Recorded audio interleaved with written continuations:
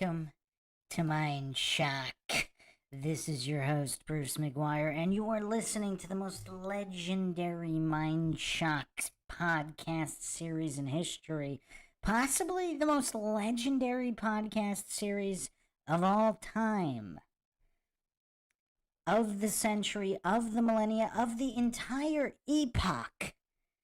Is there a more legendary individual than Steven Seagal? I'm not sure there is.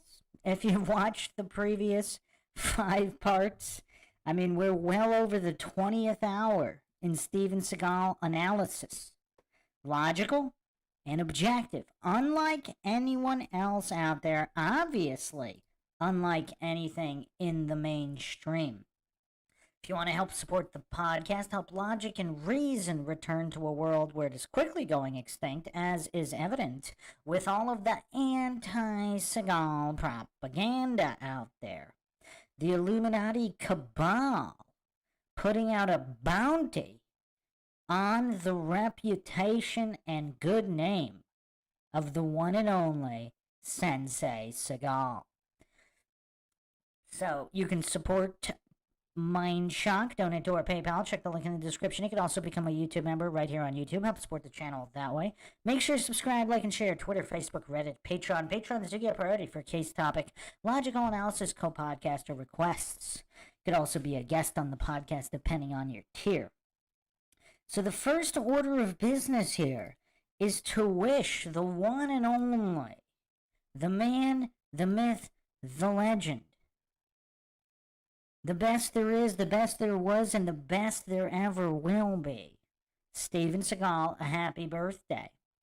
April 10th, Seagal's birthday. He turns 72 today. 72 and still a master. You know what else is kind of curious? There's a couple more thoughts just from, these are Bruce McGuire's thoughts on Steven Seagal. So Seagal, growing up in the 50s and 60s, it's not like the internet was a thing. I mean, even local libraries didn't really have a wealth of knowledge of the topics that interested Seagal. Like, how many karate or aikido books were really at his local library? So you know what's kind of crazy? You know, I mean, obviously we're in an internet age. You know, in the Western world, we're in the soy goof age where, you know, the average male is a soy goof, unfortunately. They're going to go on their phone and look something up. They're probably not even going to go on a computer. They're going to go on their smartphone and look something up. Seagal lived it. He wanted to know about Japan. He went to Japan. I mean, in the 1950s, there wasn't a video store where you can go rent a VHS of a documentary on Japan or martial arts or Buddhism. So people surf the web. Seagal went and surfed the world. I mean, all of his interests that became fields of dominance of this savant at being a savant. I mean, Seagal is just talented at being talented. He went out there and he did it. Instead of watching videos or surfing the web, he went out in the world and literally not only did it, but mastered it when it came to literally every field. I mean, we obviously went over his martial arts prowess. We went over his movie-making prowess and action movies and acting. I mean, a lot of people didn't know that he was a fashionista icon, a legend of fashion with his own fashion shows and galas. We went over that in the previous episode. And we're actually going to go over even more fields before getting to the main course here, which is, of course, Seagal's comedic genius. I mean, is Seagal the greatest comedian of all time? He might be. He might also be the Messiah. I mean, he's even got Steven Seagal Day dedicated to him. For those that don't know, that's December 30th.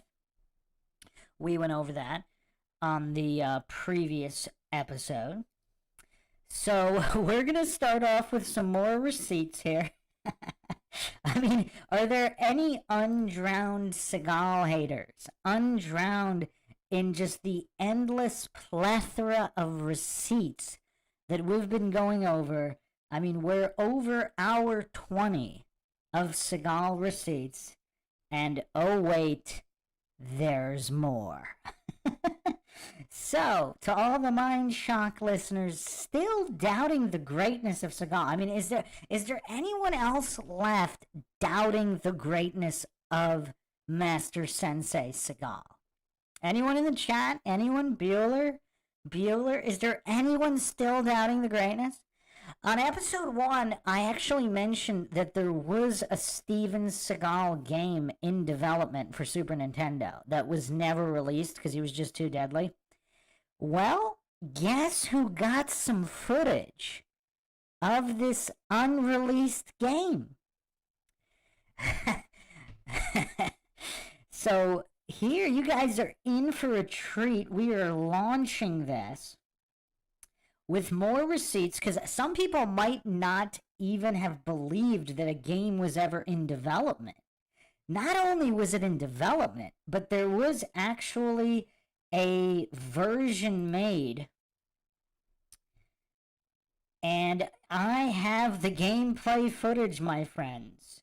This is from the prototype of Seagal's game in development for Super Nintendo, and it's actually pretty amazing. I mean, this is using photoreal textures back in the early mid-90s. I mean, very, very incredible stuff. So buckle up, people. The game was known as The Final Option. The Final Option. And Seagal's mastery on display in this game. I don't know what kind of capture technology they used here, but quite incredible stuff.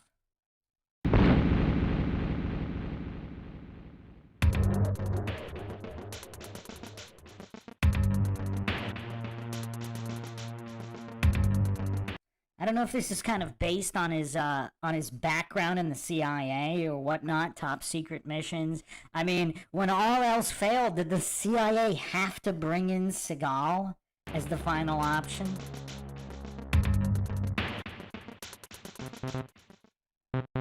I mean, look at these photoreal textures.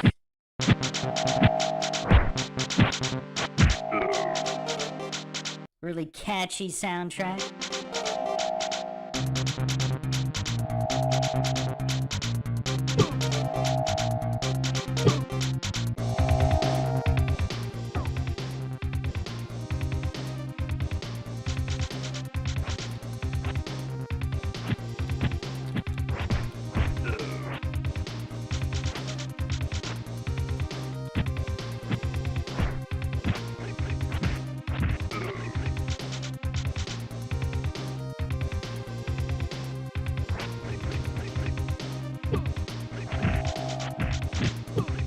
So, for some background here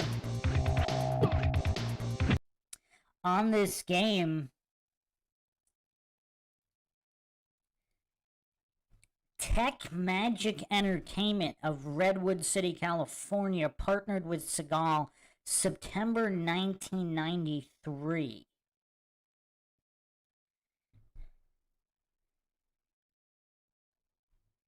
Tucson, Arizona-based RSP Incorporated developed the title allegedly under supervision of Seagal's own production company, Steamroller Productions. I mean, can anybody think of a better name for a Seagal production company?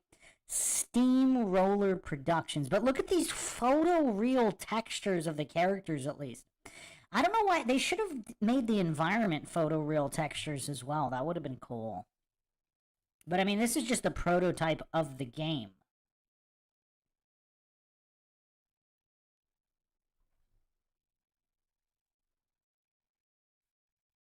And supposedly Seagal consulted extensively on this project.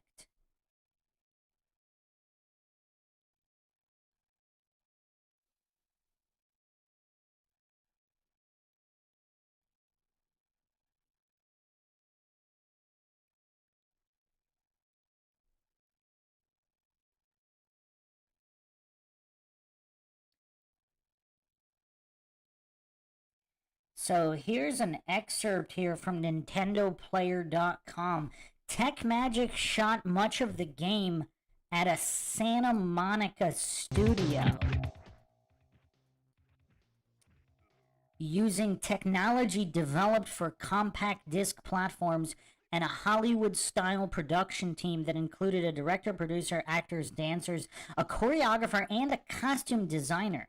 In 4 days of shooting, the company filmed more than 10,000 frames of Seagal's Aikido action. I mean, everything Seagal does, he's ahead of the game here. I mean, this is a pretty revolutionary game for 1993. I mean, this is pretty incredible for 1993. And this is just the prototype. This is just the prototype.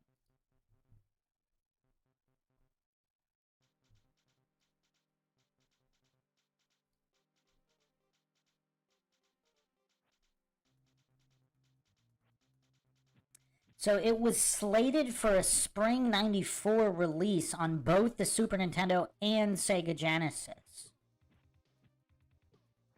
The Hollywood Reporter covered the game again in June 94, saying the new release date was 1995 for Super Nintendo and the Genesis version no longer mentioned. Sometime after that, TechMagic made the decision to permanently shelve the final option and start over on a completely new Seagal video game called The Deadly Hour for the PlayStation and Nintendo 64. That too was eventually canceled.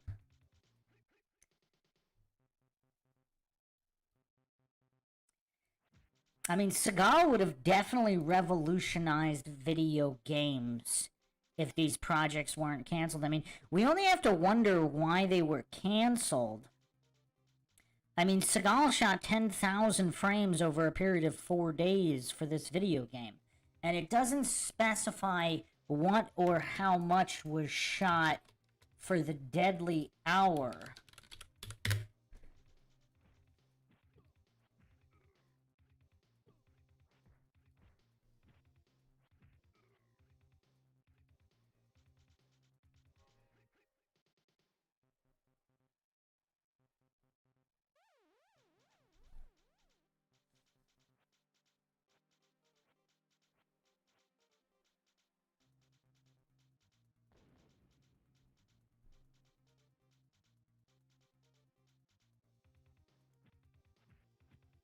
What also was kind of revolutionary is that this game wasn't based on any movie. It was based on Seagal himself. So the entire project was centered around a celebrity. I think this might have been the first game ever to do that, because it's not actually a tie-in for any movie. I mean, Seagal's just always ahead of the game. See what I did there? Apparently, the plot is Seagal trying to rescue a woman's kidnapped son. But there's some kind of futuristic angle against a evil corporation called Nanotech.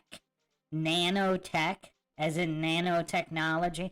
I mean, is there anything Seagal isn't ahead of? He's blowing the whistle on Iran-Contra, CIA drug running in South America. I mean, we're going to actually get into another conspiracy theory he was ahead of the game on in this interview. If you watched the previous episode, I brought up an interview I couldn't recover. Well, I got it. Took some time, but I got it. And we're going to be, of course, listening to this full interview from 1992. And he's going to mention some things here, too. But again, and Seagal supposedly had input on the plot as well. So is nanotech? I mean, he's beating up the scientists of nanotech here. How awesome is this game? He's beating up these scientism priests. I mean, Seagal's awesome. I mean, this guy's like a prophet messiah with what he has blown the whistle on. And it's very, very telling of the smear campaigns against him. I mean, come on, nanotech? Are those little, like, health packages? Seagal's got, like, off-the-chart hit points, so why would he need those health packages?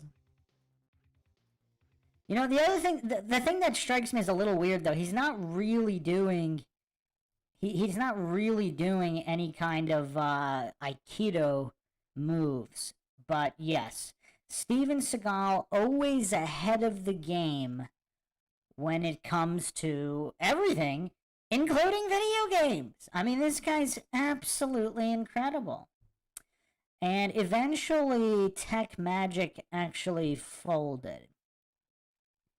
The company that made it.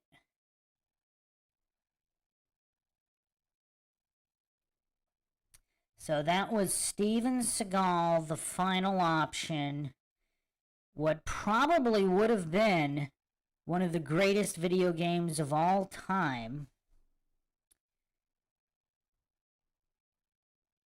I mean, some of this is pretty wild stuff. I mean, I'm gonna put up another frame here of later levels. I mean, they got upgraded suits. I mean, just all this futuristic tech combined with Seagal's Aikido. I mean, very, very cool stuff. Very, very cool stuff. It also looks like there's an implant and cloning center and various slaves across the world. Like, what did Seagal actually learn in Hollywood when he's getting into the upper echelons of Hollywood? Like, why was this game canceled? I mean, look at this. It's some kind of cloning facility? I mean, what did Seagal know that he put into this game? This unreleased game, the final option. I mean, it looked pretty realistic. I mean, pretty cool stuff. They should have done more realistic environments, I guess.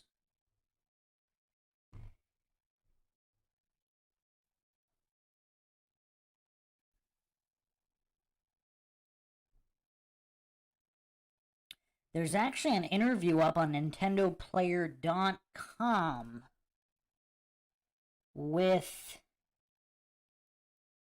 Steve Wick. Steve, thank you for giving me your time. I truly appreciate it. Before I begin, would you tell me a little bit about your background and how you started out in the gaming industry? Back in '92, I was working at the local comic book shop when one of my customers informed me that a video game company had moved to town and needed artists. I threw my portfolio together and applied, and a week later I was in. RSP was doing Super Nintendo and Genesis and PC edutainment titles at that time, and had done many other games for many platforms. Before that, RSP was responsible for the original Spy vs. Spy game that originated the split-screen format, as well as the first Nintendo game with recorded dialogue. How did you become involved with Steven Seagal is the final option. When did work on the game begin? Final option was probably the third game I worked on at RSP. It's a little hard to remember because we often had overlapping projects going on, but it would have to have been early '93, just after our 9-month stint blasting out Tom and Jerry and Hunt for Red October. The game credits lists you as an artist. What exactly were your duties?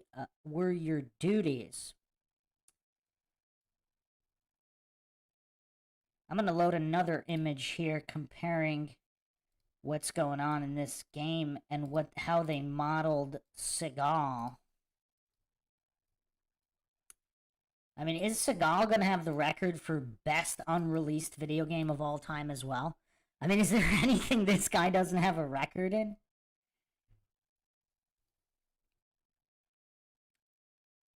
Actually, I had more to do with the game than the art. On the art end, I was the one who put together the animations from frames captured from laser discs of the actor footage. On the design end, I had key input into the whole concept of the game that would have involved optionally using stealth and distraction to sneak past enemies rather than just the standard walk to the right, punching endless waves of guys kind of game.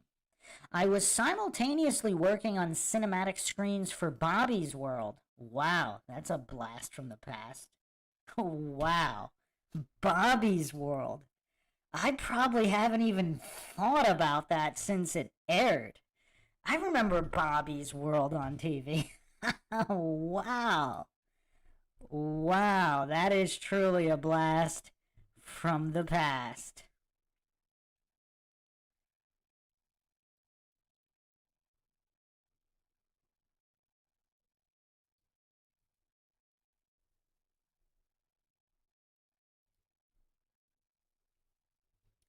Man, I think I need to do a podcast on Bobby's World.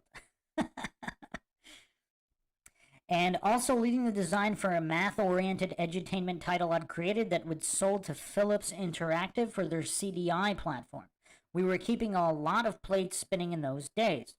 Jeff Tarr, director of marketing for TechMagic, admitted to the Hollywood Reporter in 1993 that a Steven Seagal lookalike was used in the game instead of the actual actor because gamers would not be able to tell the difference.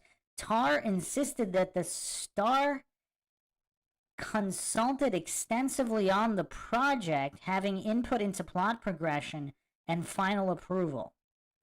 How involved was Seagal in the making of this game? Did you ever get to meet or talk with him?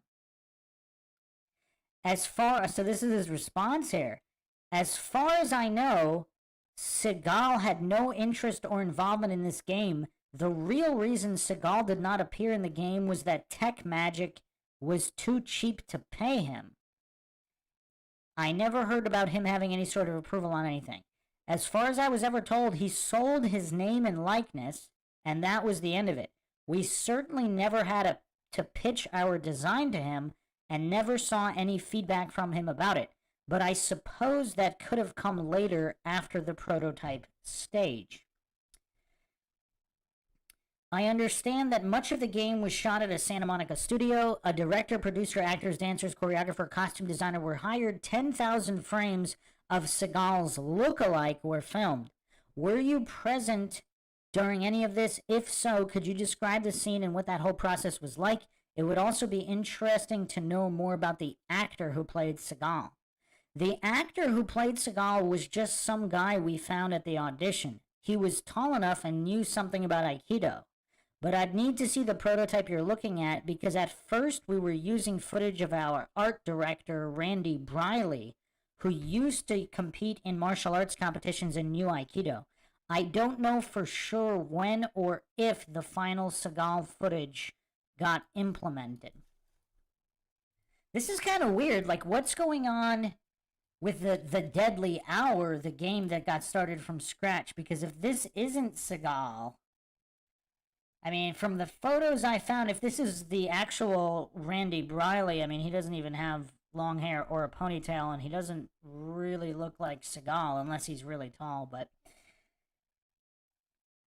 I helped design the character moves and actions, but I wasn't at the shoot. The choreographer would have been Randy Briley. There were actually 2 shoots, and the explanation is kind of meandering and lengthy, but amusing. When the project began, we were presented with a really terrible design that TechMagic had paid some other company to write up.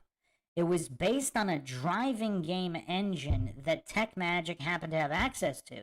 Yes, it began as a driving game. After some brutal jokes about how would you even know it's Seagal, have his ponytail flapping out of the side window, we made short work of destroying that original design and convincing TechMagic to let us start our own from scratch. That would have been cool, though, a Steven Seagal driving game. The rest of this interview doesn't really have anything to do with anything. It's more about TechMagic and the other personnel. Camera, lighting, okay.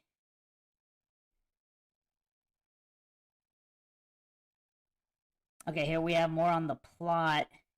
I read the game's story used to be Seagal teaming up with a mother whose son was kidnapped. The story found in the prototype, however, is much different. Set in the future, Seagal is referred to as a legendary runner whose loose style and contempt for rules might have caused his partner, Jack Fremen, to be killed in action on a mission against nanotech. Seagal and his new partner, named Trish Morgan, are chosen to lead the assault on nanotech's main campus. Can you talk a little bit about how the game's story came to be and maybe help me understand more about runners and nanotech? Was there a reason for setting the game in the future? You know what would be cool? Steven Seagal movies set in the future. The other thing that's a little strange, I mean, has anybody seen the Steven Seagal vampire movie Against the Dark or something of that nature?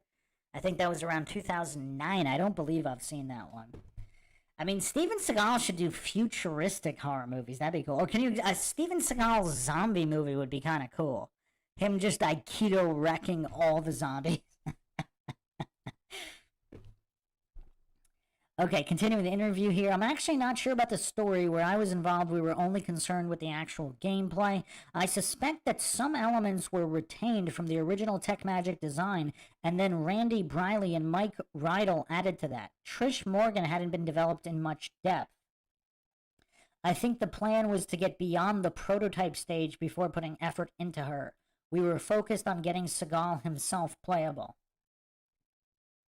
The reason for setting the game in the future was simply to allow for more interesting concepts and environments to be used. We didn't want to get bogged down with having to try and recreate real environments or be stuck with Russians or mobsters as enemies. It was an entirely self-serving decision. I mean, some of these shots are actually kind of cool. Here's another frame I'll put on the screen right here.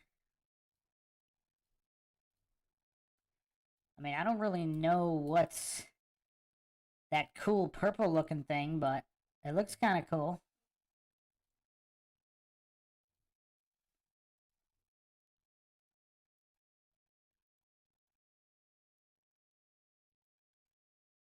The prototype does not have Trish Morgan in it, but I assume she was supposed to be controlled by the second player. Do you remember anything about this character, what she looked like, or her special abilities? Trish would have been very similar to Seagal in terms of abilities. Like, that's possible. Weaker in hand-to-hand, obviously, but more powerful with weapons to compensate. We never got around to fleshing her out.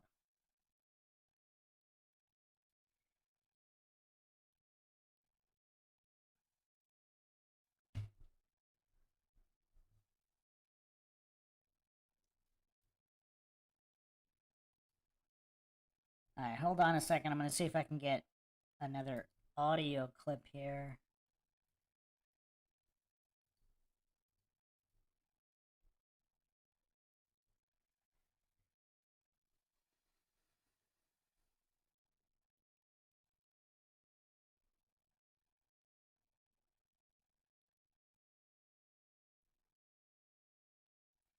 Okay, so he also mentions that they were developing the Super Nintendo version and that another company was hired to develop the Genesis version semi-independently. That's kind of weird. So here are the two... Okay, this was an auction at eBay 2009 on the prototype design documents, and the working title was Steven Seagal Under Pressure, which obviously isn't as good as Final Option. For the people that still doubt that this game was ever in development, the actual design documents were auctioned off on eBay 2009.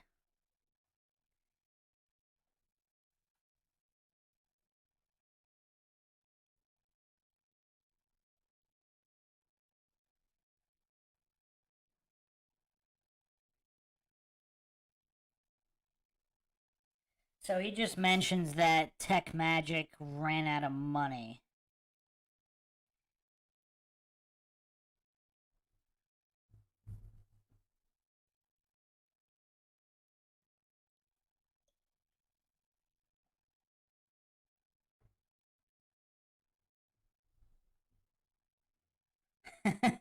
They asked him if he had any stories.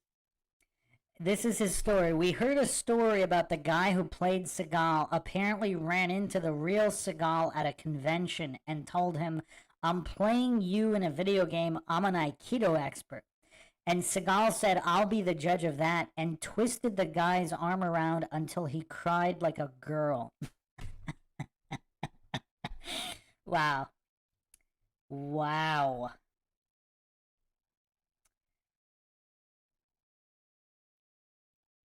Okay, so apparently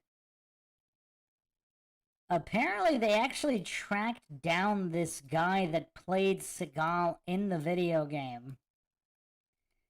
I mean, this guy did a lot of homework here on tracking this all down. I mean, this is pretty crazy stuff. So this guy is Greg Goldschall, a teacher of women's self-defense.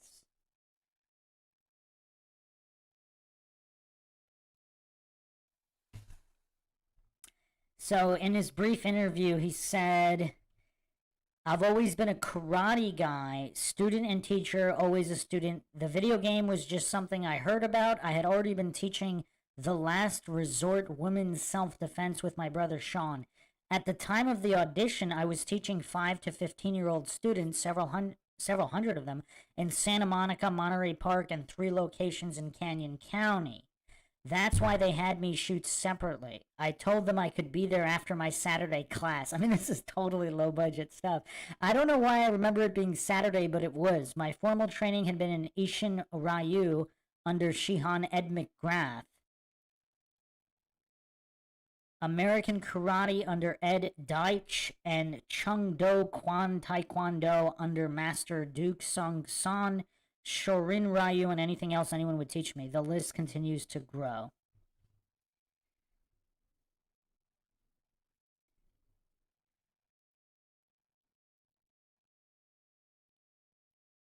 And he was a fan of Seagal's, and he even signed up for a seminar Seagal was teaching in California.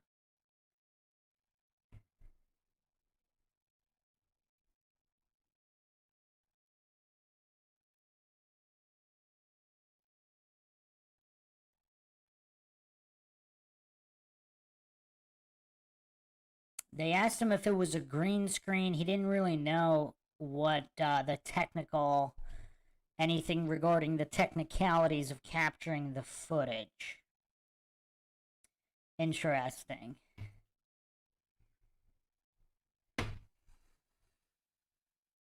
And they asked him how much they paid him. He said they only paid him a couple $100. So I guess that's why they couldn't get Seagal, because he doesn't work for a couple $100. This was after, so this is 92-ish. So this is after he had already made 4 movies. Obviously, he wasn't going to work for a couple $100. Here's an actual, oh, he actually had a photo of him at the Seagal seminar practicing with Seagal, and he even has the Seagal ponytail. I mean, this guy was a master, or mullet, or whatever. I mean, this guy clearly was a Seagal fan, and he looks fairly tall as well. So perhaps not the worst guy.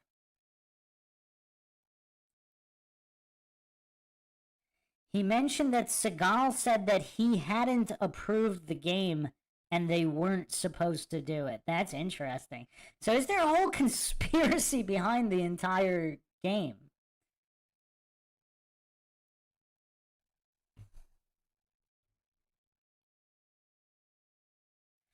Here's a video of Seagal with Goldschall on we could tell the difference in skill here.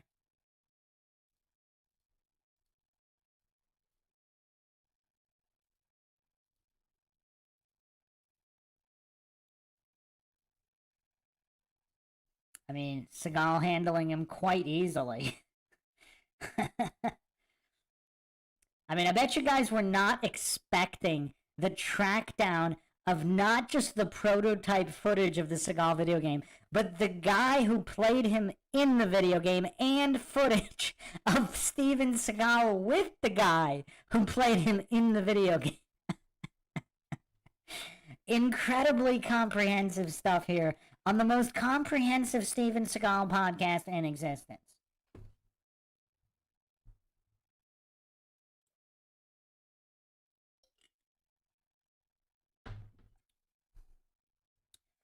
Okay, so now let's get to this interview here. This is the interview I mentioned on the previous part that I couldn't recover, but I got it now. So we will listen to this interview, and then we will get into Seagal the comedian. The master of comedy, the one and only master of comedy.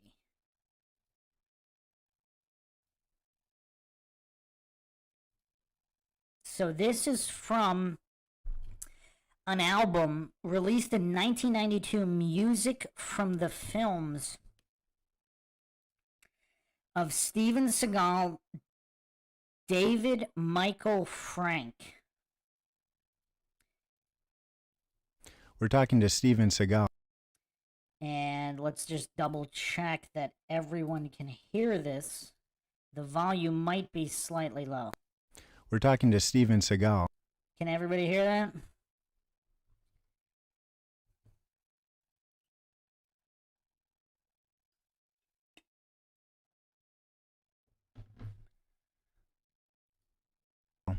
I just wanted to ask you a few questions about your background. Where were you born and where did you grow up? I was born in Detroit, grew up in Lansing, Michigan. I never mention that because nobody's ever heard of it, but it's right outside. Actually, I was born in Lansing, but I usually say Detroit because nobody's ever heard of Lansing. So this is 1992. And I grew up there in Michigan for a while. Came to California when I was probably around 10. And lived in a place called Fullerton in California for several years. And after I left high school, I went into Asia and stayed there from that time until about 85 or so, at which time I came back to the United States and settled down in Los Angeles. And when did you first decide you wanted to be a film actor producer? I still haven't decided. That is never really a conscious decision that I made, or never was a conscious decision that I've made.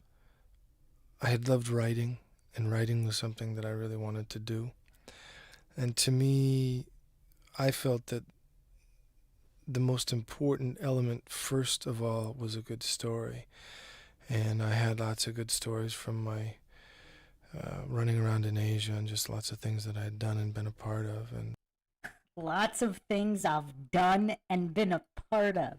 I mean, just the way he talks is so interesting.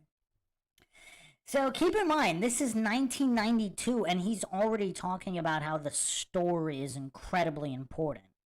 So this is at the height of the popcorn action movies, and Seagal is already demonstrating his cerebral artistry in looking beyond just the action. Started writing them down and wanted very much to be able to make movies as a writer and producer eventually. And a lot of people just kept saying, you know, we think maybe you might be better off in front of the camera. You know, we like the stuff that you're writing, but we'd like you to try this and try that and maybe do a screen test. And eventually I did a screen test, and apparently they liked it, and they asked me to do Above the Law.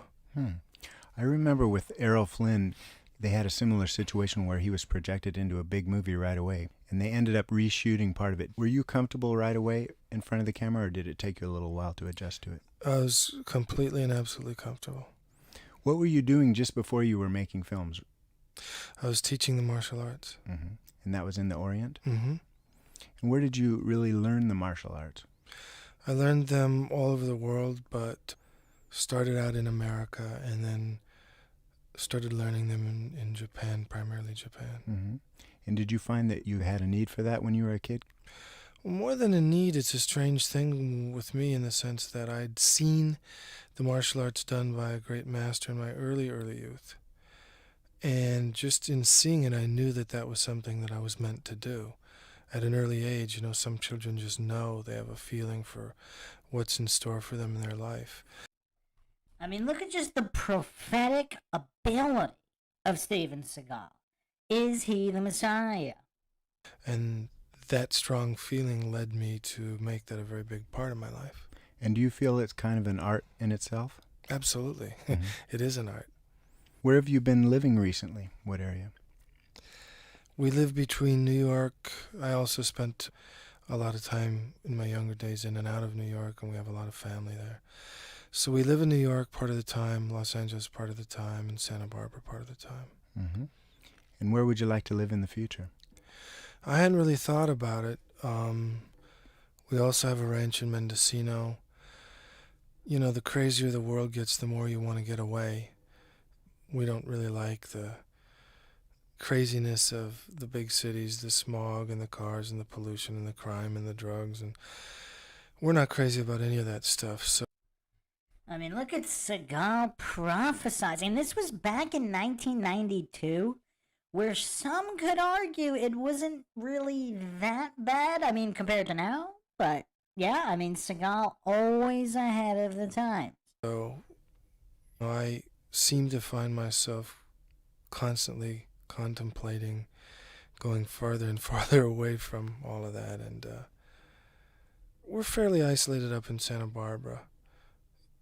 As long as we can have a big ranch where we have our privacy, I guess we're okay. Mm-hmm.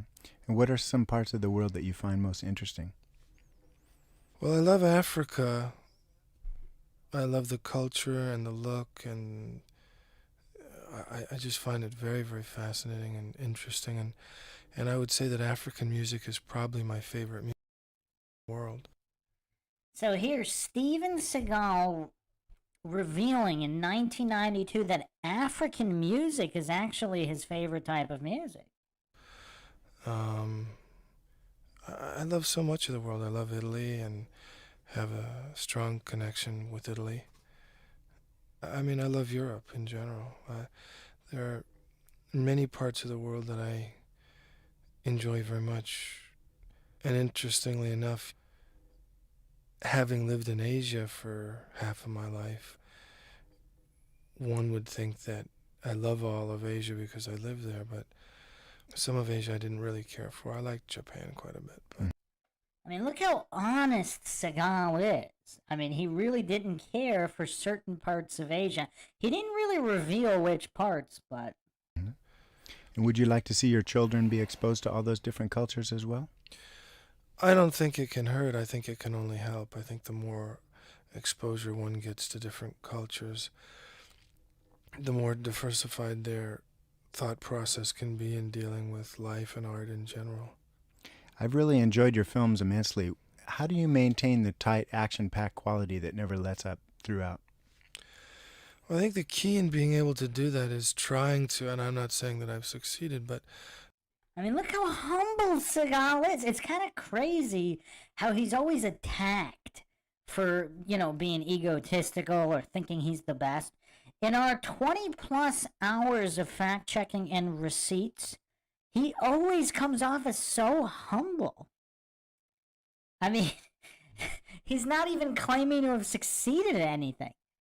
trying to come up with a character that people care about and put that character in a dilemma where he's a reluctant hero. It's not somebody who wants to be violent or wants to step up and hurt people, but somebody who really has values and morals and ethics. Seagal promoting values, morals, and ethics. Is that why Hollywood and the Illuminati cabal turned against him? I mean, look at the degeneracy slide from 1992 to today. And some form of thought process that can equivalent religion in one way or another. And put that hero in a situation where he has to step up possibly at his own sacrifice to help those who are weak and needy or righteous or whatever. And I think once you have that classic formula, you make sure that the bad guy is bad enough. And when I say bad enough, certainly I don't mean tough as much as I mean smart, because I think that the brain is the most dangerous weapon. And once you pretty much get all of those I mean, Seagal is pretty smart here, so, I mean, how many times we have villains that are strong but dumb, and that's not that interesting. But if the villains really are truly intelligent, I mean, that makes them scary, that makes the climax better, that makes the whole struggle and conflict that much more interesting. I mean, Seagal's really on point with just encompassing all of storytelling. elements into the equation, I think then it's just a problem of pace, and what you need to do is just work real hard on making sure that there's a balance and mixture of the thought process going on between the hero and the villain, and the story being able to naturally evolve in their relationships. Mm-hmm. Have you sat in on the editing sessions to make sure the pace is to your liking? Oh, always. In fact, on Out for Justice, I cut every frame of that picture. So Steven Seagal saying here that he actually edited every frame of Out for Justice. I mean, that's kind of interesting. That's actually, I didn't do my ranking of films. It's going to be tough. We'll do it at the very end. But Out for Justice might be my actual favorite Seagal movie. It might be. I might have to put that at number 1. I cut that myself. Really works well. Our listeners have just heard the marvelous music from David Michael Frank. How would you describe his musical style and what attracted you to him? It's real tough for me to categorize David, because I think that in categorizing him, you're going to say, well, he's really best at classical or he's really best at jazz.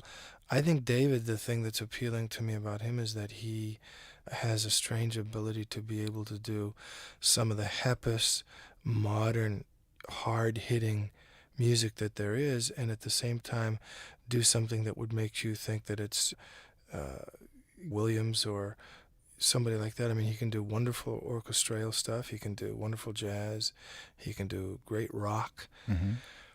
And the thing I enjoy about working with David is that he seems to respect me as somebody with a musical background, and has allowed me to be a big part of the process of picking the musicians that I want and arranging the music in such a way that I'm happy with it and stuff like that.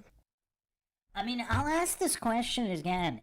Is there anybody as prolific, multifaceted, and talented as Seagal? An absolute savant in literally every field, just about every field. I mean, this is absolutely incredible. All the Seagal haters, they've never actually, even if they say it's not him, like in that poll I did, whether or not Seagal was the most, what was the poll? Let me get the exact wording on that. I want to be very, very exact here. Is Steven Seagal the most accomplished human living today? Over 300 people voted, 62% said no, but not a single one was able to name anyone more talented or accomplished than Steven Seagal. Quite curious. It seems like a lot of goofs might have fallen for the propaganda. Actually, someone said Donald Trump is. But here's the thing. I mean, Donald Trump, again, he might be accomplished in business. He might be accomplished in I mean, I don't know. Is he accomplished anything outside of business? I mean, I don't know. Seagal's got, half a dozen fields on lockdown as possibly being the best of all time in them. And there's quite a few we haven't even gotten to. What are some future projects that you're planning now? We're starting something called Dreadnought, which is a military project. Takes place primarily on a battleship.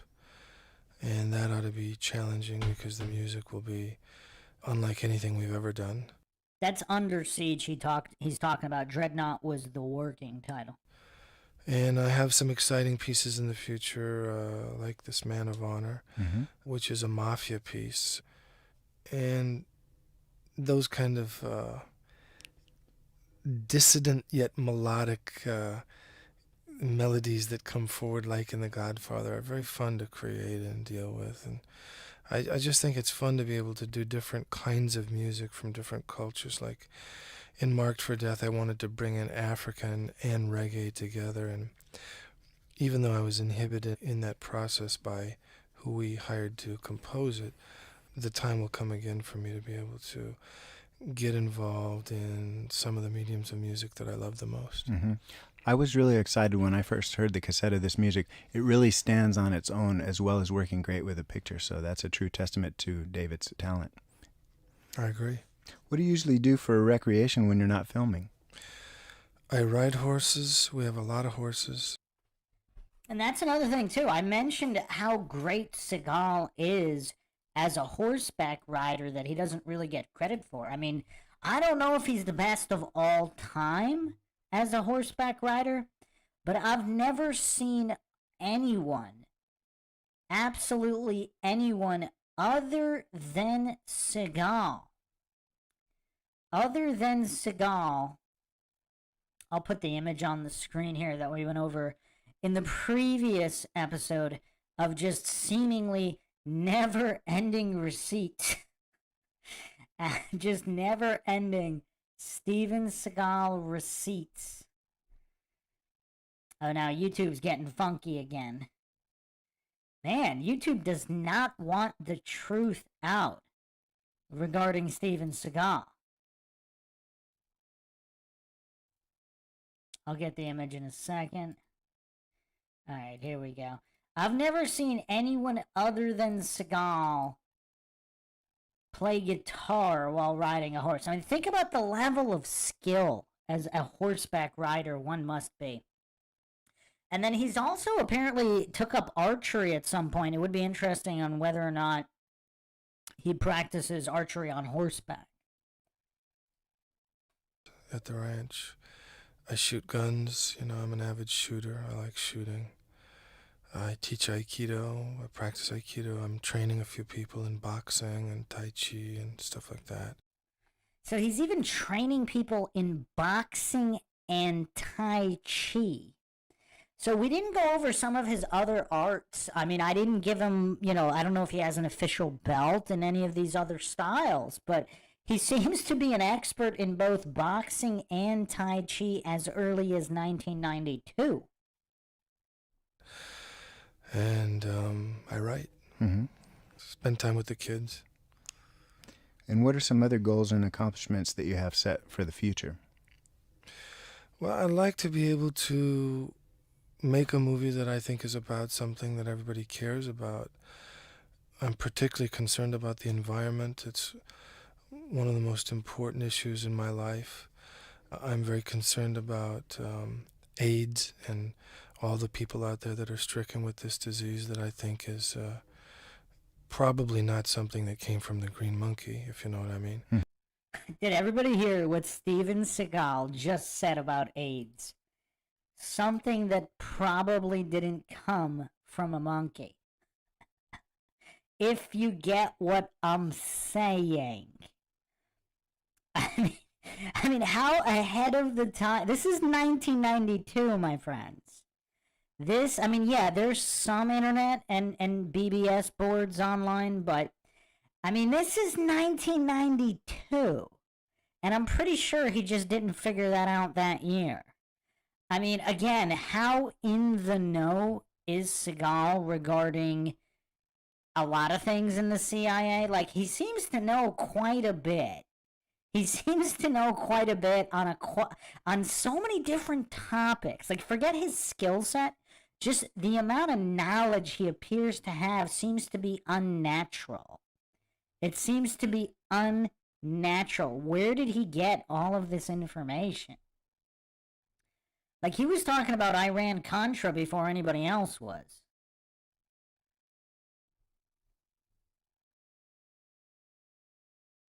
where did he get all of this information if he wasn't an actual operative of some kind?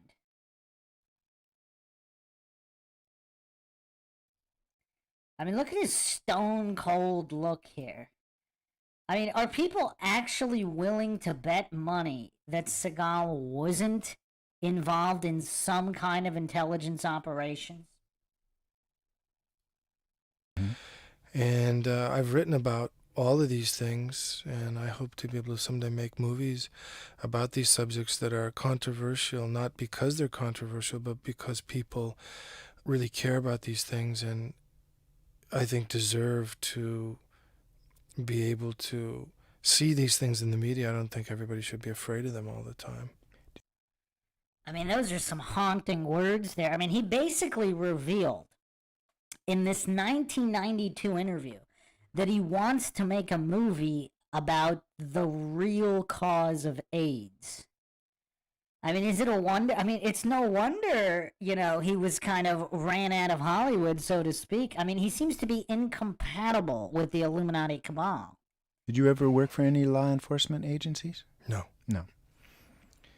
He said that real quick. Can you tell us about recalling any favorite moments during the making of one of your films?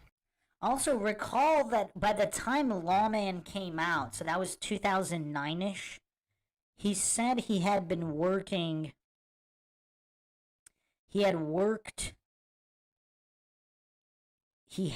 as a reserve deputy for quite a few years by 2009. So this is 92. So again, I don't know when he first became a deputy.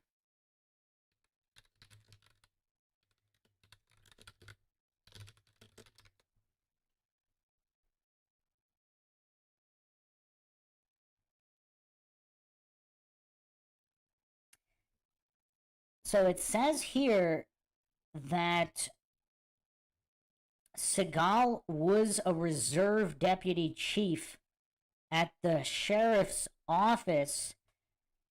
He taught deputies martial arts and marksmanship. The sheriff at the time, Henry Lee, asked Seagal to join the force. It says late 80s here. So apparently, I mean, I was just trying to look up lingo. Apparently within, I don't know, there's some people are saying that reserve deputies they're not counted as actual police officers.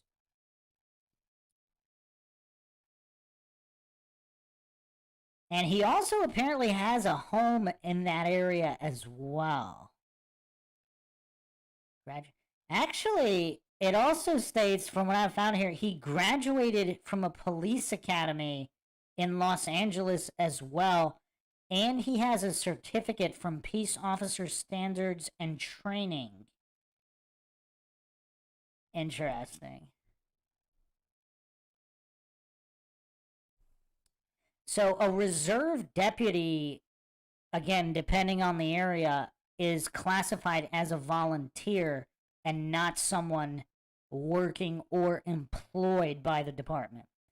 So actually, he was sworn, okay, I found it. He was sworn in as a deputy in 1988. This interview is 92.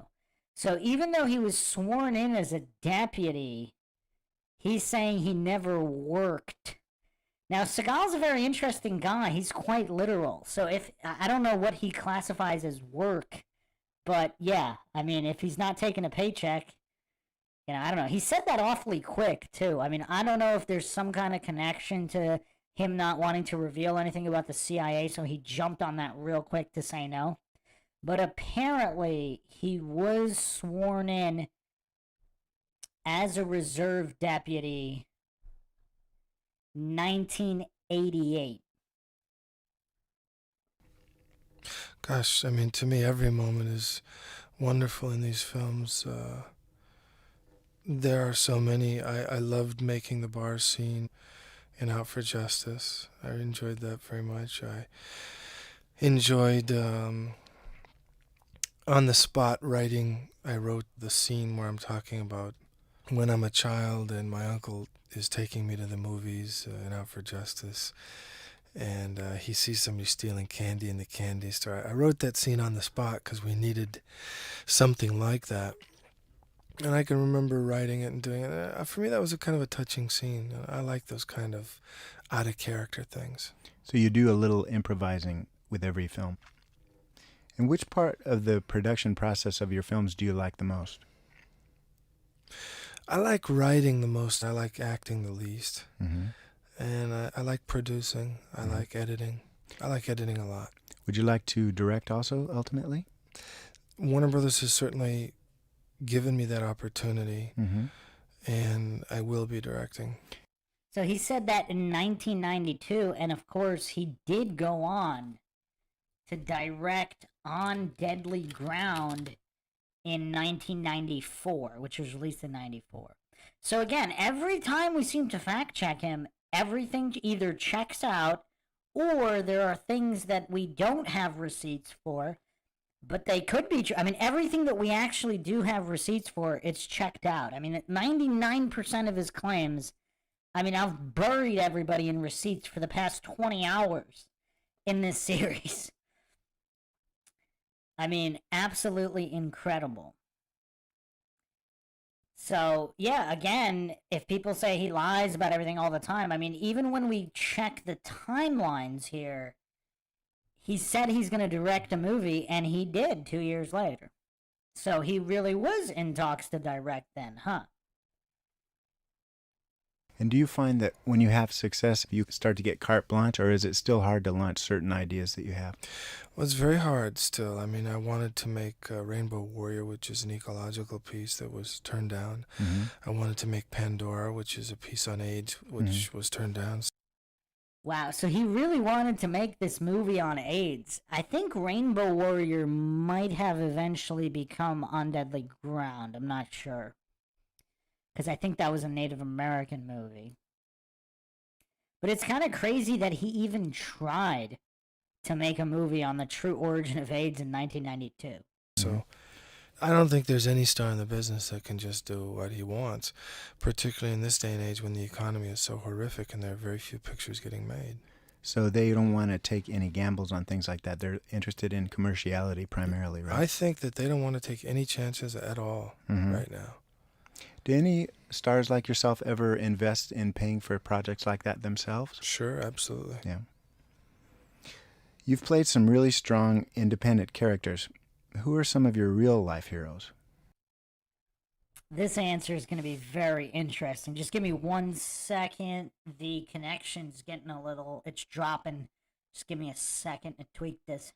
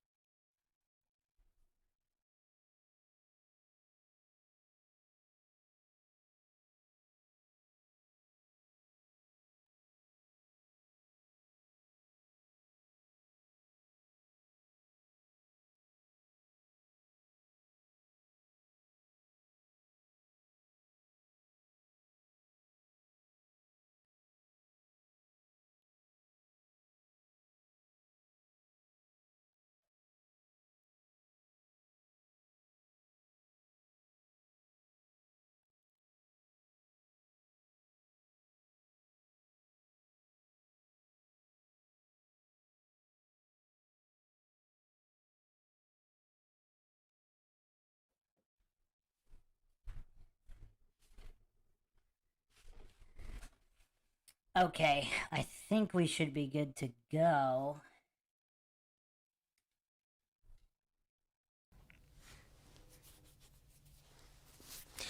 Mother Teresa, or is it Sister Teresa? I think that my heroes are generally not people in the movie business or anything like that, but people who have stood up and done something for mankind. I would be more apt to have a hero that won a Nobel Peace Prize than I would somebody who stopped a bank robbery, if you know what I mean. Yeah. I mean, that was back when people actually took the Nobel Peace Prize seriously. Back in '92, before, genocidal mass murderers were winning them. Do you have any heroes in film, though? Some directors or actors or...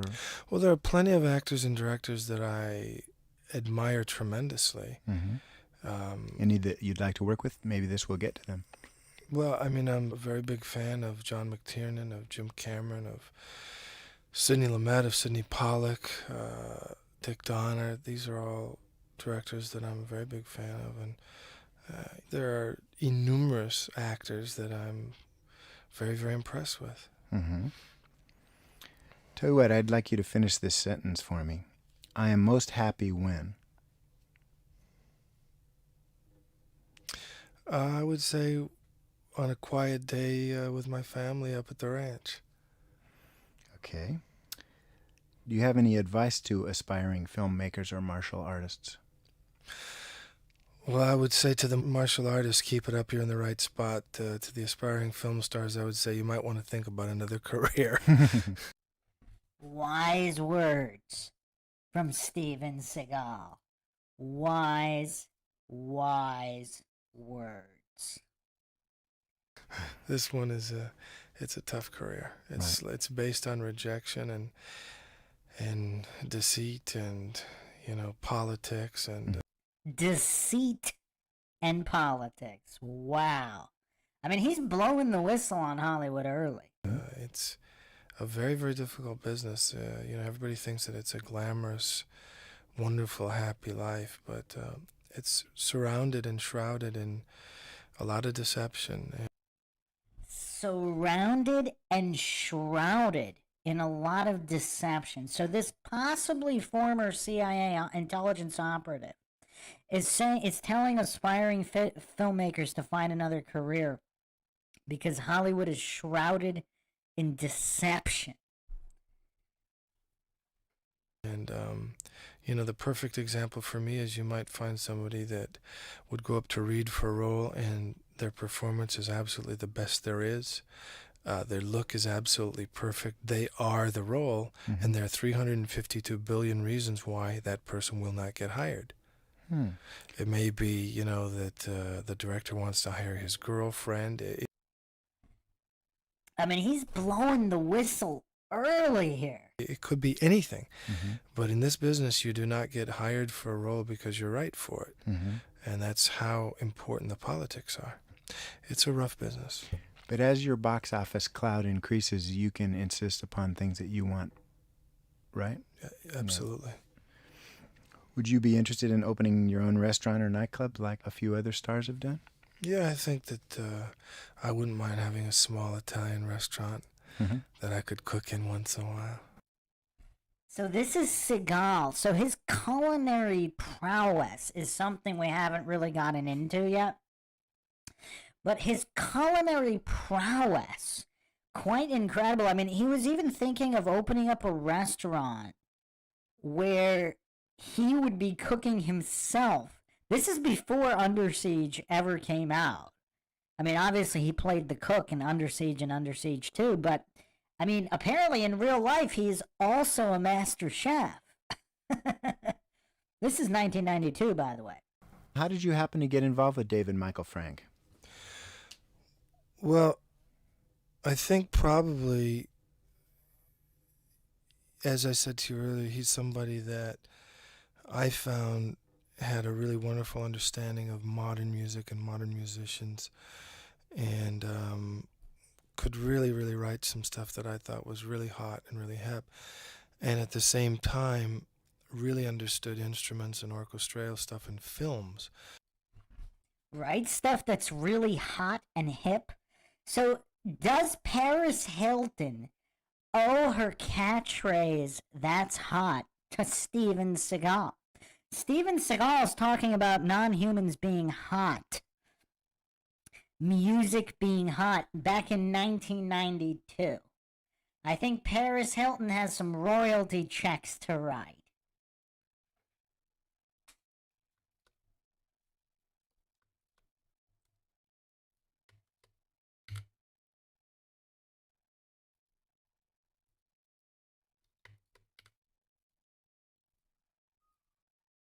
And so in that instance, I felt that he was perfect for me.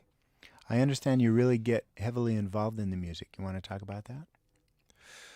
Well, I'm lucky enough to be in a situation where I'm working with people who want my input musically. And I started playing music when I was around 10 years old. Started out on the drums, and then went into guitar and started writing.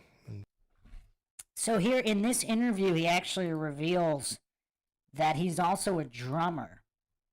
Now, on the previous episode, I posted one of the only images, one of the only receipts available of him playing the drums. Apparently, there might have been a movie where he played the drums as well. I haven't watched, I know this is blasphemous, but I haven't watched a lot of his newer movies.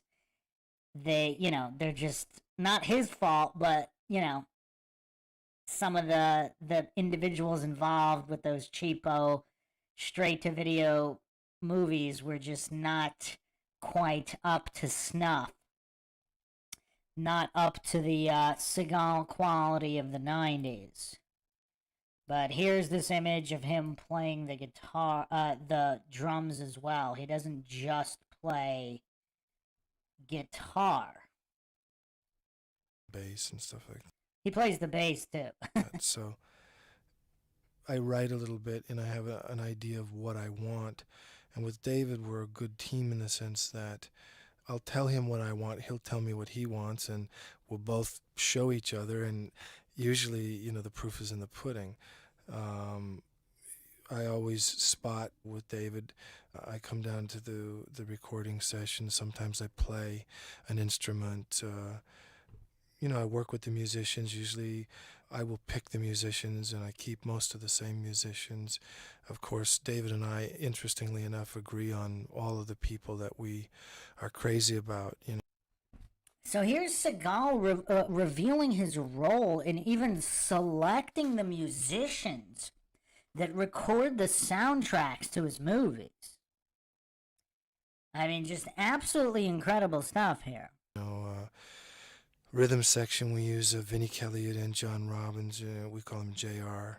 We use Neil Stuppenhaus on bass a lot. Guitars, Michael Thompson's, George Deering. Percussion, Mike Fisher, Efren Toro, Luis Conti. So we had someone in the chat yesterday testifying to Seagal's greatness. He said Seagal actually tuned his cello because he was having some issue.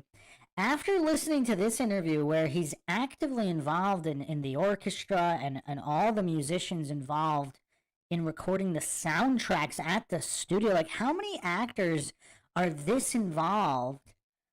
I mean, this is just absolutely incredible. I mean, his story about Seagal tuning a first chair's cello, it seems very, very plausible, especially in light of this interview. Keyboards, people like Randy Kerber, Alan Pasquale. We use Michael Boddicker a lot. And Iwi, Joe Ruskin and Judd Miller. Engineer, I like Mick Gazowski and people like that. Yeah, I've worked with a lot of... And the people doubting that Seagal is even involved in recording, mixing, and mastering, I also have a receipt here that I put on the screen in the previous episode of Seagal involved in this. Again, he really doesn't get the credit he deserves for just, like I keep saying, master of all trades, jack of none. I mean, just the diversity here of Seagal's ability. Is there anyone more talented at being talented than Steven Seagal?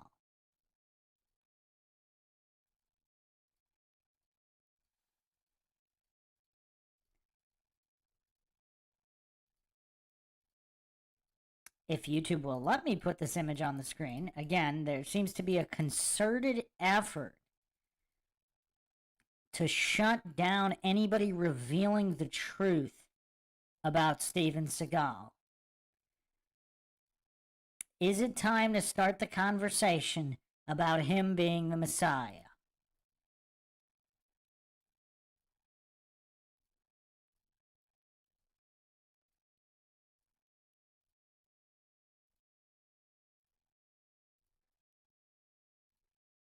What the heck? It really doesn't let me put images on the screen.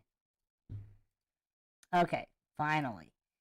So, Seagal, the mixing and mastering audio engineer genius that is Seagal. Those people, like George Deering plays a lot on Star Trek. He's a great guitar player. Do you have any interesting anecdotes concerning the music? Well, I think the most exciting time for all of us was when David wrote The Car Chase and Above the Law. And the Iwi break in that thing was just, I mean, unbelievable. I think Hiram Bullock played guitar on that. And my God, that to me to this day is still the hottest little piece of music I've ever heard in my life. Yeah, this album really has some blazing guitars on it. Yeah. What is your favorite instrument to play? I think my favorite instrument to play is bass, but I play the drums and maybe even guitar better than I play bass. But Did you appear in public where you were playing in bands or anything? well, like the last time I appeared public was I sat in with Jimmy Cliff when he came to America at, I think it was the Greek Theater, and I played congas and percussions with him and sang with him. Wonderful. And I noticed that you try to inject a lot of different flavoring in. And Jimmy Cliff is a Jamaican musician. And Seagal, I mean, this is just absolutely crazy. They actually even recorded a song together, John Crow, for the Marked for Death soundtrack, which is also quite incredible for people that haven't heard that song. It is called John Crow. So this was Jimmy Cliff and Steven Seagal recording together. To your music of your films? What are some sources? Well, I mean, I love culture, and I think that the music that comes up from every culture, whether it's Spanish or Peruvian or South American or African or Irish or whatever, like probably, believe it or not, my two favorite ethnic kinds of music would be African and Irish or Gaelic. Mm-hmm. Those are my two favorites. And whenever you can write a movie that has to do with those ethnic backgrounds and you can bring that music up, to me, there's no greater thrill than that. And how were you exposed to those genres originally? Just by researching and playing and learning and writing and reading. Mm-hmm. So a lot of your success comes from your real academic drive. Probably. Mm-hmm. I've been Quite a researcher. Steven Seagal, the researcher. dying to ask you this question, and it's kind of frivolous, but have you noticed the way so many people wear their hair like you do now? You must get a kick out of that. Well, interestingly enough, many people have said, geez, the Steven Seagal brought the ponytail in, and so many people have a ponytail now. Well, I just cut my ponytail off for this military movie, so we'll be interested to see if everybody starts cutting their ponytail off. Who knows? I've always noticed that the real artists are always one step ahead of everyone, like David Bowie or whoever. Right when everyone's following what they did and you run into them, they're always one or two steps ahead of what they created. I've noticed that too, yeah. Yeah, that's interesting. Well, it certainly has been a pleasure speaking with you. And thank you very much. It's a wonderful accomplishment, your career and the record and the movies. We look forward to a lot more great stuff. Great, thank you. So what a legendary interview there from 1992, with Seagal dropping even more bombs. I mean, it's just crazy how many bombs he drops in all of these interviews pre-widespread internet. All right, so who's ready to jump into Steven Seagal, the comedic genius? Is Seagal the greatest comedian of all time? We're going to do 2 polls today. We're going to do one now, and then we're going to do one after I present the receipts.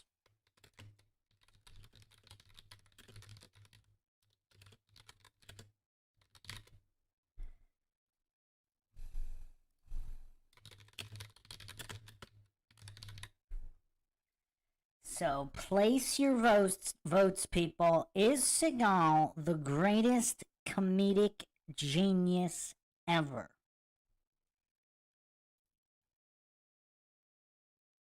Wow, we actually have a couple people voting no. This is astonishing. This is absolutely astonishing. Wow, mind-shocking, 50-50, yes and no. So far, nobody was too triggered to answer. That's interesting. Wow, we actually have people disputing Seagal's comedic genius. This is very, very interesting.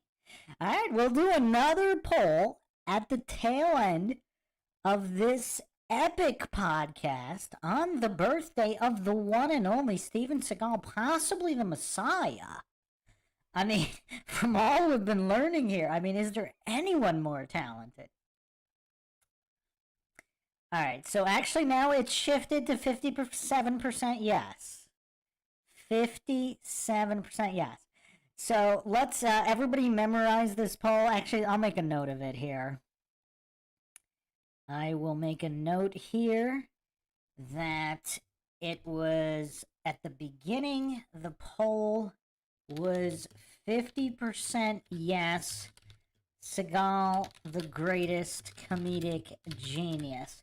And then we will do another one at the end. Okay. So here's the quick teaser, which I played last night to set the stage for Seagal's comedic mastery, his comedic acuity, possibly unrivaled by any other comedian in history.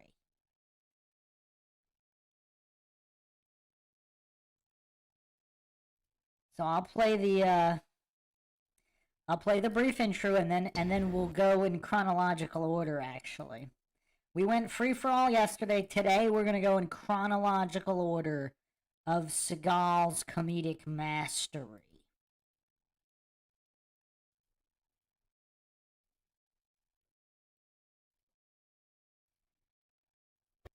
You're the star of a few of these as well.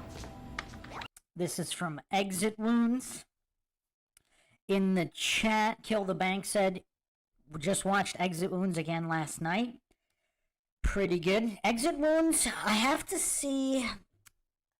After Exit Wounds, Belly of the Beast was half decent. That was 2003.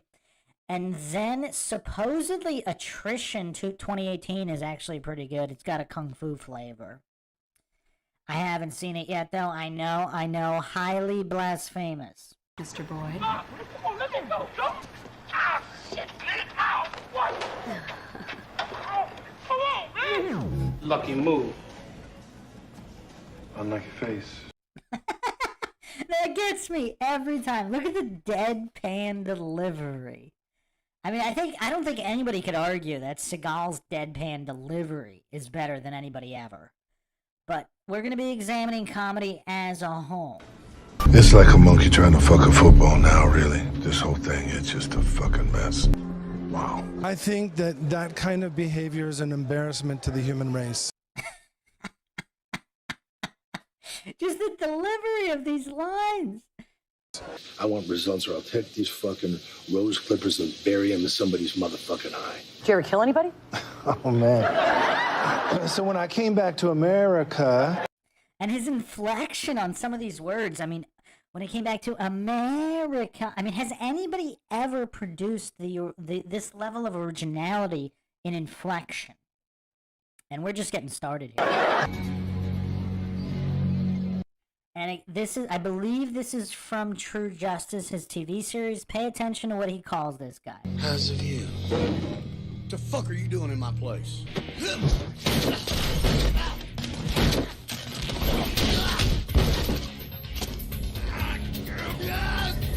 Listen to me. Get up. Why? Yeah.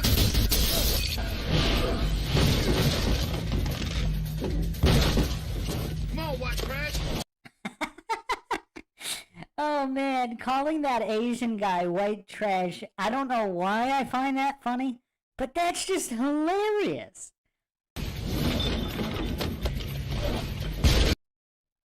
Alien Big Cat 23 in the chat saying, I want him to play Columbo. Imagine his deadpan during those gotcha moments.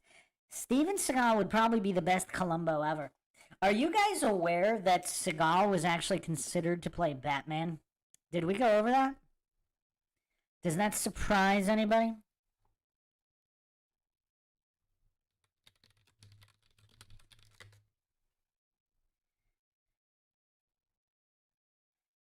Slashfilm.com, June 24th, 2019. Screenwriter Sam Hamm recently discussed the Batman movie from 1989 and said that Steven Seagal was considered for Batman before Michael Keaton. I mean, he's just too deadly to play Batman, so, you know, obviously.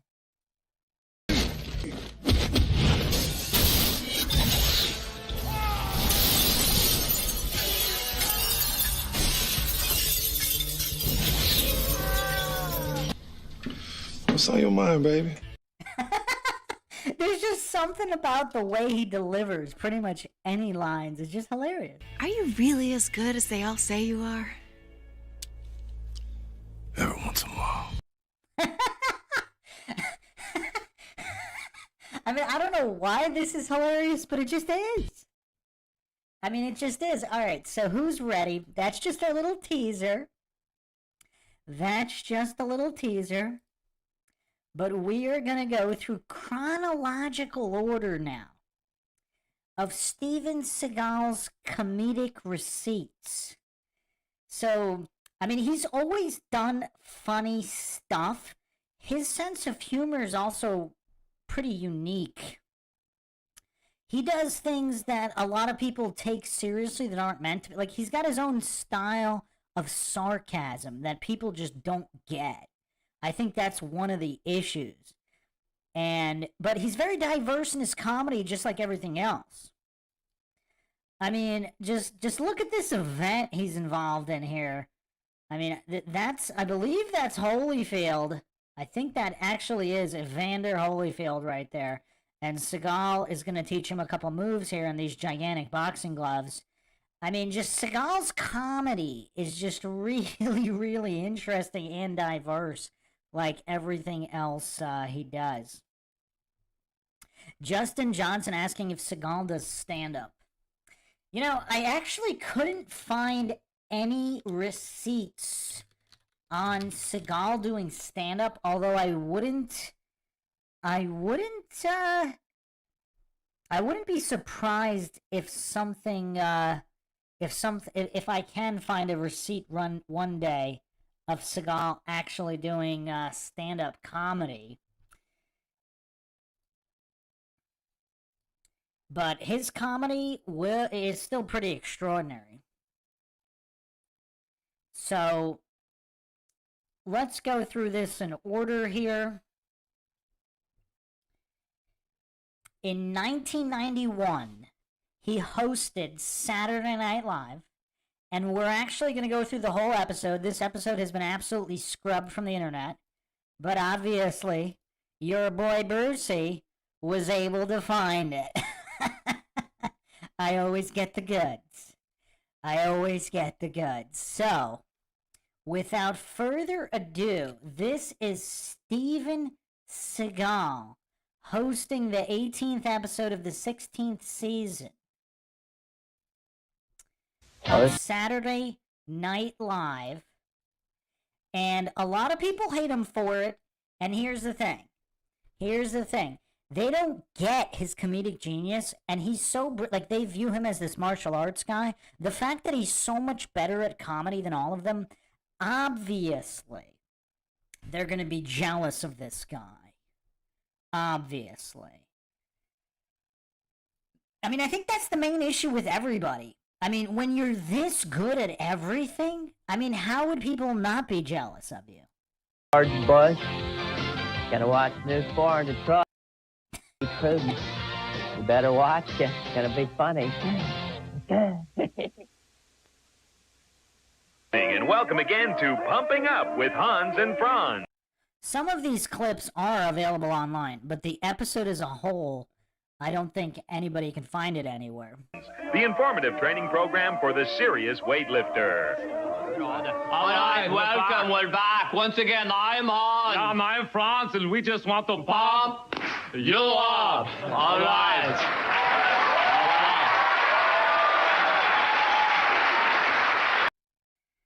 I mean, I always thought Mad TV was a lot funnier than Saturday Night Live. Call me crazy. And then with the recent Illuminati obviousness of Saturday Night Live, again, it's kind of, you know, I don't know. I've just never been the biggest fan. I think Seagal was probably the best host ever of Saturday Night Live. But let's continue here. All right. First off, let's clear something up. You know, many people have accused us of being involved with steroids. Yeah, they are right. You know. Yeah, but let me explain to us, those steroids are something different. Yeah, that's right. Yeah, they are the people that stop on the street and stare. To me, like, a lot of Saturday Night Live is just either not funny or just really cringe. But Seagal's gonna bring it here. He's gonna bring it. He does deadpan like nobody else. Have our amazing pompitude. Hence we call them steroids. All right, enough talk. We're not here to talk. We're here to pump you up. All right. The big news this summer is our cousin Arnold is coming out with a new blockbuster action movie. Doesn't surprise us. Yeah, you know, that's right. You know, Arnold's sure to beat out all the competition from these other second-rate action movie stars. Yeah, i.e. Sylvester Stallone, Rambo, yeah. Rocky, you know, all those guys. Yeah, you know, that's right. You know, Charles Bronson. Did anybody find that funny? I mean, I don't know. That didn't... I mean, it's just kind of weird. Binge were all them, you know. All right, you know, it's a laugh to even compare them to Arnold. Look at me, Franz, I'm laughing.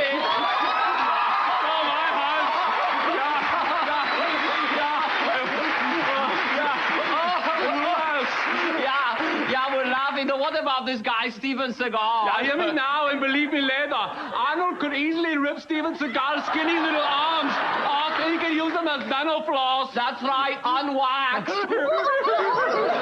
Yeah. Mr. Seagal. Mr. Seagal, I didn't see you.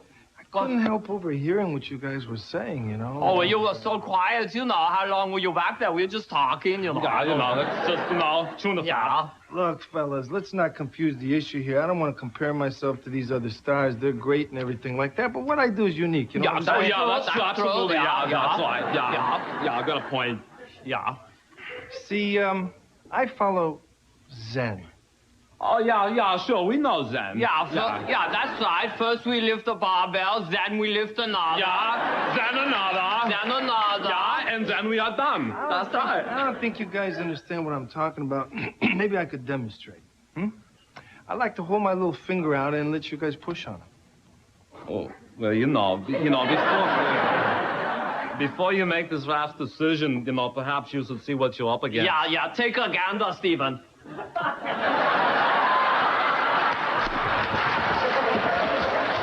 I mean, Seagal seems to be the only guy that's funny here. I mean, call me crazy, but these guys really aren't funny. Yeah, what do you think about that? Yeah.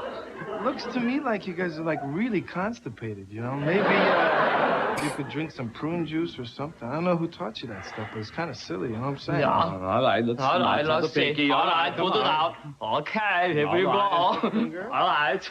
Okay. Go. All right, push, Franz. I am pushing, Hans.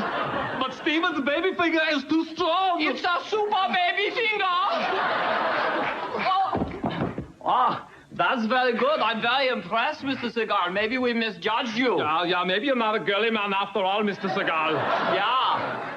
All right. Thanks, You guys Mr. around, just kind of remember the zen of things, all right? That's right. All right. Thank you. You know, that's good. You know, Steven's pinky has taught us a great lesson today, Franz. Yeah, maybe there could be a better way to pummel a girly man than muscle against flab. Fist against poop-filled diaper.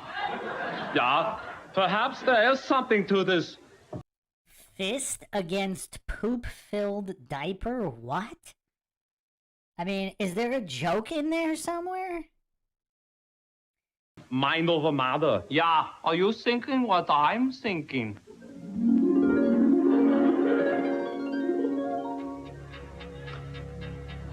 Welcome. We're back. Once again, I am Hans Seagal. Yeah, and I'm Franz Seagal. And we just want to pump you up. On second thought, I would hate to use just the pinky and not the rest of these godlike bodies. Yeah, that's right. Mind over matter is fine, but let's not forget muscle over matter. That's right. All right.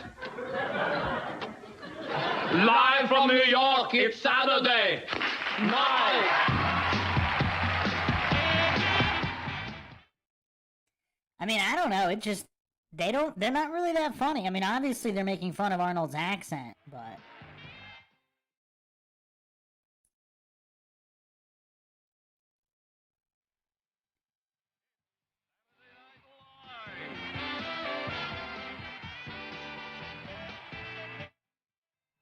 Dana Carvey.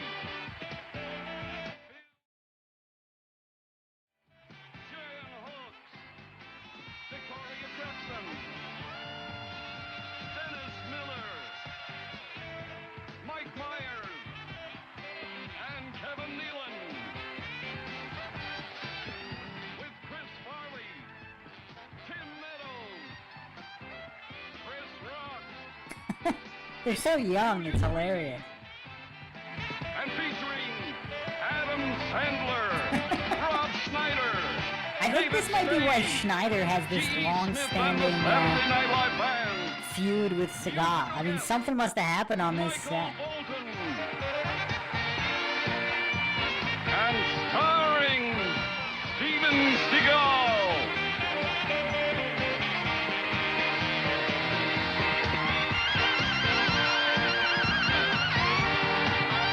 Ladies and gentlemen, Steven Seagal.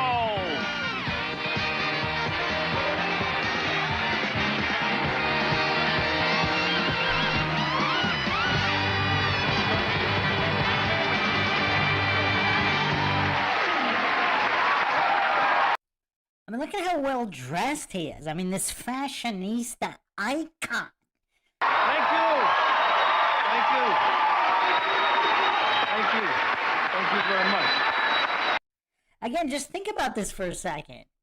So in 1987, he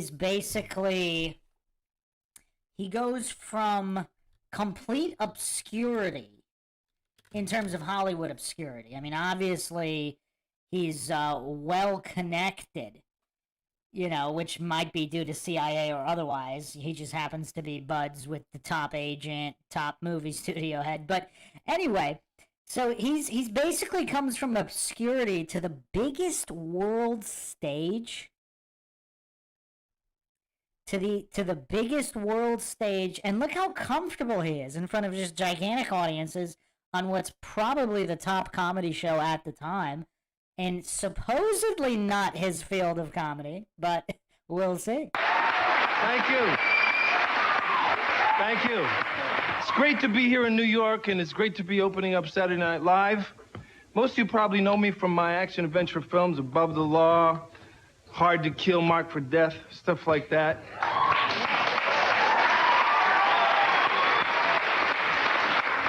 I mean, this guy's just such a natural It's unnatural. It's unnatural how much of a natural Seagal is at literally everything. My newest film, Out for Justice, which is #1 in the nation right now.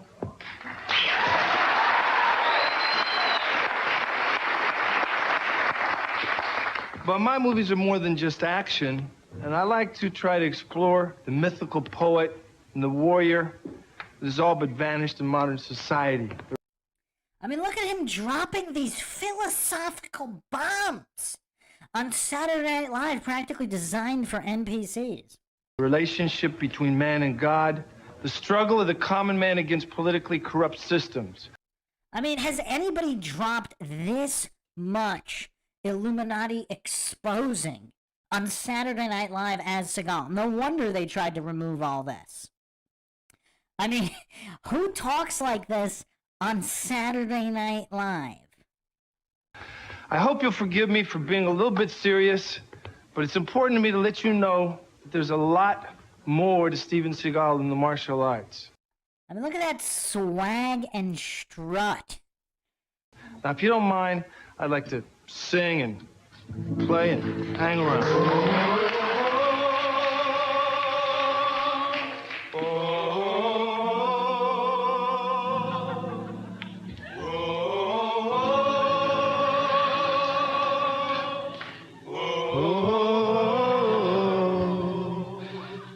Everybody was kung fu fighting. I mean, is this absolutely incredible or what? Fast as lightning. It was a little bit frightening. They were going with expert timing. Well, there was a funky Chinaman, funky Chinatown.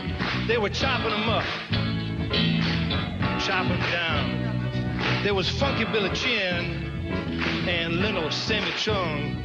I was kung fu fighting. Those cats were fast as lightning. And fast was a little bit frightening. I mean, this is already the best episode of Saturday Night Live I've ever seen, and this is just the beginning.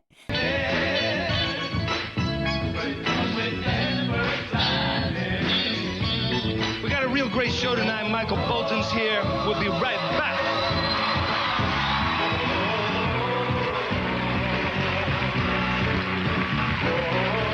I mean, just look at the way he even took off that guitar with the behind the back unstrapping. I mean, just absolutely incredible.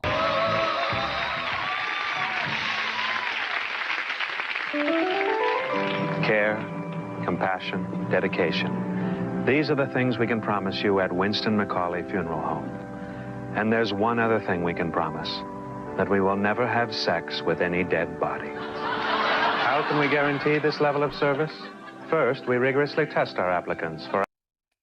I mean, is this another Illuminati wink wink in this skit?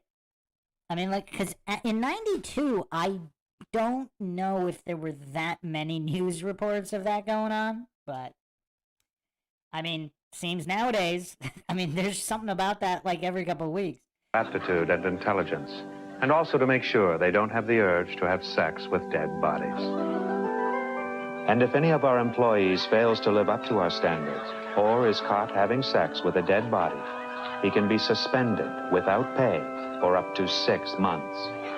And if that's not enough, you have my personal assurance that if you can prove your loved one was the victim of post-mortem sex, I will discount your bill with us for a full $1,000. That's the Winston McCauley guarantee. Care, compassion, dedication, and absolutely no sex. Winston McCauley Funeral Home.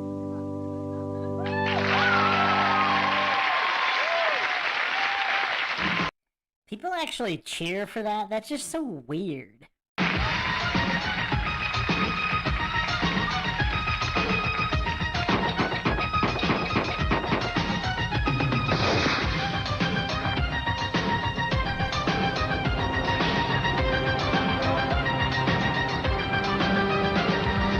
Tonelli, I've had about all I can stand of your kind of police work.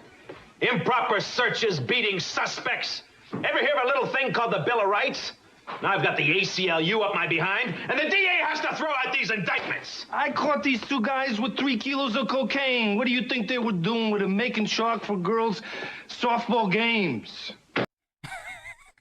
The inflection on those words is just absolutely incredible.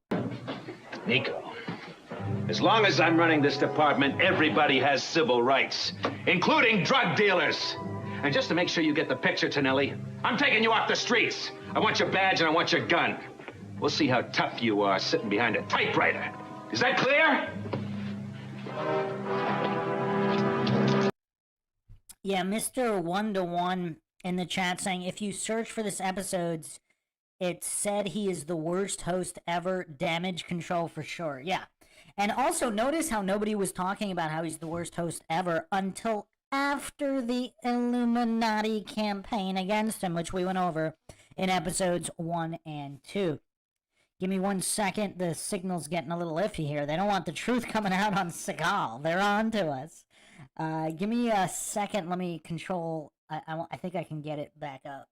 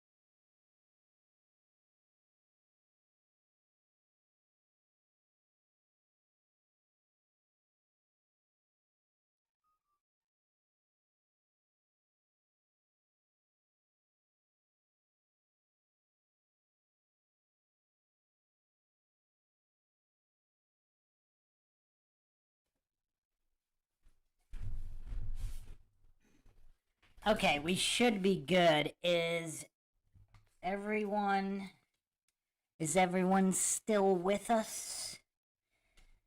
Okay. Yeah, it's clear.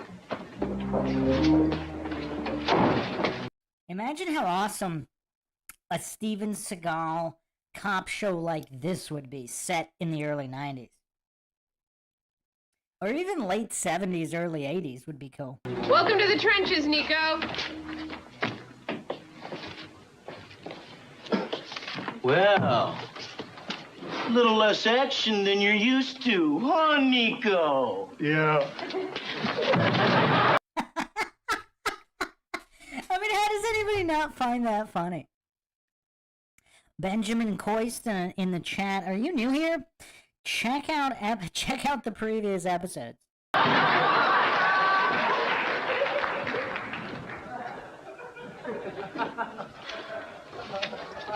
Nico!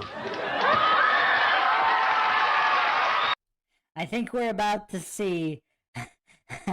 I think we're about to see why this guy hates Seagal so much.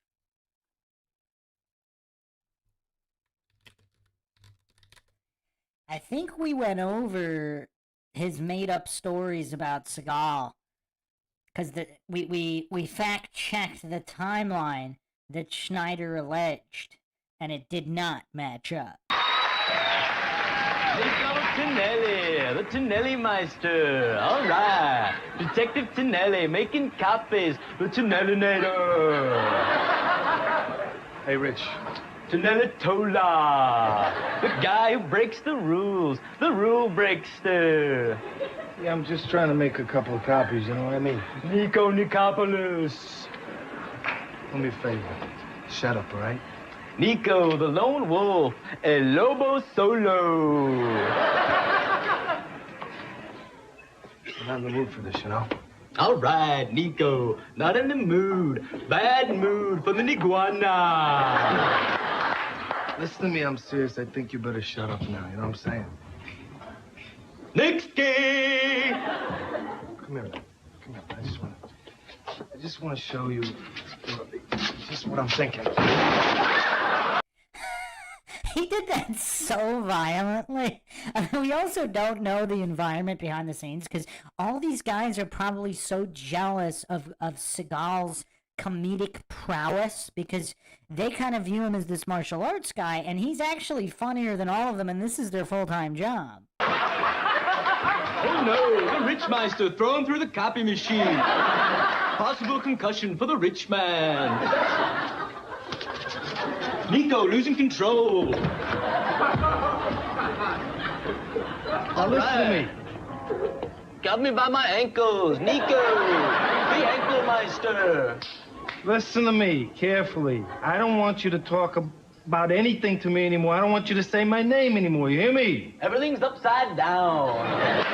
Topsy-turvy world for the rich man. I mean, are they really blaming Seagal for the other comedians' so-called comedian performances? I don't want you to talk to me no more. You got it? All right. Nico, coolest cop on the force, hanging out with the rich man. Nico.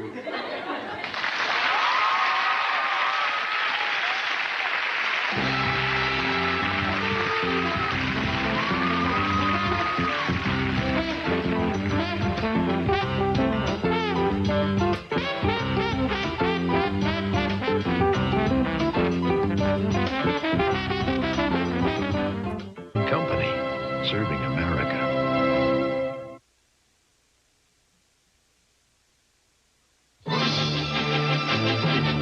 The following is an NBC special presentation.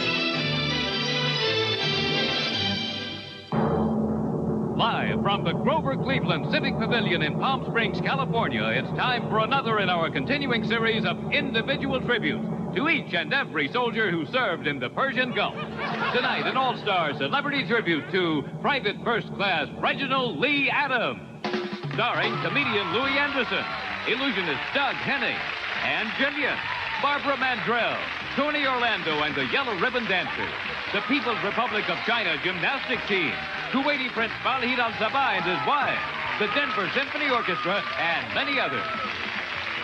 Now, here are your co-hosts for tonight's tribute from TV's Magnum PI, Mr. Tom Selleck, and from numerous other TV specials, Miss Barbara Mandrell.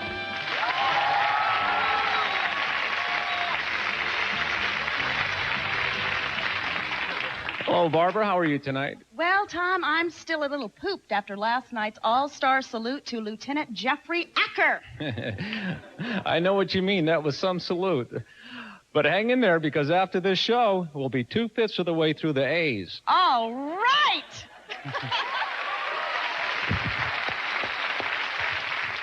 Okay, let's meet tonight's hero. He's an Army reservist from East St. Louis, Illinois, who spent 2 months stationed in a military supply depot in the Arabian Desert. Ladies and gentlemen, tonight we salute Private First Class Reginald Lee Adams.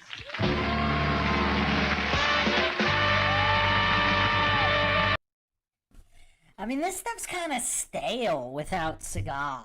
I mean, I guess Seagal's not in every single skit. How do you feel tonight, Private? I'm very honored to be here. There's so many soldiers who were there longer than I was. I mean, is this supposed to be funny?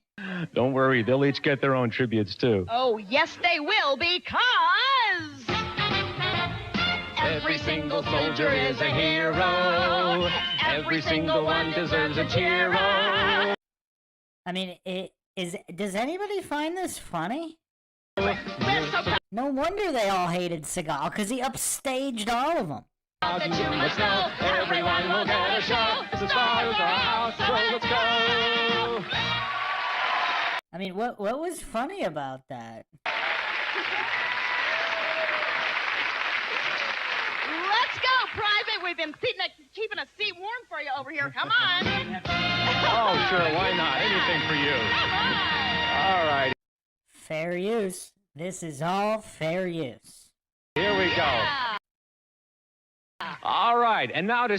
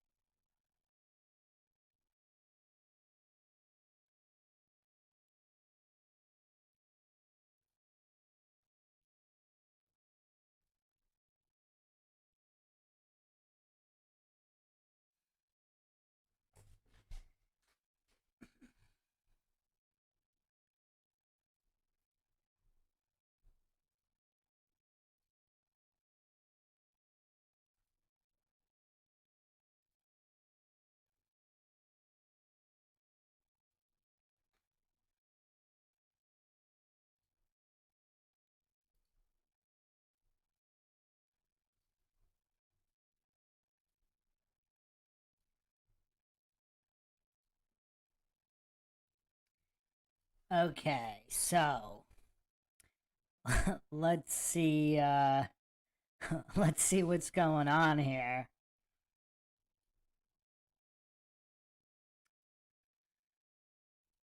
Obviously, this is fair use with our commentary.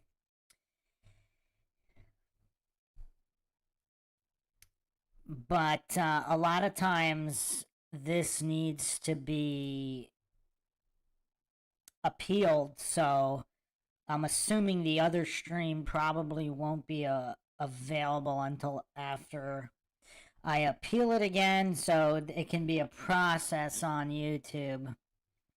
Quite a slow, annoying process, but let's pick up right where we left off.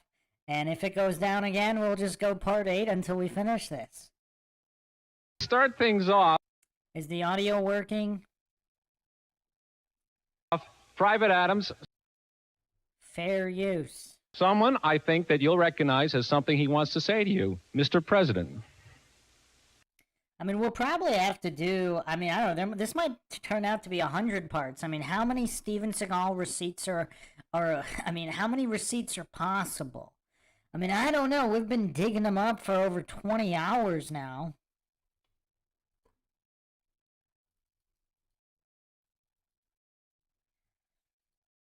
So hopefully, I mean, I don't know how many people we had in here before. Hopefully everybody migrates over to this new stream on Seagal's birthday. Of course, they're trying to shut down the truth about Steven Seagal. That much is obvious. That much is obvious.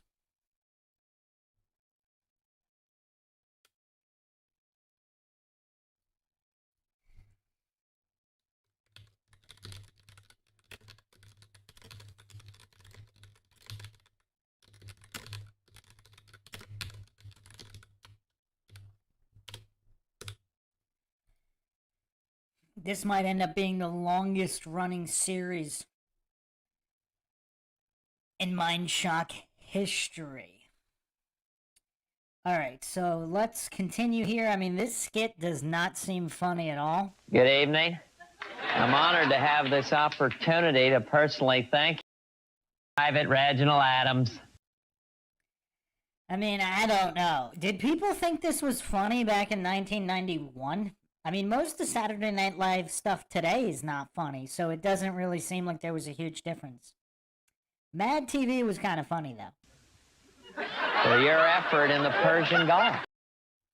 Without men like you, Private Reginald Adams, Kuwait would be less free.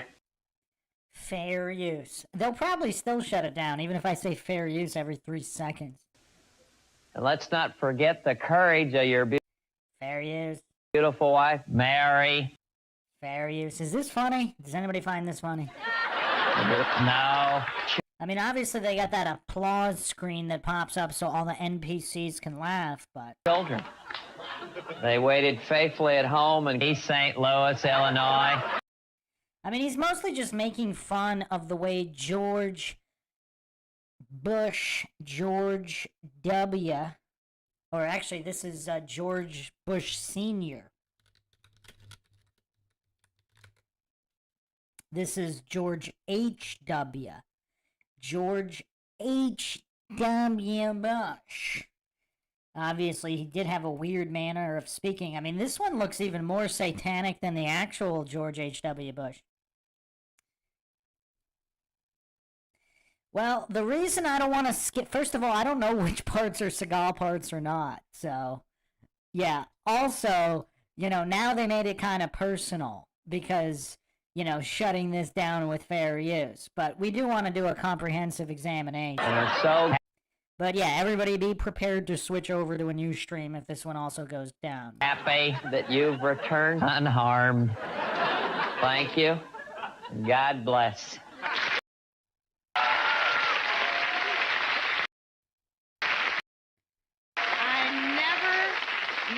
Never get tired of watching that. I mean, this is just weird. I mean, I don't know. So, are you enjoying your far? Yeah, it's okay. That's great. I mean, how is this funny? You know, while stationed in the Gulf, the only way Private Adams could keep in touch with loved ones at home was by talking on the telephone or by writing letters. Wow. How astute. I mean, that's just incredibly astute. Here to read one of the letters he wrote to his best friend, Ernie Phillips, is America's legendary leading man, Mr. Charlton Heston.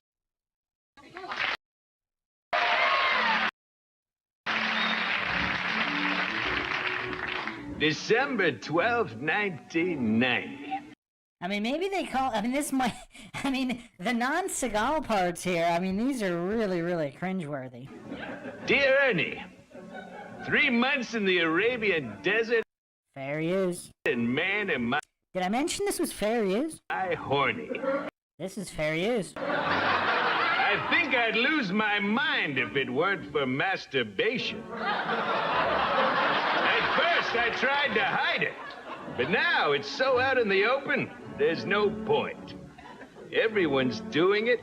Enlisted men, officers, even the press corps. If you ask me, this whole operation is one big wankathon. Well, I'd better sign off as I have to get back to work. I mean, it's kind of hard to tell whether they're just making fun of the war? I don't know. It's just weird. Signed, Reginald Lee Adams, PFC. There he is.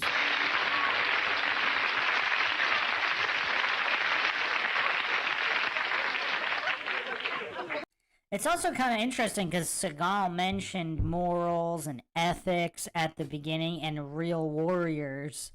And it's almost like this whole thing is just kind of weird. Private Adams, how does it feel to have a great actor like Charlton Heston reading your words? Well, it was an honor. Who picked that letter? Mr. Heston did.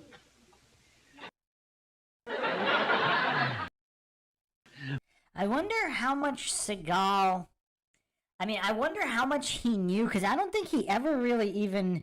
Other than saying that he hosted the episode in 1 or 2 episodes, he never really talked about all of this behind-the-scenes stuff.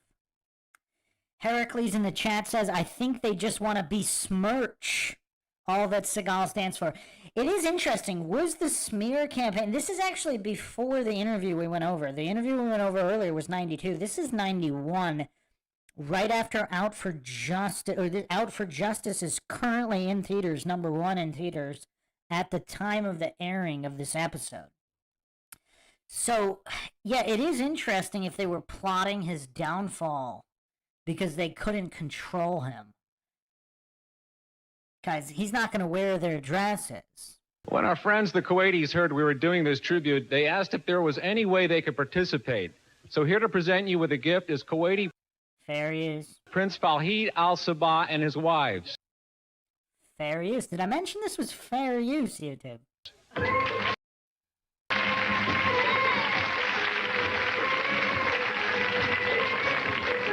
Mr. Reginald Adams, the Kuwaiti people would like to thank you for your effort.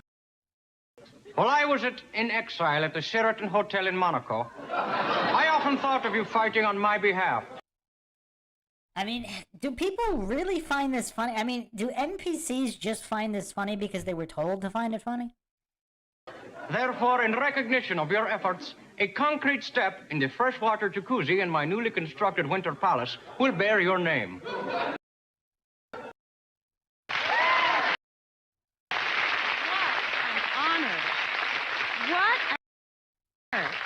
And now, here to sing a song he wrote just for you, please welcome Tony Orlando and the Yellow Ribbon Dancers! I mean, I'm not 100% sure what they're trying to achieve here. I mean, is this really just some mockery disguised as a legitimate comedy show?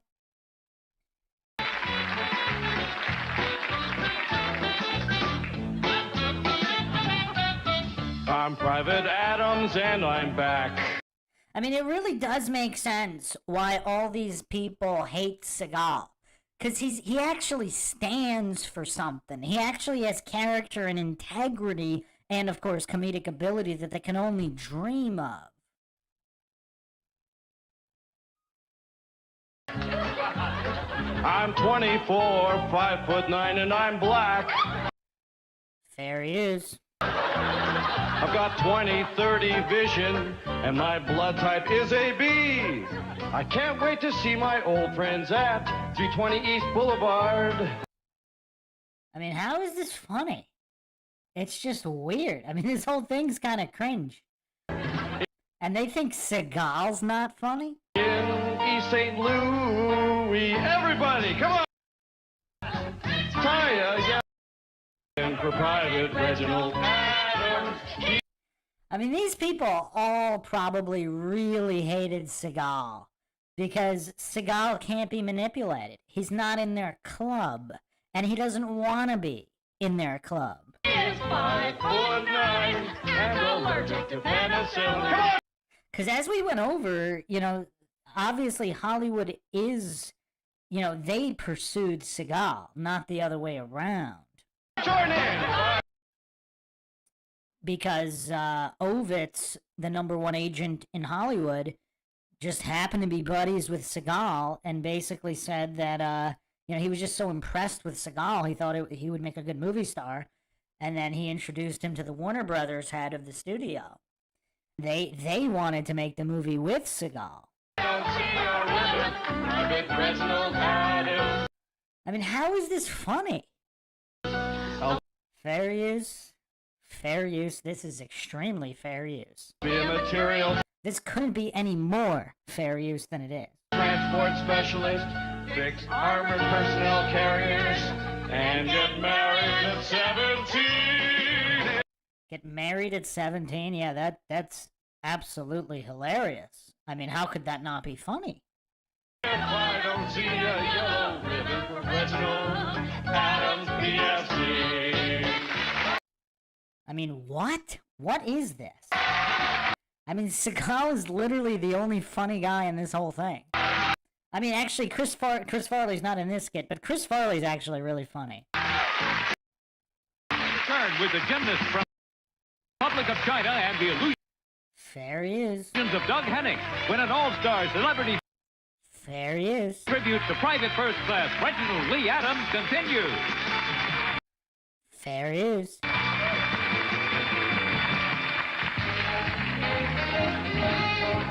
Still fair use. And still fair use. Is it glitching? Kill the Bank says it is glitching. No, stream, actually, yeah, the stream is dropping a little bit. Man, should I just not have done that NASA occult patches episode? It seems that everything on YouTube kind of went downhill from there.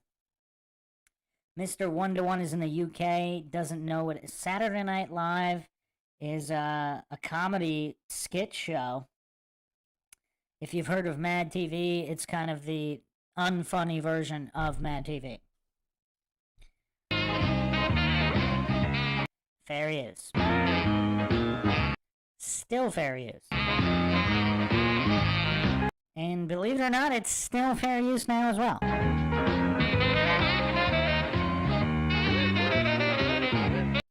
Also, fair use.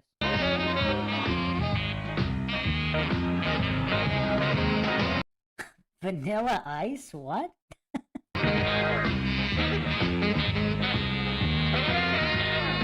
And this is still fair use as well. We're still commenting on it. We're not just watching, we're commenting.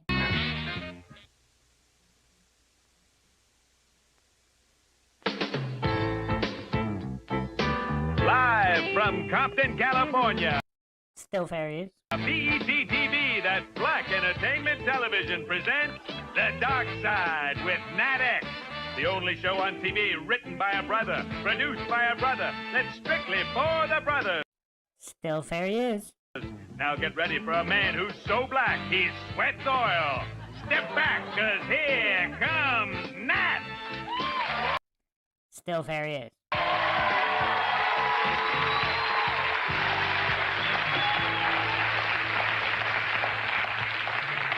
Peace, brothers and sisters. I'm Nat X, and welcome to the dark side, the only 15-minute show on TV. Why only 15 minutes? Because if the man gave me anything less, it would be a commercial. Is that what? I think we all know who the man is. I'm talking about the same man that calls a white mouse a pet and feeds it cheese and calls a black mouse a rat and tries to kill it. I'm talking about the same man that invented the game of pool. A game that isn't won until the white cue ball knocks all the colored balls off the table. All right, it's Saturday night. You know what that means. It's time for viewer mail. Was that funny? I mean, whenever Seagal's not on the screen, it appears this comedy show is not actually funny. Sandman, come out and read me a letter.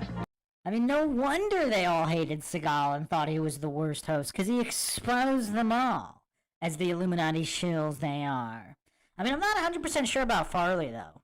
I don't know. What does everybody think about Farley? Big thanks to Justin Johnson in the chat here.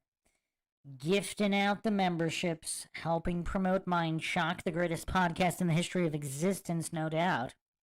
And Steven Seagal, possibly the greatest human in the history of existence.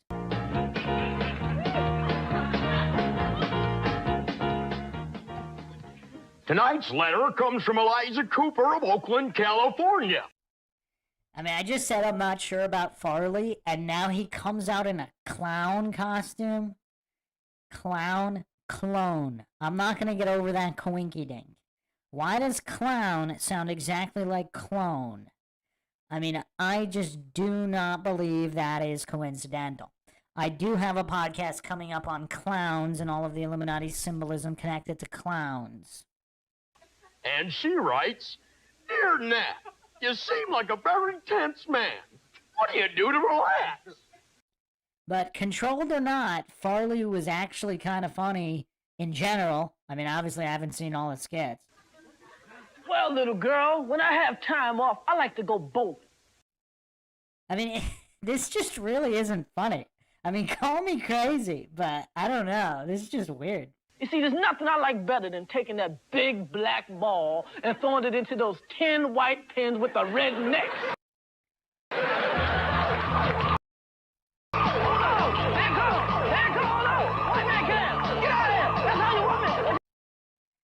I mean, is this supposed to be funny? You're not gonna get me! You're not gonna get me! That's what you want to see! That's what you want to see!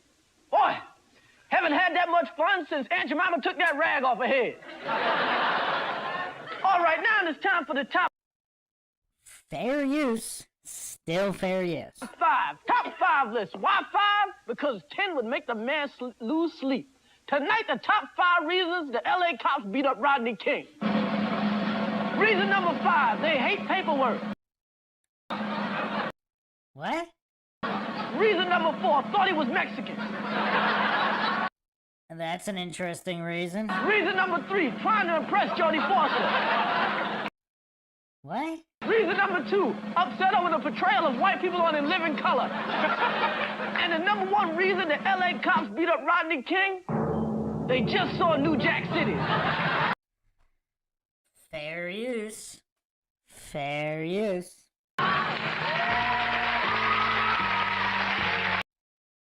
Benjamin Coyston saying they could never do this today. I mean, they still do all this race-baiting NPC type comedy, even on Saturday Night Live.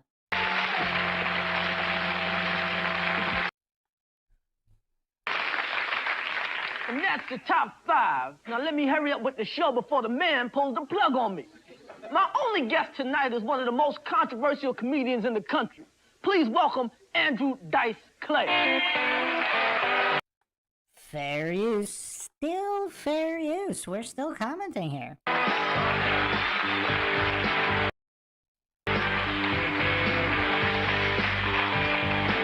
It's a beautiful thing.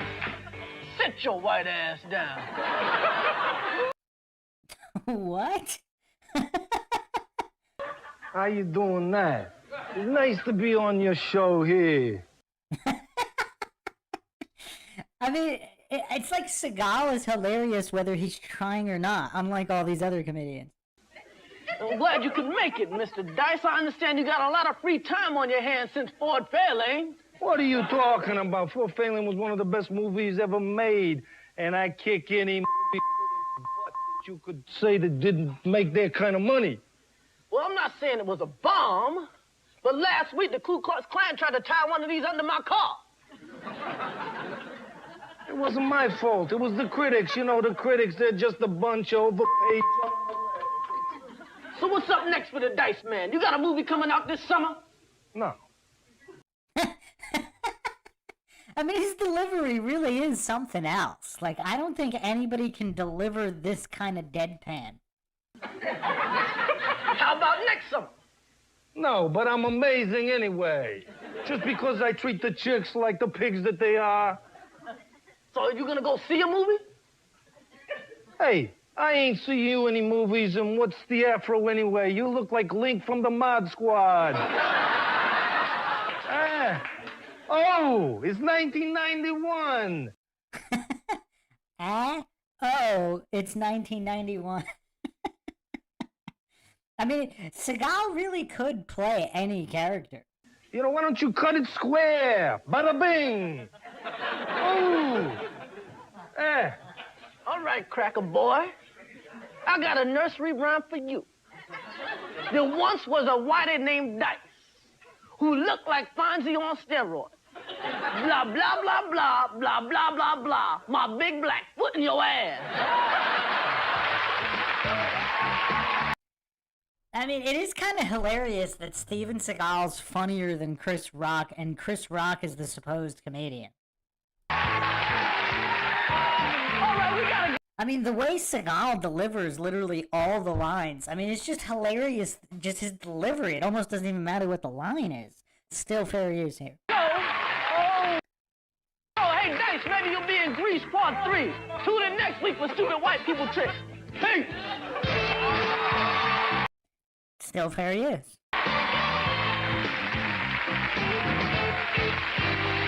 I mean, Seagal could totally play Elvis as well.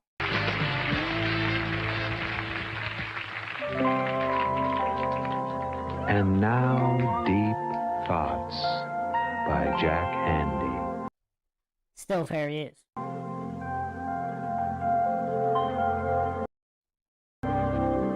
I'd like to see a nude opera, because when they hit those high notes, I bet you can really see it in those genitals. I mean, how is that funny? What? Like, who writes that?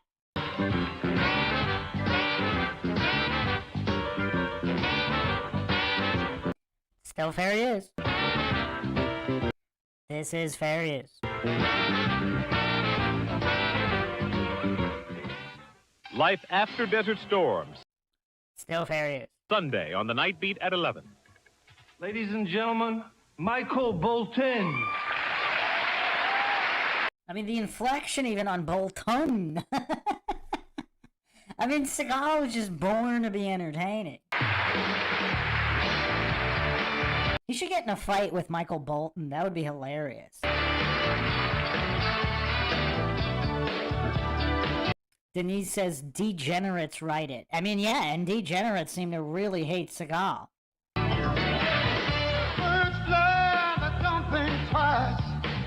They simply spread their wings. Still fair use. The sun shines, it don't last a while. I want the whole thing of me. Still fair use. The same applies to you, love. We never question that. And this is still fair use all this time later. So good, it's understood. Ain't no conjecture, just a little fact. Love is a wonderful thing. Still fair use. Make you smile. Still fair use now as well. Pouring rain. I mean, look at that hairstyle. Is that hairstyle fair use or what? Love is a wonderful thing. I mean, those backup singers look fair use as well. I Oh, look at those jazz hands, fair use jazz hands.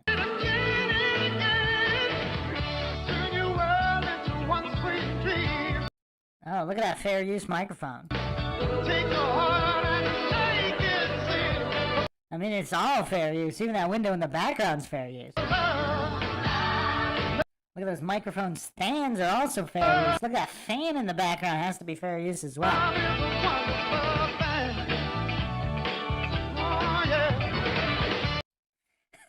Those dance moves look pretty fair use. That drummer's fair use, and that whole drum set looks fair use as well. It's a pretty snazzy fair use drum set. Look at that fair use wall in the background there. That's definitely fair use.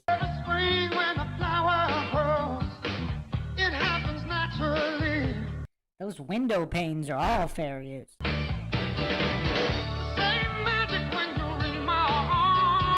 It's definitely a fair use guitar there. And a fair use amp as well. Look at that guy in the fair use vest in the background. All fair use.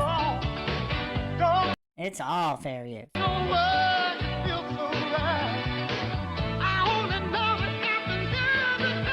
Look like fair use pants as well. Wow, that's a fair use stage. With a fair use light above that fair use stage.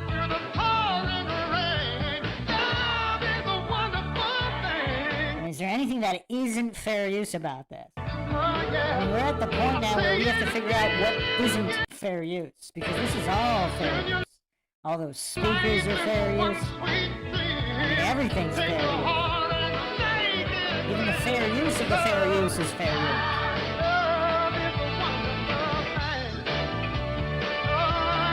All fair use, all the time. I mean, there's nothing but fair use here. How can anybody argue that there's anything but fair use about this fair use string? Fair use is fair use, Jeffrey Johnson. That is correct.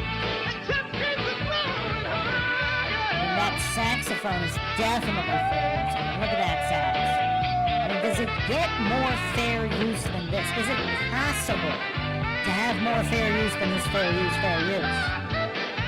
Well, look at that fair use hat. I mean, that is definitely a fair use hat. I mean, it's all fair use. Justin Johnson's about to OD on the fair use. I mean, this is just a plethora of fair use. I mean, we might as well call this the fair use show. I mean, at this point, this is no longer the Steven Seagal podcast. This is the fair use podcast of fair use. The fair use podcast of fair use. Nothing but fair use here.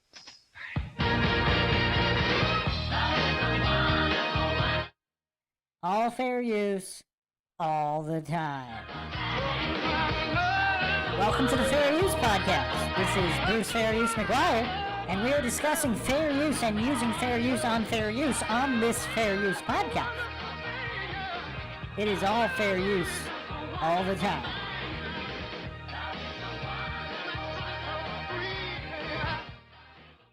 Nothing but fair use here. I mean, I think the name of the song is also fair use.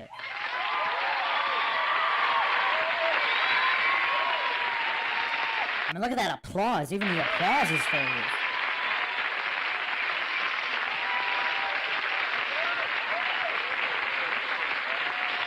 The fair use continues here on the Fair Use Show of the Fair Use Podcast. All fair use, all the time here, fair use. And now, Weekend Update with anchor person Dennis Miller.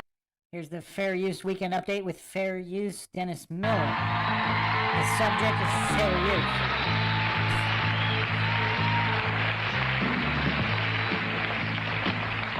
Well, thank you. Good evening. And what can I tell you? Former President Richard Nixon said this week that if he were still in charge, he'd order the CIA to assassinate Saddam Hussein. This is interesting. They have Steven Seagal hosting Saturday Night Live, and they're talking about CIA assassinations. You know, the more I start to dissect this particular episode of Saturday Night Live, it seems like this was tailored to Steven Seagal in some capacity. I mean, a combination of mockery, a combination of blowing the whistle. Former president went on to say, but then again, I always enjoyed a good cover-up. Always enjoyed a good cover-up? What? This is a weird episode, that's for sure. Fair use, still fair use. Senator Edward Kennedy this week came down from a second-floor sex party he was attending in Boston. What? A senator attending a sex... What are they trying to say here in 1991? What? We have CIA assassinations, cover-ups, and senator sex parties? What? Answer questions about the Palm Beach incident. This is Michelle Cassone, a Palm Beach waitress who was one of the party guests at the Kennedy compound on the now notorious Friday night. Now, Michelle has been giving numerous interviews, appearing on all the talk shows, and if she hasn't milked it enough already, she announced this week that she might soon appear semi-nude in Penthouse magazine. What the heck? These are some really weird sketches. All fair use, of course. Guccione, don't do that to me, baby. You know, when I see Michelle, I wonder who was working the door at O Bar that night. The heck? Still fair use, obviously, but this is weird. This is weird fair use. You know, the parents of the victim of the alleged Kennedy compound sex scandal have announced plans to file suit against NBC News chief Michael Gardner for disclosing her name. Reached for a comment, an NBC spokesman said, if a lawsuit is inevitable, lay back and enjoy it. What? I mean, does anybody else find this incredibly strange? Not funny at all, but very strange. I mean, Seagal is literally the only thing funny about this entire episode. It was revealed this week that Kitty Kelly's national book tour to promote her Nancy Reagan book was abruptly canceled by her publisher, Simon & Schuster, when they learned she was receiving death threats for writing the book. Of course, you're all familiar with Kelly's book, The Reaganic Verses, which is now #1 on the bestseller list. I mean, this is all so strange. Fair use, strange fair use.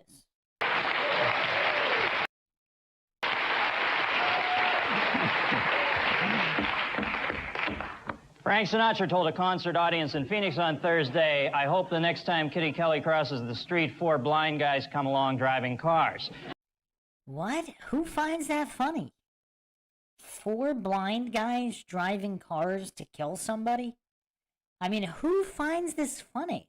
Give me another second, the stream's dropping, let me make sure it stays up.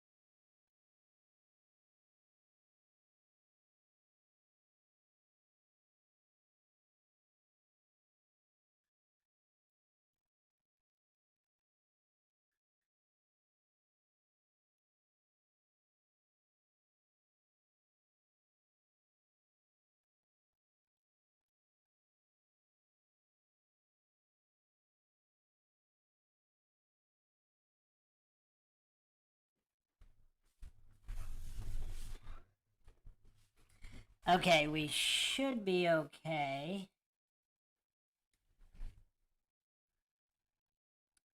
Testing, okay.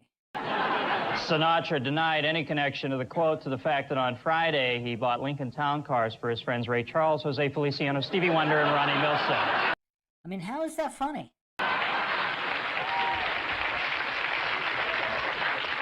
You know, that Kitty Kelly book is so full of lies. Like Ronald Reagan was actually capable of helping Nancy run the government. Yeah, right. Thank you.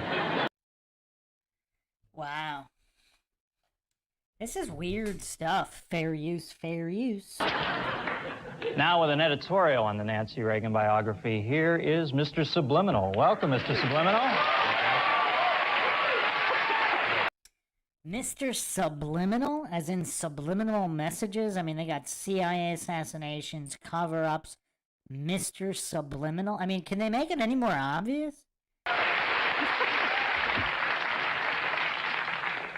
Last night, I finished reading this sickening piece of trash, Pulitzer. How could Kitty Kelly lie about such a fine and classy lady like Nancy Reagan? I mean, was subliminal messaging even that big of a thing in 1991? They were really pushing this in 91? That's interesting. I mean, what kind of position do you think this puts our First Lady in, doggy style? I mean, after all, this is the woman who taught us to just say no, Frank Sinatra. I mean, come on, right? Ronald and Nancy had a special relationship. Abbott and Costello, sure, he may have, he might have listened to her opinions. Fair use, fair use. I mean, this is really painful. Anytime Seagal's not on screen, it's quite painful instead of funny. Orders, but if anyone had the last word, fair use. It was him. Yes, dear. Let's face it. Man, we're still fair use. This is still fair use. Wow, imagine that. It's still fair use. I know. I don't know how much of this book is true, 100%. But if any, it's good that we can get this information out of the closet, Merv Griffin. I have to be honest. It's actually kind of weird, this particular skit. It's kind of weird because it's like he's revealing the truth is the complete opposite of what he's saying, as if making fun of all the news station and all mainstream media, including NBC here. I mean, it is kind of weird. No, I gotta be honest with you. Seriously. I don't know anyone else who would purposely go out and try to hurt someone, LAPD, and instead of hounding this very respectable couple, senile, that are no longer, they're not even in public office, thank God, I think people like Kitty Kelly would do well to focus our attention on America's real problems, Kennedy's. Now, let me tell you. I mean, this is pretty weird that as early as 91, these comedy shows are already kind of blowing the whistle. I mean, really weird. Let me tell you something. As for me, heterosexual, I will never... It's almost like, again, a form of mockery and rubbing it in the face of the peasants who just laugh at their own mockery. I mean, it's kind of sick and twisted in a way. Ever recommend this book. See the movie. Thank you, Dennis. Thank you. This is Subliminal.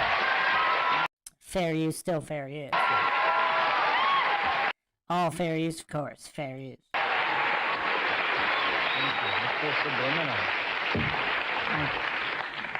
Thank you, Mr. Subliminal. Too long.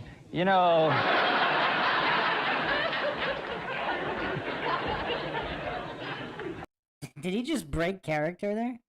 General Norman Schwarzkopf collapsed and fainted this week during a speaking engagement in Kuwait City.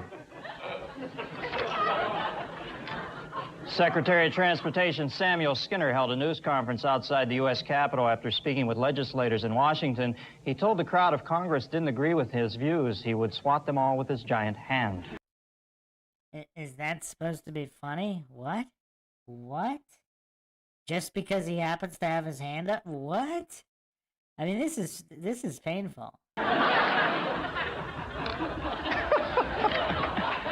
In an effort to make up, the city of L.A. has sent beating victim Rodney King a gift for his birthday. It's a piñata shaped like an L.A. cop. And...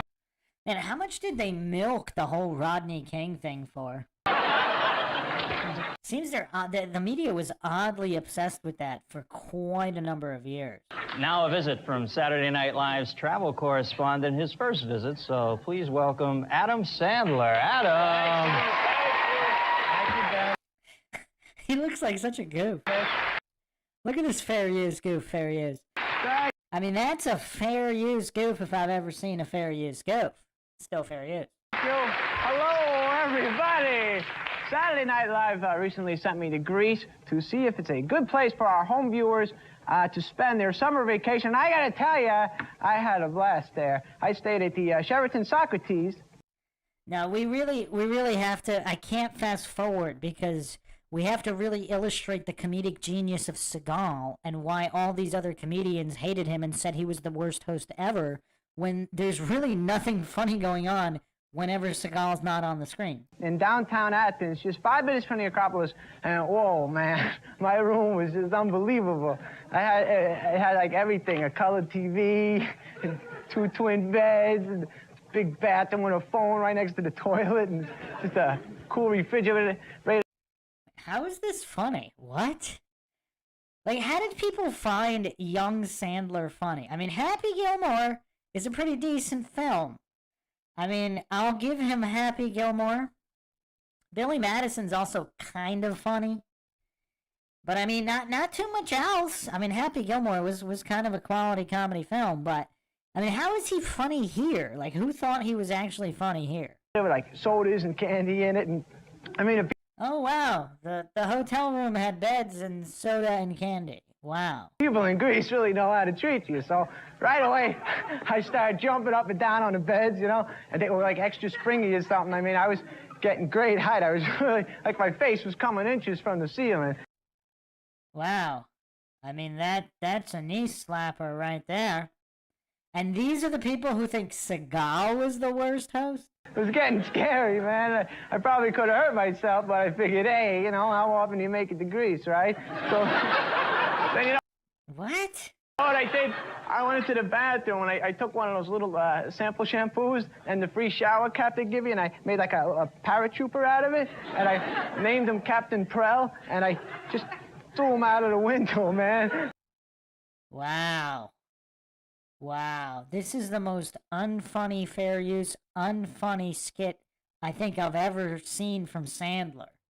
I mean, is there anything funny about Sandler here? He really took off. I saw him fall for a little while, but then I lost sight of him because it was too dark out.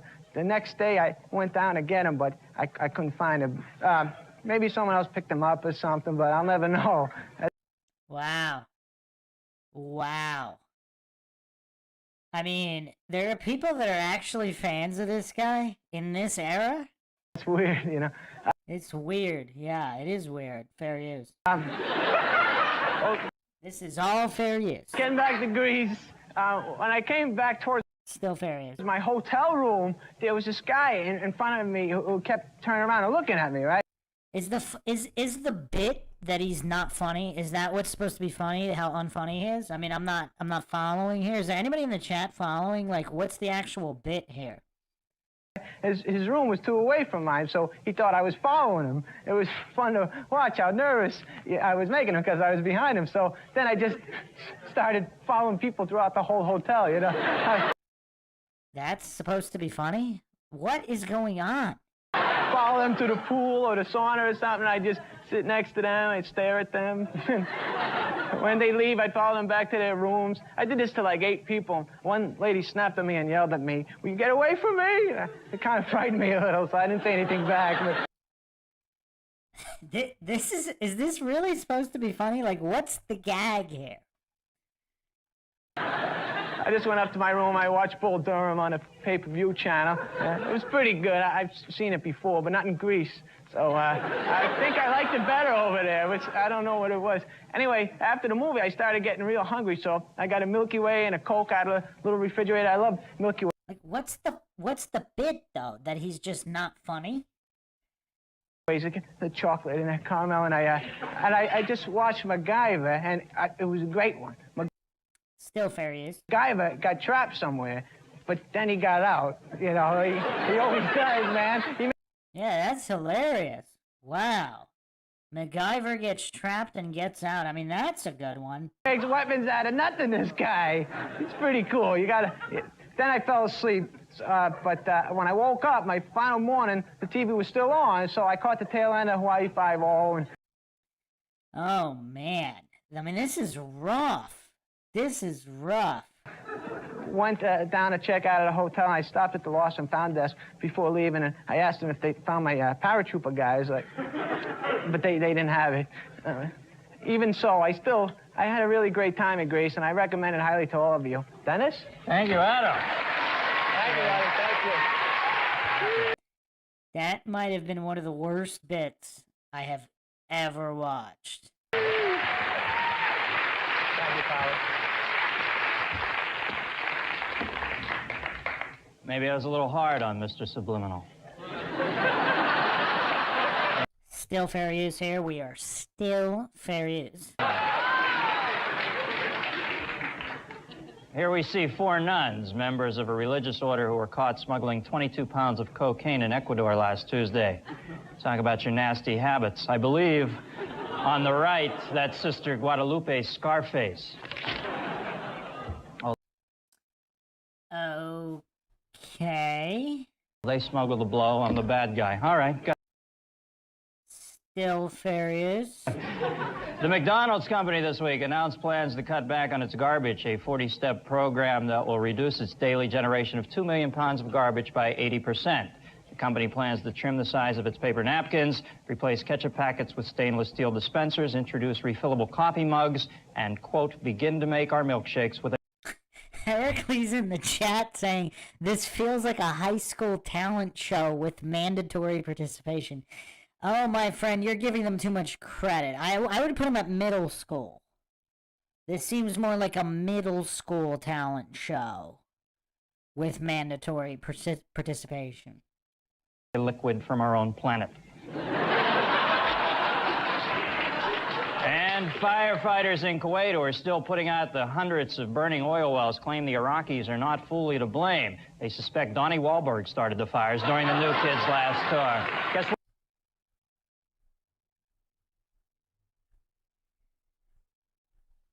Okay. But folks, that's the news, and I am out of here. Still fair use. Still fair use. Did I mention this was fair use? I don't think I mentioned fair use enough times.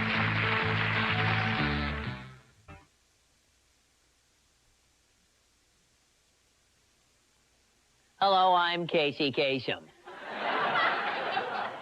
You know, tonight in the #1 spot, a little song for a good cause. A cause most people don't even think about. It all began when TV and radio personality Rick Dees and retro psychedelic singer Lenny Kravitz walked into a famous LA bistro. Still fair use. They ordered a Caesar salad. But the famous chef told the hungry duo he couldn't prepare a Caesar salad because the raw eggs so vital to the dressing were not from free-range chickens. That's supposed to be funny? What? And these are the people trashing Seagal? Rick Dees flew into a rage, saying chickens are like you and me, except they're chickens. Wow. Wow. I mean, this is crazy. These are the people that say that Seagal was the worst host? He and Kravitz called recent Oscar winner Whoopi Goldberg. She said, listen, my man, we've got to do something. Something for the millions of chickens all over the country who live in tiny, overcrowded pens. Together, they gathered some of the biggest names in the music industry. The result you're about to see. The title is simple. Still fair use. Musicians for free-range chickens. That's supposed to be funny?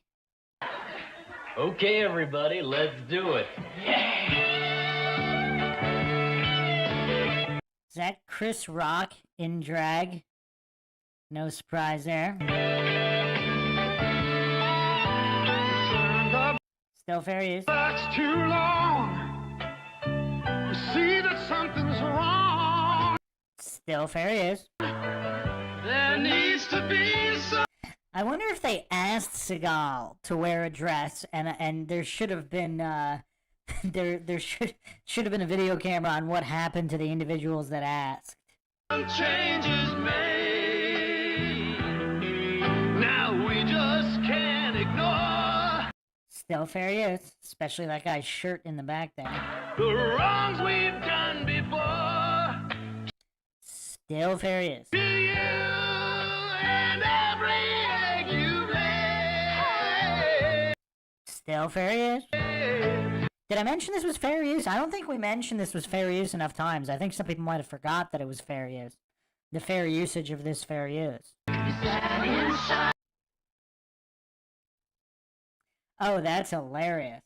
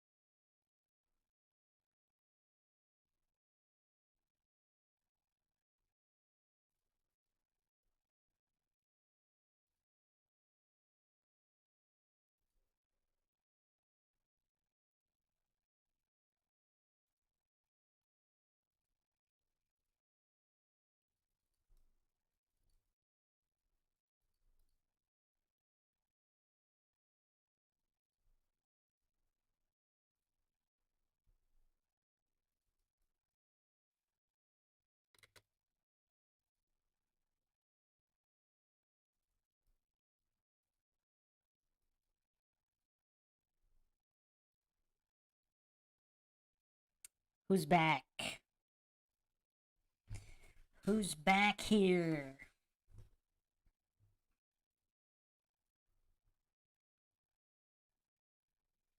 We gotta finish this episode up. Let's see if everybody can switch over.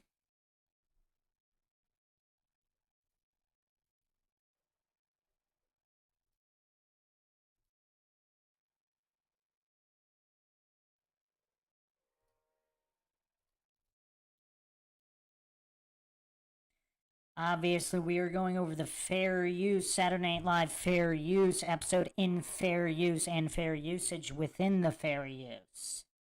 I mean, as I was explaining how much fair use we're going over on this fair use podcast about fair use in this fair use stream, it got shut down in the middle of my fair use explanation on fair use while using it in fair use. Very strange.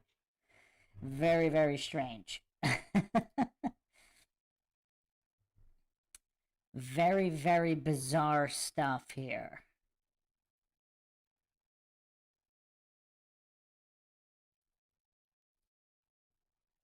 I mean, they just really want to keep Seagal down.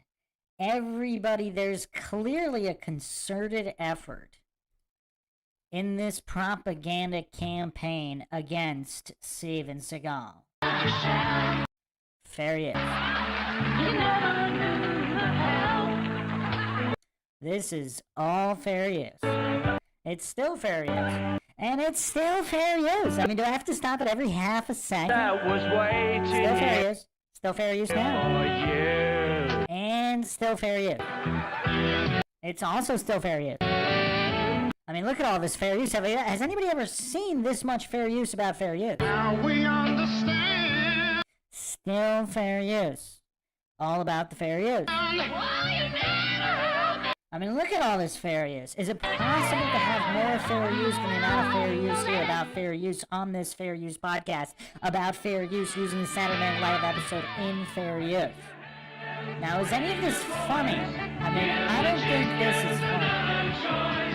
Join with me, set them free. Fair use, free-range chickens fair use. I mean, I don't think there's ever been this much fair use as the amount of fair use here about fair use in the fair usage of the fair use about fair use.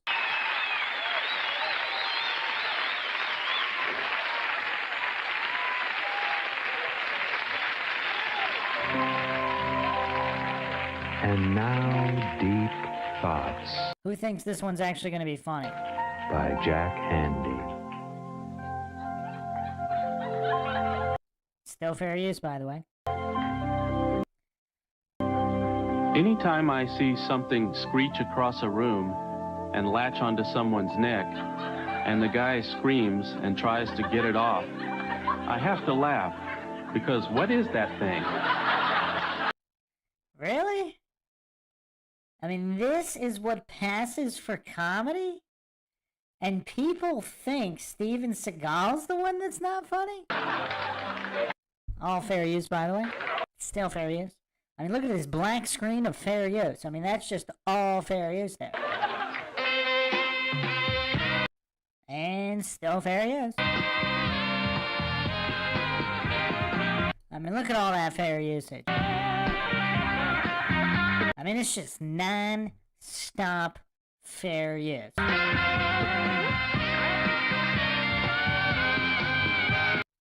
All fair use. Still fair use. You know. Oh, this one's pretty fun. Hello. You must be Jennifer's date, Doug, right? Yeah. Still fair use. This is Novak. Hi. Come on in. Sit down. Sit down. I mean, look at all this Chris Farley fair use. Jennifer will be a jiffy. You know, Mrs. Novak, I can see where Jennifer gets her good looks. You're an older lady. You're holding up pretty well. Well, thank you, Doug. Wish my mom looked as good as you. She's a sow. Well, I'm sure that your mother is beautiful in her own way. No.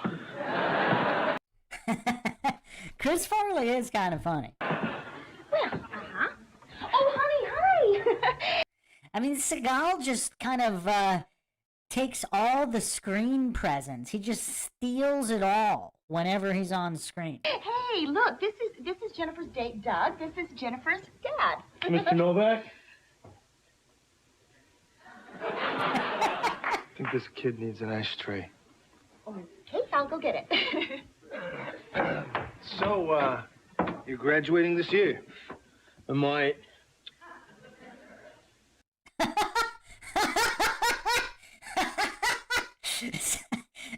Seagal and Chris Farley are actually kind of awesome. I would totally watch a buddy cop movie with Seagal and Chris Farley. I mean, look at the comedic fair use genius of Steven Seagal in this fair use skit. Well, do you have any plans? No. I mean, how do people think this isn't funny? I mean, Seagal might be the best Saturday Night Live host ever. No plans. No. That makes me very nervous. You know, people who see my daughter should have plans. Well, I like shop, and I'm real good with cars. Well, that's good, because I guess that means in the middle of the night I won't get a phone call that your car broke down and that's why you were late or anything like that, will I? No. That's good. Oh, okey-doke. So here's this ashtray. You seem to be getting along just fine. Is Still fair use, by the way. everything okay? I think Dougie here needs a soda. Okay, I'll go get it.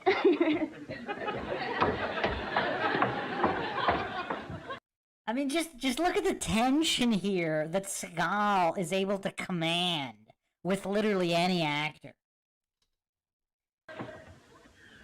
Man, your daughter sure does take her time. What?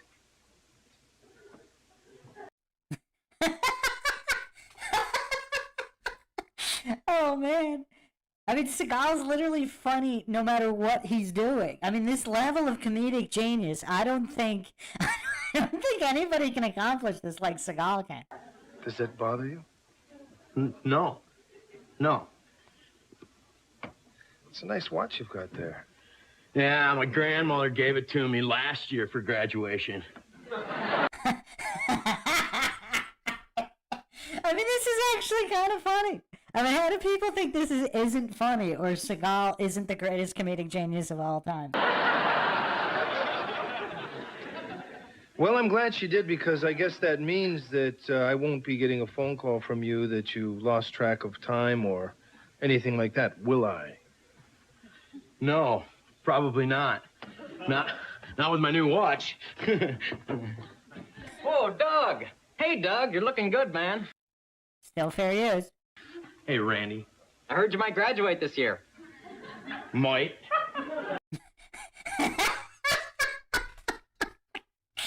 I mean, the thing that makes this all funny, obviously, is Seagal. Like, the interaction here, the facial expressions. I mean, look at Seagal's mastery here. Is that your car out there? Wow, it looks so cool from here. Did you clean it or what? Still fair use. Why don't you go out and look at it? I'm sure Dougie won't mind. Just don't touch it, man. Oh, whoa, cool. Cool car. So what are you planning to do this evening with my daughter? We're gonna party. Hope you don't mind. Not just his timing, South to West in the chat saying Seagal's comic timing is unmatched. Not just his timing, but the facial expressions. I mean, they're just so on point here. I mean, this is so on point. Well, I guess it wouldn't matter if I did, because I wouldn't be there at the time.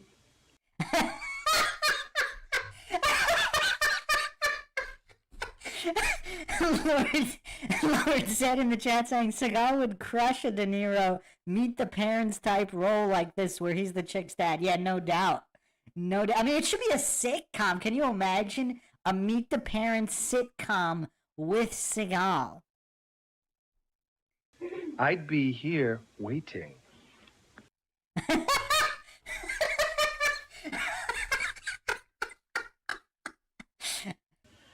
Yes, sir. What are you reading? Still fair use, by the way. I mean, look at this fair use. This is called Silent Killers.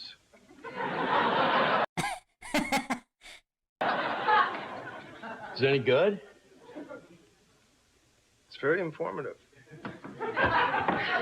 Okey-doke. Here's your soda, Doug.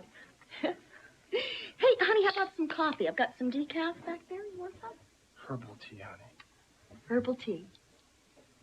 I'll go get it. I mean, how fantastic would a Seagal sitcom have been? All right, I checked out the car. The left rear tire is a little worn, but he's got a spare, and the jack works. The oil's okay. The pan is scuffed, but not leaking. The tie rods need new brakes. How about the brakes? Brakes? Oh, the front pads are good. The rear shoes are a little worn. He's got a U-joint that's about to go bad, but it'll get him there and back. I mean, look at Seagal's expressions here. I mean, just so on point. Has there ever been a greater comedic genius than Steven Seagal? Still fair use, by the way. Oh, and I found this in the glove compartment. It's a fake ID. It says he's 25. Get out of here. Yes, sir.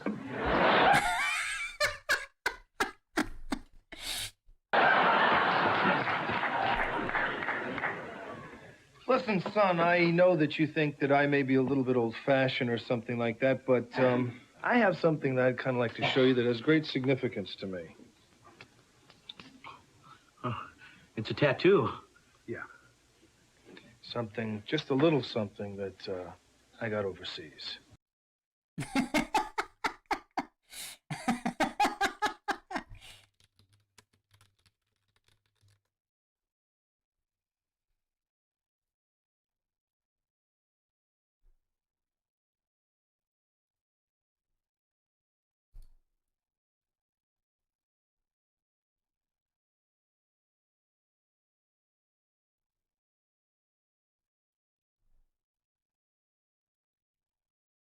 Getting a little bit of lag here.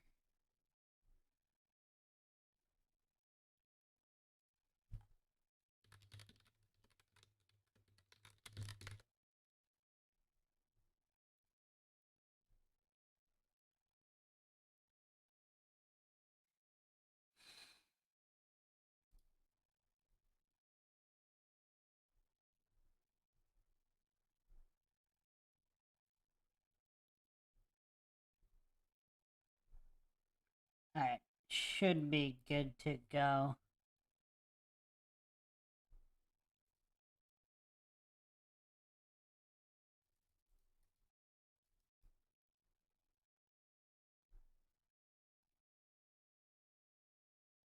Okay. I was part of the SKC unit when I was there. Ah, what's that? That's nothing in particular. I was paid assassin. You know what's crazy? If Seagal really was an assassin. Okay, here's the tea. Oh, is he showing you that tattoo? Yes, ma'am. I guess he told you that story about the man in the Philippines that he killed, too. Assassinated, honey. Assassinated. But you were working for the government, dear. He always leaves that part out. You know what's kind of weird, though? Again, fair use here. So, Seagal, I mean, obviously, it's known Seagal mentioned that he worked with people who worked for the CIA. And he did some kind of security operations. But they literally made it part of the skit. What does that mean? Hi, Doug. Oh. Sorry you had to wait. Hi, sweetheart. How are Don't you? you look sweet? Yeah. You know, it's a little chilly out. I think she needs a sweater. Yes, you need a sweater, sweetie. I'll go get it. I mean, everything about the timing here is just absolutely hilarious. What time do you want me to come home, Daddy? Oh, with me, it really doesn't matter at all. I could care less. Let's just leave that up to him. Well, I was thinking I'd have Jennifer home by 10. What? 9:30. Yeah, I guess that sounds okay. Okay. I mean, this is a million times more hilarious than any scene that Seagal was not in. I mean, look at what we just watched prior to that. To this. Well, I guess I'll see you later. Well, I guess I will be waiting here.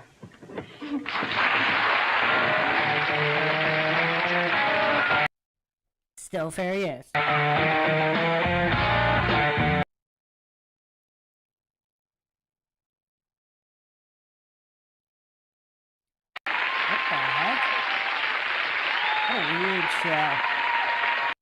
What a weird show. Still fair use, by the way. All fair use all the time here on the Fair Use Podcast. Moment on, Brace Stone dedicates his life to fighting crimes against the environment. Under the tutelage of master photographer Yoshi Akiro, he is initiated into the mysteries of Zen nature photography. Still fair use. The ecological crimes of major corporations can take place only under the darkness of secrecy, like the darkness of this darkroom. But when the light of photographic documentation is let in...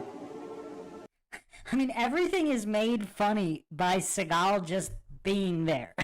Yes, Heracles, this appears to be autobiographical. The darkness is dispelled, and these ecological criminals are exposed. And keep in mind, this is 1991, so this is way before On Deadly Ground. Like the rolls of film, and their evil schemes are ruined. Still fair use, by the way. Like whatever pictures were on these rolls of film. I mean, Seagal's entire screen presence is just absolutely incredible. I mean, it's like a tuning fork that just tunes to whatever genre, whatever he's doing. In this case, comedy, and he's absolutely hilarious.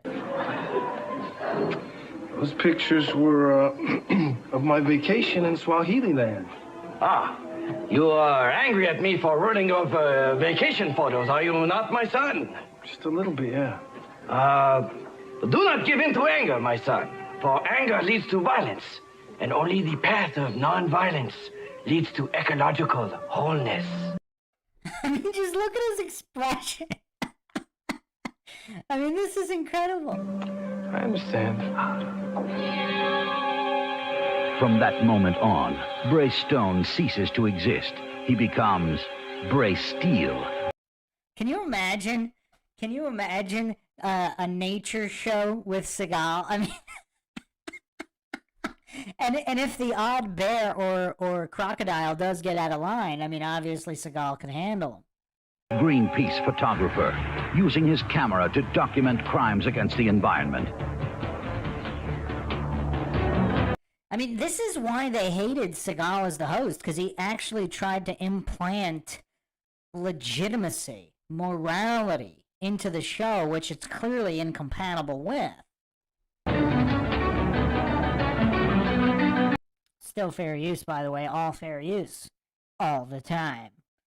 Gentlemen, this is the area of our proposed 1992 oil spill. The big one. I mean, what are they trying to say here? An intentional oil spill by Exxon? Interesting. The granddaddy of them all. It'll make the Exxon Valdez look like a leaking milk carton. Still fair use, by the way. The first phase of the spill will take place off the Monterey Peninsula. Slide. Wow. Look at that fair use slide. Still about fair use here on the Fair Use Podcast. All fair use, all the time. The operation will be carried out by members of our special commando unit. Bill? Well, a team of Exxon frogmen will place a charge of Czech-made Centac explosives in the hull of our supertanker, the SS Hazelwood. Still fair use here. Spilling nearly 7 billion gallons of sweet crude into the breeding grounds of the California gray otter. Man, look at all this fair use going on here. Is it possible to have any more fair use than the amount of fair use going on here with the fair use? Slide. Now, following the operation, the frogmen will have their throats slit by members of our elite Exxon assassination squad. Yes, Amory. Mr. Bradbury, what if one of these assassins should talk? I was getting to that, Bill. Well, the assassination squad won't be doing any talking. Not after they perish in a devastating forest fire that will completely destroy Yosemite National Park. I mean, this is a dark skit. Yeah, dark. Slide.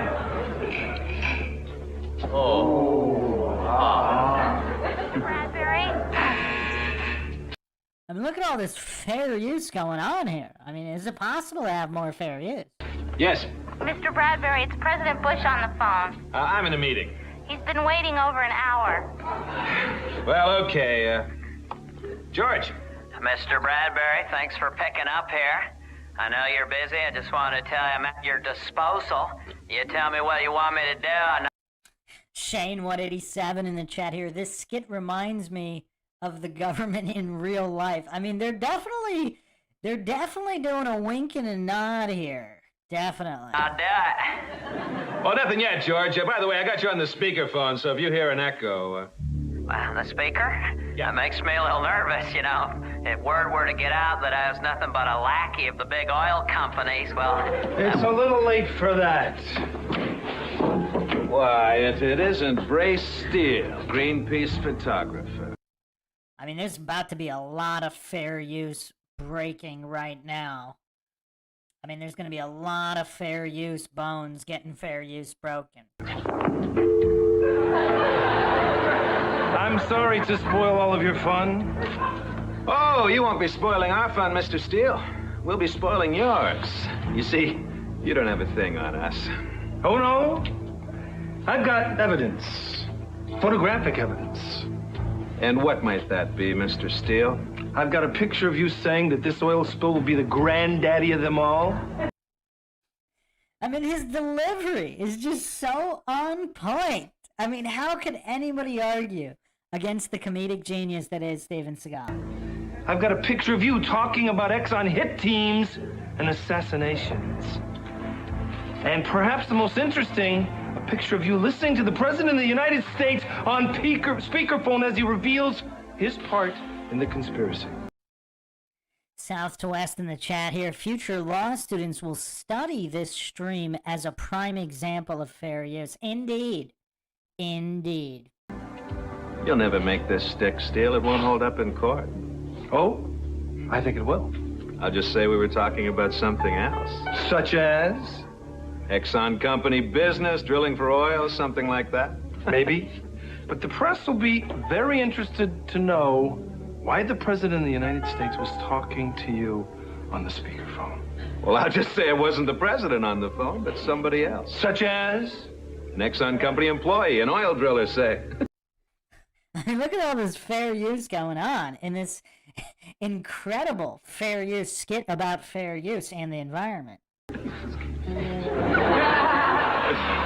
We'll see.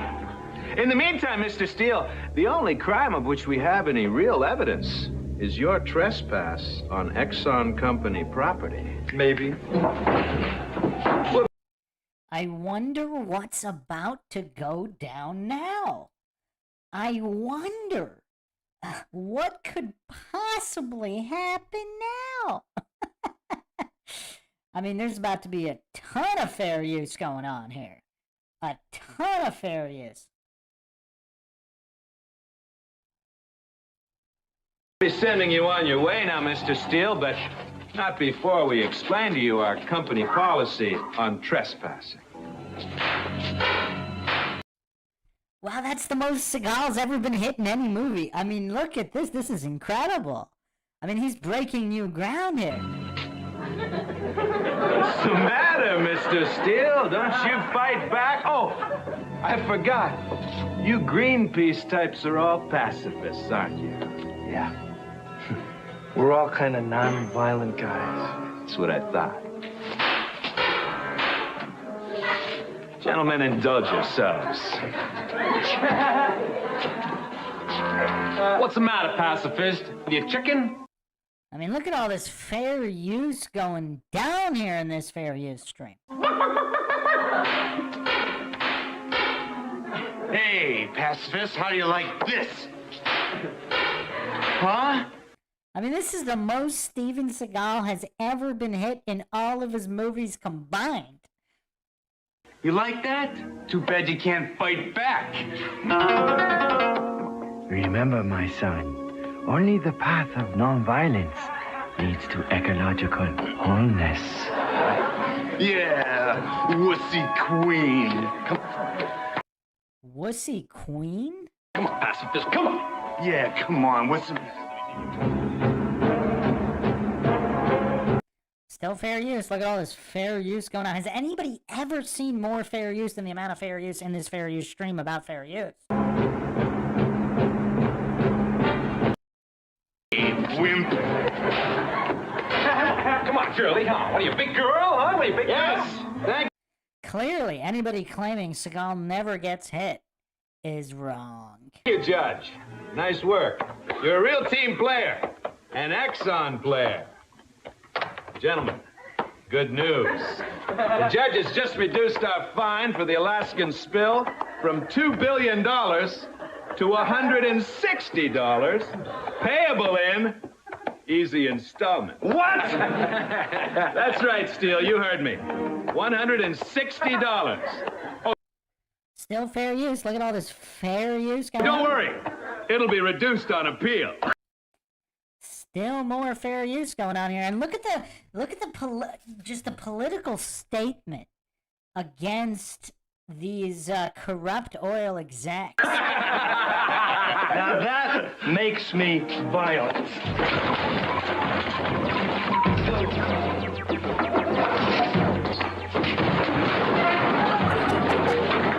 Just the ease in which he tossed that fool. I mean, just absolutely incredible.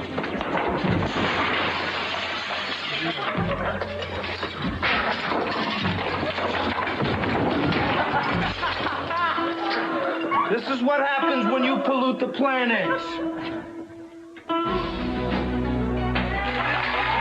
I mean, look at that delivery. The positive messages here. I mean, this is why they couldn't handle Steven Seagal, because he's not on board with their degenerate Illuminati agenda.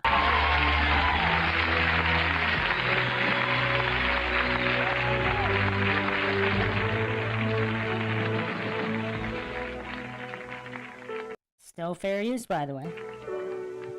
I mean, how much more fair use could it be? Look at that fair use black screen of fair use. Thank you all very much for coming tonight. Thank you all very much for watching. Thank you, Michael Bolton, and thank you all. Thank you. What a gracious host.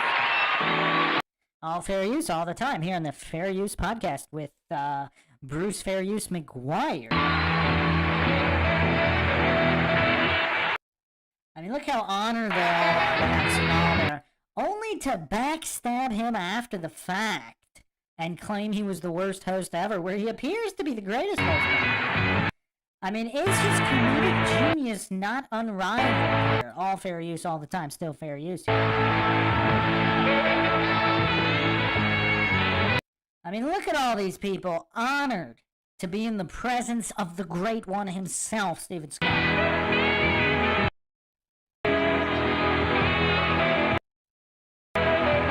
Look at all this fair usage going on.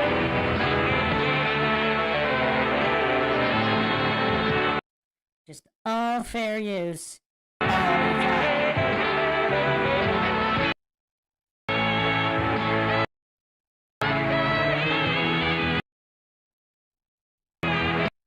Look at those gifts. Look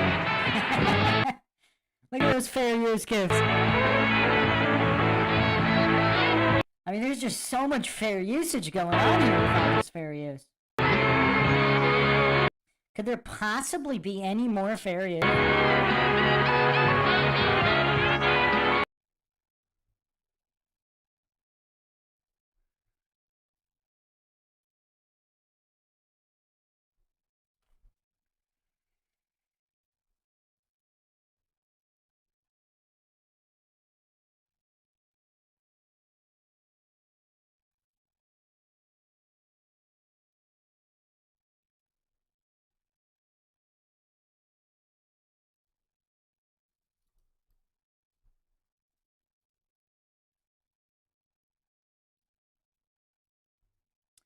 Okay, now that we're done with Saturday Night Live, hopefully we won't encounter any more issues here. Although there might still be a few, because we are going over. Yeah, I definitely didn't say fair use enough times. That was clearly the issue. That was clearly the issue. I simply need to say fair use more times so everybody understands that it's fair use. Because clearly there was just way too much uncertainty whether this was fair use or not. Okay, so, I mean, it seems to be that everybody was simply jealous of Steven Seagal. But his comedic genius was not limited to Saturday Night Live in 1991. Here he is on Letterman in 1994. So let's check out this interview and see what kind of comedic stylings Steven Seagal unleashes. How funny is Steven Seagal? True motion picture star, this man has starred in the popular films Under Siege and Hard to Kill. His latest film is called On Deadly Ground, and it opens on a week from tonight, Friday. Ladies and gentlemen, please say hello to the one, the only, Steven Seagal. This is also fair use, for those that don't know. I mean, look at that swagger. Look at that absolute... I mean, look at that dapper swagger from the one and only Seagal. This is no... I mean, this will be known as the Steven Seagal fair use saga, yeah.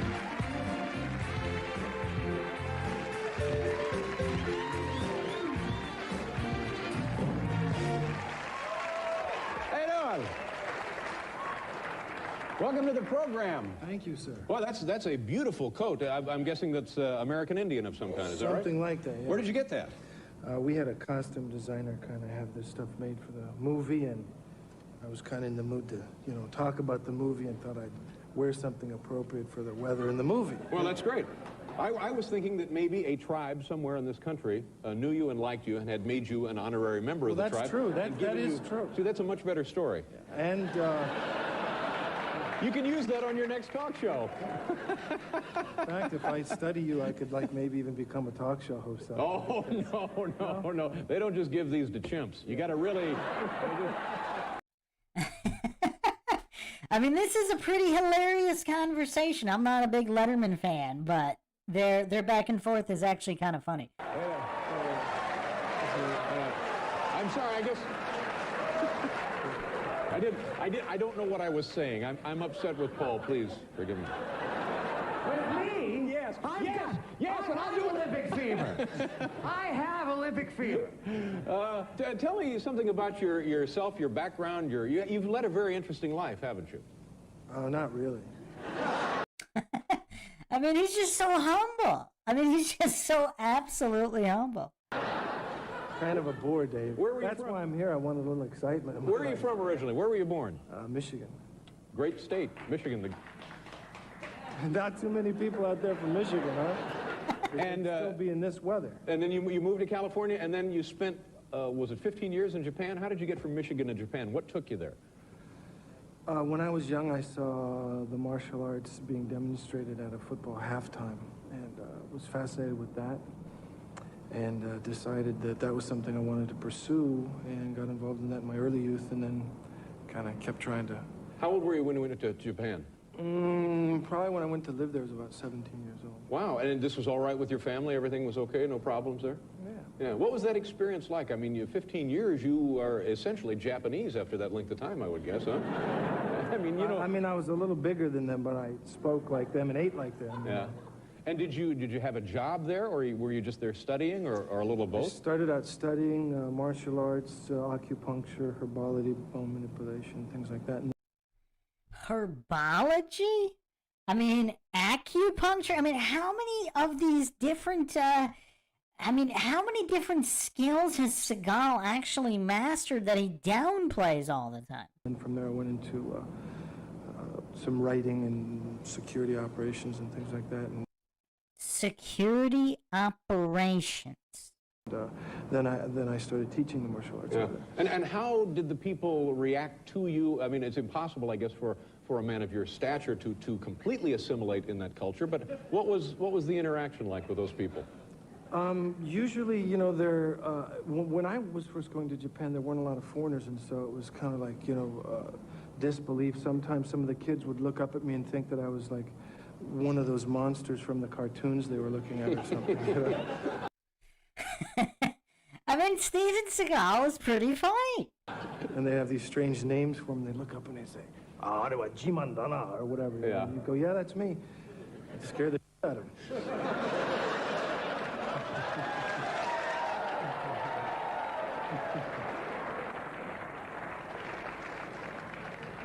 Some kind of a Japanese phrase or term? You got to be able to speak a little Japanese to be a success. Shiitake mushroom, or... I don't know. I don't have an ear for the languages like you do. They did have a mushroom man. I think it was Attack of the Giant Mushroom.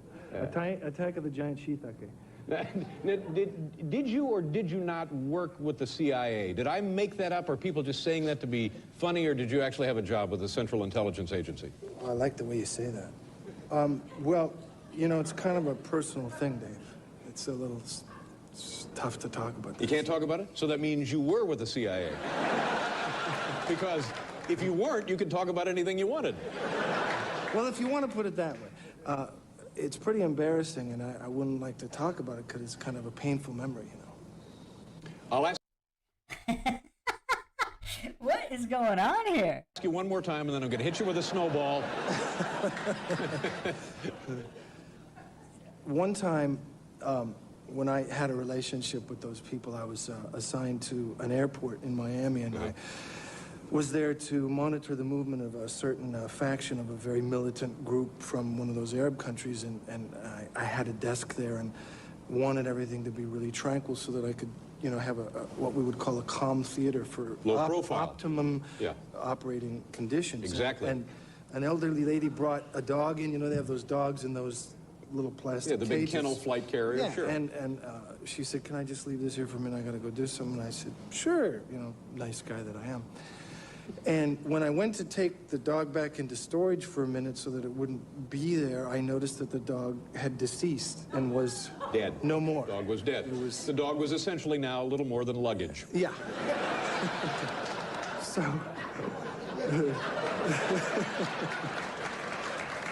So I thought to myself that if she came back and noticed that her pet was deceased, that it might be a great problem and disturb the tranquility of my perfect theater for surveillance and observation of the kind of things I should be concentrating on. So I said to myself, you know, if I want to be like really a sophisticated spook, I gotta, like, you know, operate and think quick. And I sent one of my people. I mean, this was a typical little Bichon, you know, those little white poodles, they all look alike. So I said, you know, there's a pet shop 30 minutes from here.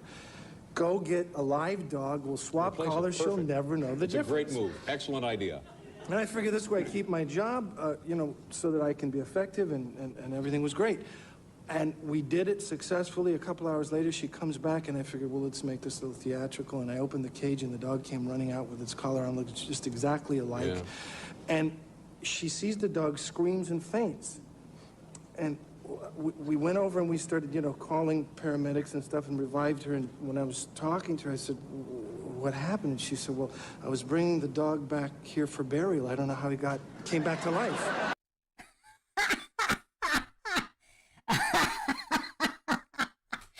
That's a pretty hilarious story. And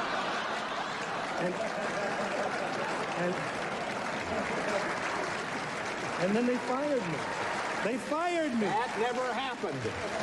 That didn't happen. We have to do a commercial. We'll be right back here with Steven Seagal. I wonder if anybody else on that operation team at that airport could bring up receipts of this incident. That would be interesting if we could find receipts from this incident. Now, he didn't say it was for the CIA. This could have just been standard security. I mean, obviously, it has been established that he did some kind of security, basic or not, for individuals in both Japan and the U.S. There's also stories of him being a bouncer in the L.A. area as well.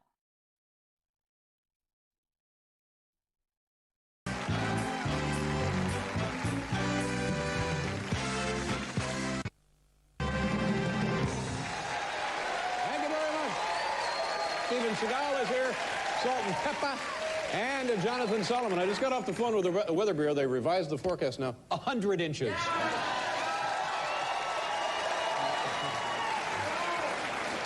I mean, Letterman's nowhere near as funny as Seagal.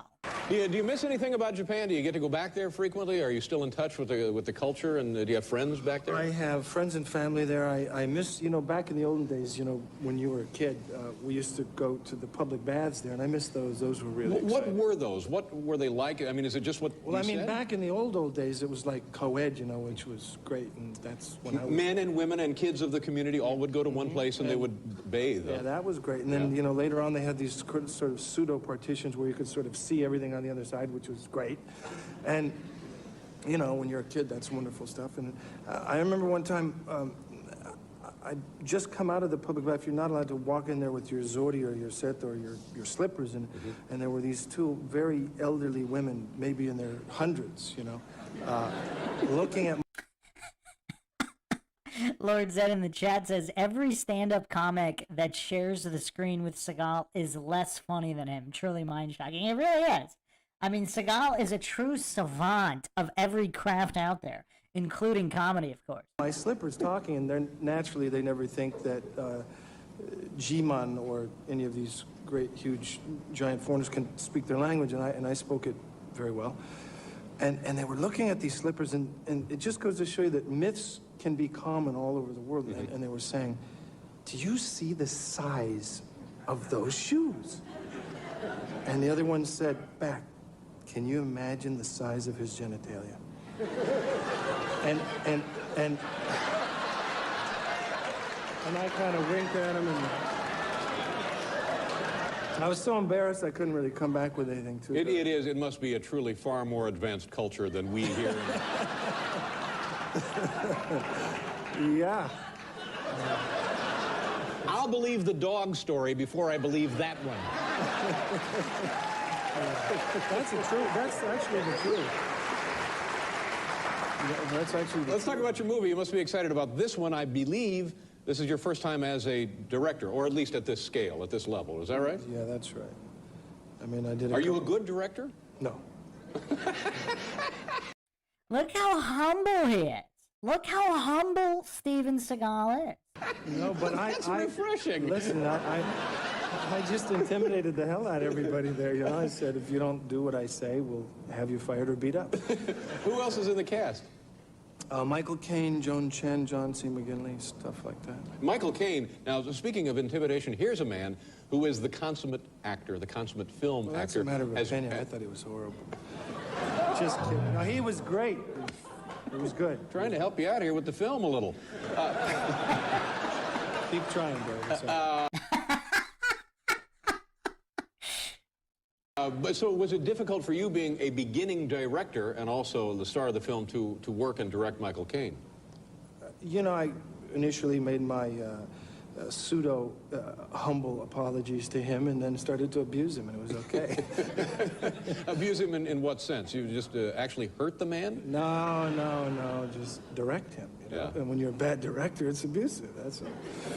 And are you pleased with your first effort? I like the film. I'm proud of it. I think it's a very special movie. It's certainly the best thing I've ever done, I think. We have a lot of the Native Americans. Oops. Dropped my drink. And people think he's a narcissist when he's saying he's a bad director. I mean, can you be less of a narcissist? And Eskimos up there that have an incredible... They gave you that coat, didn't they? Yeah. Yeah.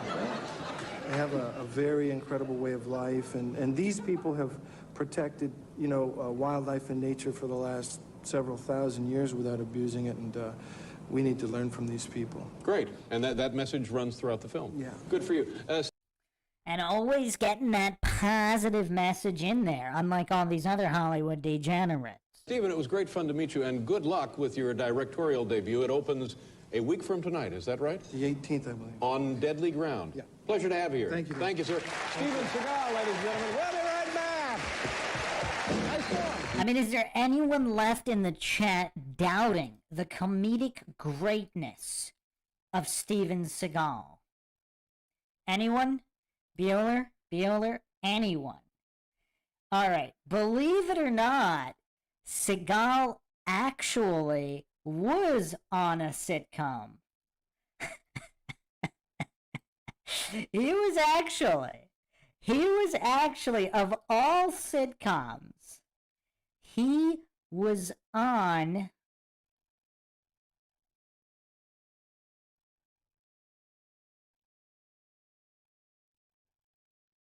it's not going to let me it's not going to let me put it on the screen. What's going on here? Hold on a second.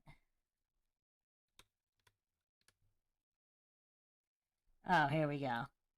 He was on Roseanne, season 9, Episode 9, Rosambo. It's Roseanne on a train thwarting terrorist attacks. Man, you guys are just not ready for the comedic greatness of Steven Seagal. I mean, this might have to be like a 100-parter. I mean, he's just done so much, and he gets no credit. Fair use.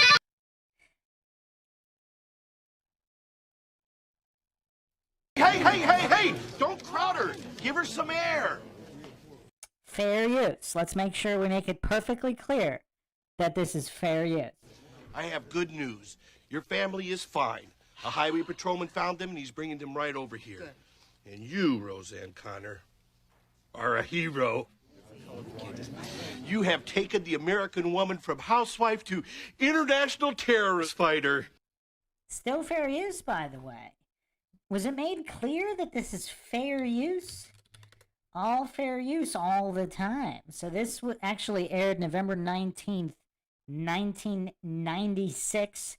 The plot reads, Roseanne goes on the offensive when her family is kidnapped by terrorists and held aboard a speeding train.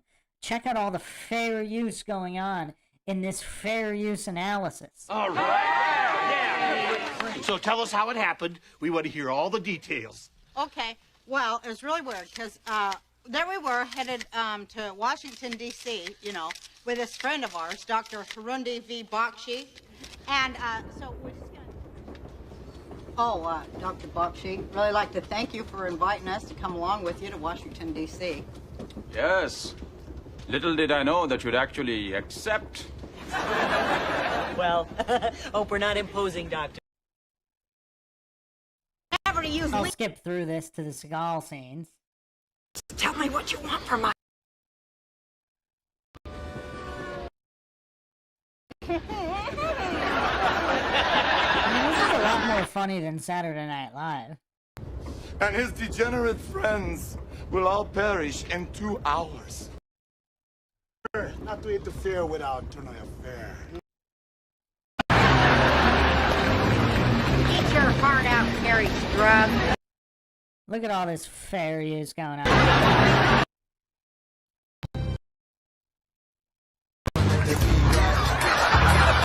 Could there be any more fair use going on?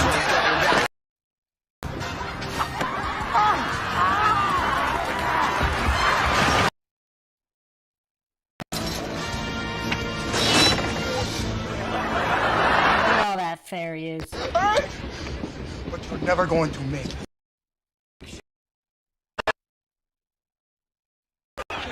Whoa!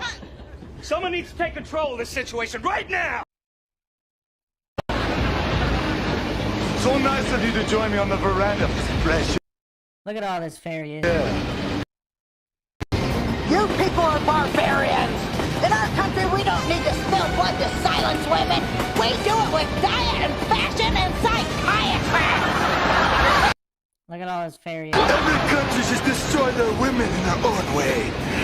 Because you are inferior. You may think women are...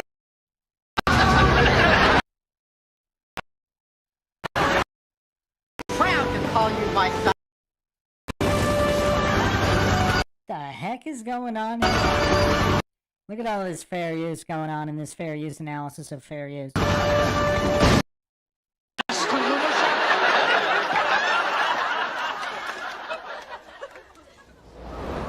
Well done, Grasshopper. Oh, Master, I've studied all of your teachings as best as I could, especially those available on video.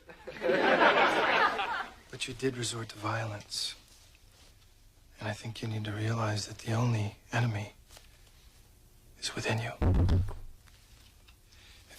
Wise words from Steven Seagal. You can dissolve into emptiness. You'll realize they cannot resist that which doesn't exist. This is the true nature of shunyata. What he said. I like how they cut to convicted murderer Don King. I have Roseanne. I could never make it without her. You know what I mean? I'm so happy. Oh, this is just a little token here. I mean, that's weird. Going from Seagal to convicted murderer. A mere pittance. A mere pittance. You know? You have no kittens to show us? He bought towels. I have nothing. I have nothing. And then Mike Tyson in there on the credits with Don King. Wow. Well, of course Seagal knows Mike Tyson.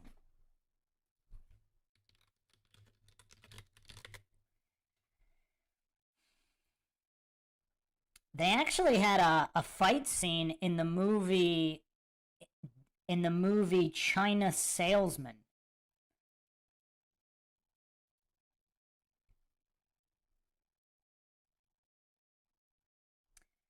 We gotta save something for the next parts. But one step at a time here. So that was Seagal's sitcom appearance on Rosambo. A lot funnier than Saturday Night Live, at least. I never watched Roseanne, though. Never watched that show.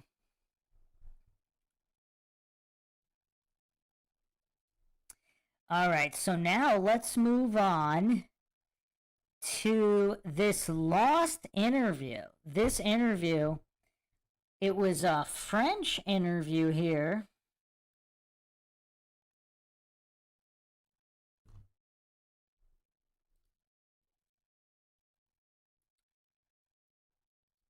And it was from 2004.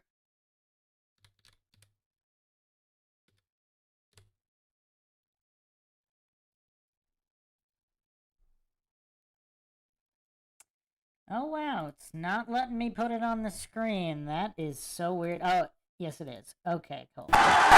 Alright, so this is some kind of French show that he's on. You're gonna need to read the subtitles here. Let's examine Seagal's continued comedic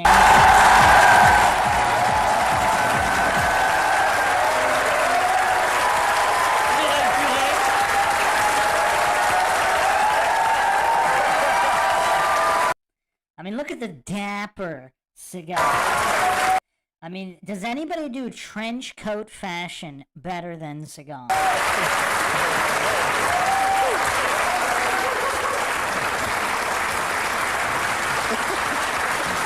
Bienvenue, Steven Seagal, le public. Voilà. Je vais m'asseoir. Steven Seagal, tout le monde, je vais m'asseoir. Je vais m'asseoir. Ok. Bah. Alors, je vous présente quand même chez les présentations une des demoiselles des Thériault, qui est une jeune fille qui va faire un tube de l'été, Steven Seagal. Steven Seagal, une... Bonsoir. Bah, Does he speak French? So this is in France. Obviously, Seagal traveled to Paris quite a few times. Dis donc, alors, qu'est-ce que c'est? Vous venez là d'un coup, vous pouvez aller vous asseoir maintenant. Coquine, va, alors, c'est incroyable. Ça me fait plaisir de vous voir. J'ai vu tous vos films. J'aurais peut-être raté un, hein, comme ça, vite fait, mais en tout cas, moi, je les ai tous vus. Oh là, et c'est un truc étonnant, vous faites de la musique, vous sortez. So basically, the subtitles here, you put out an album, his music album, Songs from the Crystal Cave. Un album. Well, I mean, I've been singing since Bah écoutez, en fait, je chante depuis que je suis gamin. Et And I don't see an earpiece for Seagal here. So does he actually speak French? He understood what the guy said? c'est un premier amour depuis longtemps, un premier amour qui dure. Et donc, This is the French airing of the show, so they dubbed over Seagal's English here. je me suis dit que j'allais essayer de faire ça à plein temps. And he said that music and singing was his first love. Je suis désolé, Steven, je crois que j'ai pété la boîte, mais faut pas m'en vouloir. J'essaie. Non, je vous jure, j'essaie de la réparer discrètement depuis tout à l'heure. Et depuis. Ah, elle est cassée! Et depuis tout à l'heure. Vous voyez les trois filles qui sont là, je les ai formées personnellement et elles. he just said he trained those 3 girls there and they could kill him instantly.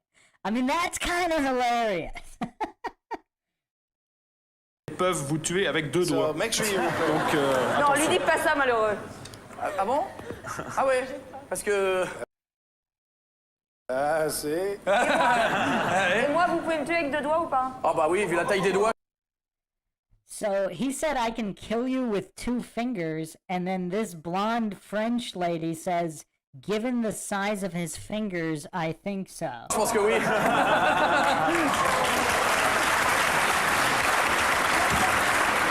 Alors, est-ce que justement...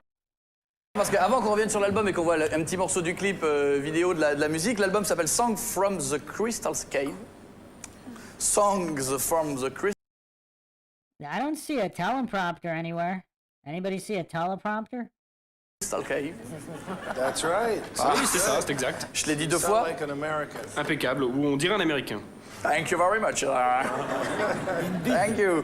Alors souvent on dit que les acteurs qui font des films d'action comme vous, It is often said that actors who make action films like you, that they have good acting, do it right away, on dit qu'ils ont... so it will be done. Bon, je vais la faire tout de suite comme ça ce sera fait. On dit qu'ils ont tout...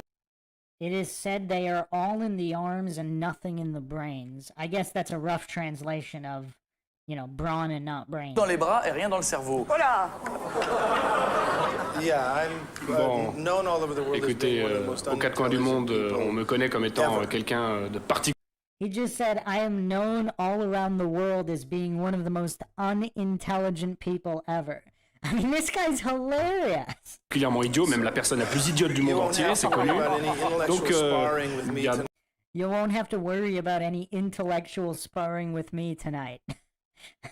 I mean, how humble. Aucune inquiétude à avoir côté inspiration. De mon côté, n'attendez rien.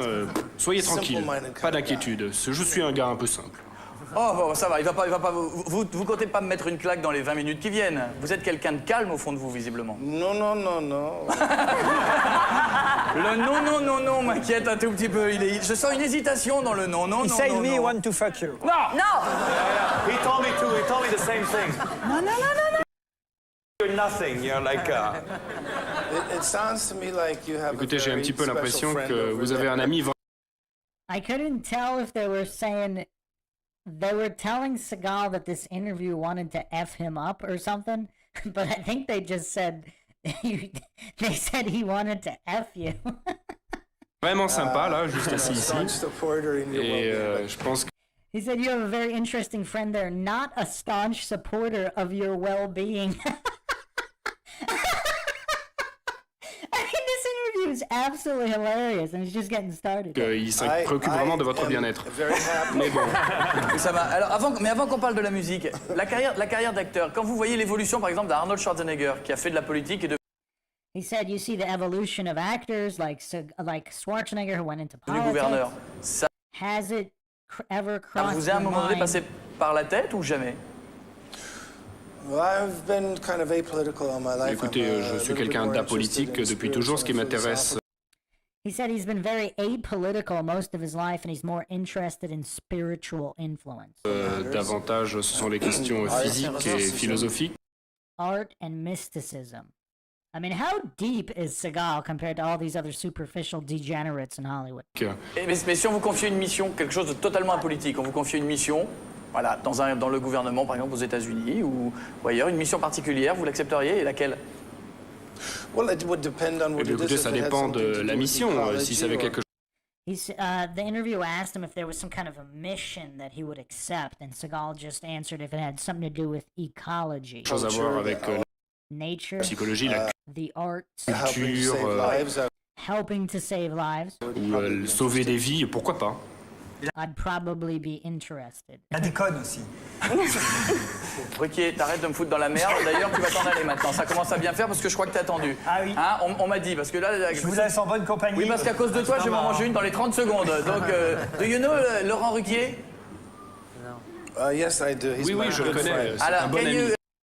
He just asked him if he knew that random French guy, and Seagal says, yes, I do. He's my good friend. D'accord, tu me fous mal à la c'est malin. C'est malin. Allez, casse-toi le good friend. Laurent Ruquier. Say you don't like your music. No. And then that guy said that the interviewer doesn't like Seagal's music.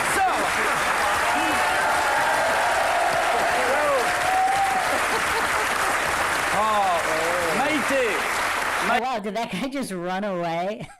Maïté, comment trouvez-vous un homme comme Steven Seagal? C'est un bel homme. C'est vrai? Est-ce que c'est votre genre d'homme? Nourri, ouais, il est... I don't know what he asked, but this lady is saying that it's true, Seagal is a handsome man. Nourri. Il est costaud, je pense qu'il aime bien manger. And he looks like he likes to eat well. Il doit être gourmet, il doit avoir des qualités que j'aime bien. Ah. Ça veut dire quoi, ça? Oh, I was just hoping she liked me a little bit. Tout ce que j'espérais, c'est qu'elle m'aime un tout petit peu. Ah, j'ai eu peur. J'ai cru que j'ai eu peur. J'ai eu peur. Alors, votre spécialité, vous, au cinéma, ce sont les arts martiaux. Et vous êtes 7e dan d'aïkido. I am Ion's cat in the chat saying, Bruce, did Seagal promise you an interview on MINDSHOCK if you did an 11-part series on him? If so, this is sheer brilliance. If not, this might be the greatest MINDSHOCK series of all time. Either way, it's probably the greatest MINDSHOCK series of all time. I mean, was anybody still doubting Seagal's comedic prowess here? They asked about his martial arts expertise and 7th dan in Aikido. C'est-à-dire qu'en gros, attendez, parce que ça veut peut-être pas dire grand-chose, mais 7e dan d'aïkido, ça veut dire qu'il y a la ceinture noire et vous, vous êtes 7 niveaux au-dessus. So he's basically saying there's 7 levels above regular black belt. Oh. Oula. Il n'y a pas grand monde dans le monde qui a atteint ce niveau. Vous êtes combien? Vous êtes pas nombreux, à mon avis. I don't know, maybe, I don't know, je sais pas. 5, 6, 7. And I think he asked how many other people in the world have this rank, and Seagal just answered, I don't know, 5, 6, 7 people. 5, 6, 7 personnes, pas plus. Alors, par contre, dans toute cette philosophie de vie, vous êtes bouddhiste. C'est-à-dire que je crois que vous avez découvert ça en 1980, je me trompe ou pas? Vous êtes converti en 1980 au bouddhisme. And now he asked him about his Buddhism. No, I actually started studying Buddhism in 1969. J'ai commencé en 1969. Et vous avez rencontré le Dalai Lama? Yes, I've known the Dalai Lama for about 25 years. He asked him if he knows the Dalai Lama. He mentioned that he knows him for about 25 years. This interview, 2004. Connais depuis 25 ans. Qu'est-ce qu'il pense de vos films? Il regarde un petit peu ou pas? Now the interviewer asked him if he thinks the Dalai Lama watches his films. Il a déjà... Gosh, I don't know, I never asked him. Je sais pas, je lui ai jamais posé la question. What a humble man. He never even asked the Dalai Lama if he watches his movies. Personal beliefs. Ce que l'on fait, tant que ça ne va pas directement à l'encontre de nos convictions personnelles, ça ne pose absolument aucun problème. Mais alors pourquoi? He also said his spiritual endeavors are not necessarily indicative of what he does for a living. A violent action movie. Pourquoi vous avez jamais fait un film plus calme? I would really like to. He asked him if he would like to make a calmer film. I believe that translates into a non-action film. J'adorerais faire ça. J'adorerais que quelqu'un me donne la chance de faire quelque chose comme ça. Récemment, j'ai fait un petit peu de comédie.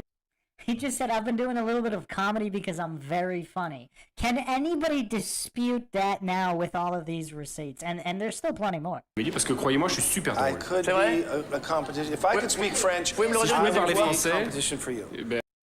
He said, if I could speak French, I'd be competition for you. I mean, even without speaking French, he's still competition. Je serais super drôle. Mon français n'est pas suffisamment bon pour entrer en concurrence avec vous, mais croyez-moi, je suis aussi drôle que vous. Et donc, je suis comédien, je fais la comédie aux États-Unis. Qu'est-ce que vous savez dire en français? Well, am I allowed to say the bad words? Est-ce que je peux jurer? Oui. They asked him, what can he say in French? Bien sûr. Allez-y. Putain. Ah oui. Ah ouais, ça c'est le premier truc qu'on apprend. That's really important. That's the first one you have to learn. C'est vraiment un mot super important. C'est le premier qu'il faut apprendre. I could say bonsoir. Bonsoir. Ah putain. Ah putain. Ah putain. Ça va bien. Canard à l'orange. Ah ouais. Canard à l'orange. Maïté, c'est pour vous. Maïté, on connaît le canard à l'orange. Oh, mais alors. The subtitles didn't translate those words. But everybody looks impressed. Do you know Maïté? I do now. Oui, maintenant je la connais. Alors vous, dans les films, vous tuez des gens dans les films, elle tue des canards dans la vraie vie. The subtitle said Seagal kills people in movies and this woman kills ducks. I don't know if that was accurate. Vous voyez, c'est pas la même chose, mais vous avez un truc en commun. Alors, il y avait quelqu'un qui voulait vous dire bonjour, qui est un vrai fan de vos films, qui est un mélange un peu étonnant. Bonjour. Bonjour. That he just introduced a fan who wanted to say hello. Bonsoir. Bonjour. Ça va? Ça va bien? Ouais, ça va. Salut Steven. Alors, calmez-vous, il est à côté de moi, criez pas trop fort. Je suis le premier para-bouddhiste, c'est-à-dire... Un para-bouddhiste, exactement, moitié bouddhiste, moitié para. D'accord. Je tenais à m'exprimer pour dire que bon, c'est pas facile tous les jours, je suis pris entre deux feux. He's just talking about being caught in the crossfire and then just saying Buddhist randomly. Feu du bouddhiste, celui qui dit ne fais pas de mal à une mouche, bah même, oui. même une mouche à caca. Bah oui, forcément. On ne peut pas. Par contre, le para. C'est quelqu'un qui traite ma mère, c'est quelqu'un qui me parle mal, c'est quelqu'un qui me regarde bizarrement, je lui éclate la gueule. Pour l'instant, Steven Seagal est mort de rire sur votre vanne, hein, je tiens à vous le dire, c'est très intérieur. Mais alors, c'est le Rambo de la campagne?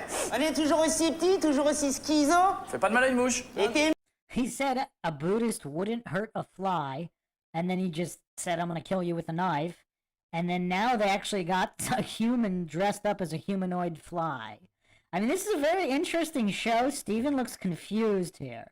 Steven looks absolutely bewildered as what is going on. Muscles alors, ils sont en plastique ou en papier? Pas de problème. Pas de mal à une mouche. Pas de problème. Pas de mal à une mouche. Alors, la tapette à mouche? T'as pas entendu para dans le mot para-bouddhiste? Ah oui, c'est plus une mouche, là. Para-bouddhiste. Répète, para-bouddhiste. Non, mouche. Répète, ça fait mal, je suis désolé. Steven looked like he didn't understand what just happened. Voilà, l'humour français. Le French humor. L'humour français, c'est Ah, vraiment... Mais non, il est mort de rire, il a une boum à l'intérieur, là. Il est mort de rire à l'intérieur. Et alors, il y a cet album. The French guy just said he must have been dying of... Steven must have been dying of laughter inside. L'album de Steven Seagal qui s'appelle, si je le prononce mal, il m'en colle une, Songs from the Crystal Cave. It's spectacular. Once again, I C'est thought you were spectaculaire. Là encore, j'ai cru que vous étiez américain. Yes, because I speak American.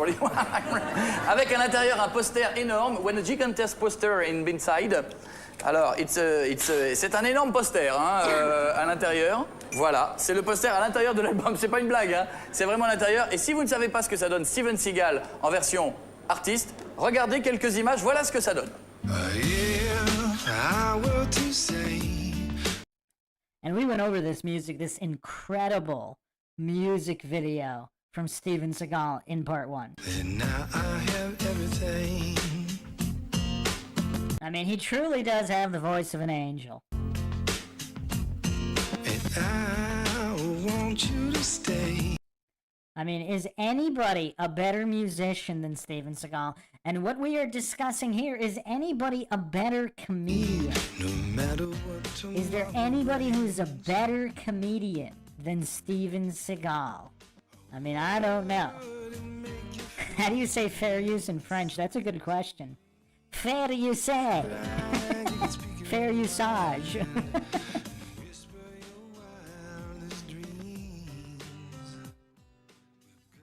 Are they really gonna play this whole song? Okay. Fair use. Fair usage. Fair usage. Absolutely fair use. This couldn't be more. Oh, the Frenchies like it. Non, attends, je vais le réparer. Il a cassé votre disque. Non, attends, je vais le réparer,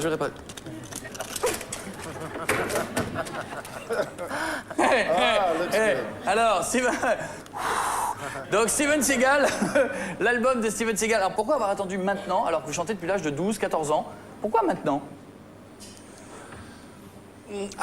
En fait, j'ai fait ça en dehors des scènes pendant très longtemps. Et au cours de ces 4 ou 5 dernières années, je me suis dit qu'après tout, la musique était quelque chose d'important pour moi, quelque chose que j'appréciais, quelque chose d'aussi lâche. He said the last 4 or 5 years, he realized that music was something he would like to do more than anything else. Chose peut-être la plus importante dans ma vie. Et jusqu'à maintenant, tous les concerts que j'ai faits, c'était simplement des... He said all the concerts he did up until now were for charities and to build monasteries. I mean, come on. Is this guy not the greatest philanthropist and humanitarian as well? Pour des charités, des œuvres caritatives. Help children who are dying of AIDS or cancer. Il y avait des gens qui mouraient du cancer ou du sida, etc. Mais maintenant, je vais faire de la musique. Now he said he's going mainstream with this current album, whereas everything else before was for charity. Je peux intervenir. Oui, monsieur Serron. Je voulais dire que j'ai écouté l'album en entier, c'est vraiment top. C'est vraiment d'un très gros niveau. And this guy just said everything on the album is really good. He said that they like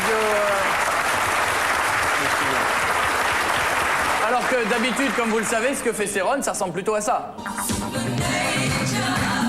Comme quoi, on peut aimer des choses différentes. Est-ce que vous... Non, c'est moi. Est-ce que... The guy with the fight contre you tout à l'heure. Ok, donc... de toute façon, moi, s'il me saoule... Je suis un fou, hein. Je suis un fou, moi. Je peux appuyer dessus à n'importe quel moment, hein. Est-ce que vous avez vécu très longtemps au Japon?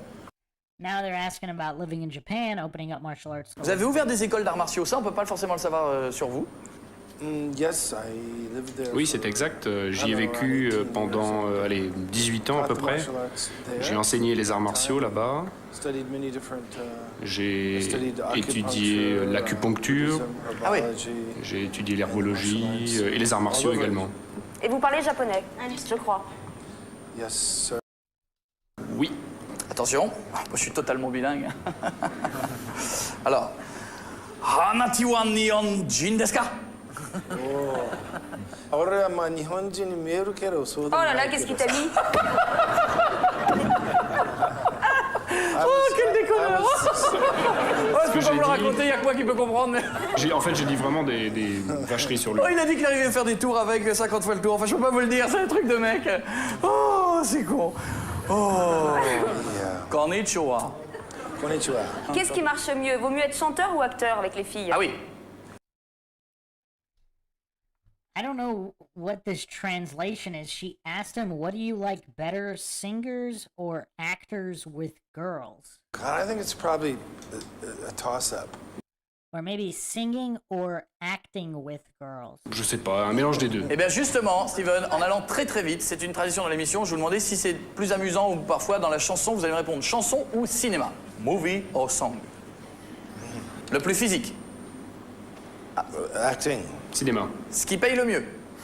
Acting. Cinéma. Là où il y a le plus de fans. Acting. Cinéma. Le mieux pour draguer. Ah. 50-50. 50-50. Ah. Celui qui pour l'instant passe devant l'autre, passe avant l'autre dans votre vie, la priorité. Well, I mean, I'm going to keep making movies, Écoutez, je vais continuer à faire du cinéma, ça c'est sûr, mais He just said music was more rewarding for him than movies. Very interesting man, this Steven Seagal. la musique c'est quelque chose de plus important pour moi, ça m'apporte plus. Eh bien, en attendant, avant qu'on se remette peut-être un petit extrait où je voudrais vous présenter quelqu'un qui est un vrai chanteur français, parce que vous venez avec cet album, je rappelle, qui s'appelle Song from the Crystal Cave, l'album de Steven Seagal, mais en France, nous avons une star. Je vous demande d'applaudir un gars qui est une véritable star chez nous, dans sa ville, dans sa rue, dans son quartier, à son étage, dans son appartement, dans sa salle de bain, Monsieur Frédéric Français. French singer. Now apparently this comedian's gonna be playing some kind of singer, a famous singer. Monsieur Seagal, I kiff you very much. Merci beaucoup. Il vous aime. Yes. Alors, Steven Seagal est là pour son nouvel album, par exemple. Vous faites des albums aussi, je crois, chez vous? Exactement. Je chante seulement, je chante en français, moi. Hein, c'est Exclusively French. Exclusively French. Ouais, c'est ça.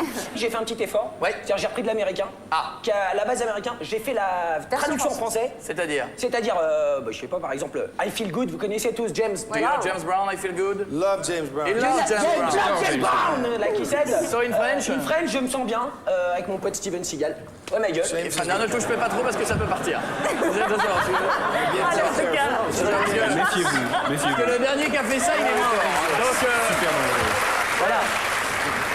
I think he just told him to be careful. It's very dangerous standing that close to him. Le dernier qui a fait ça, il est resté, il s'est désintégré. Une combustion spontanée.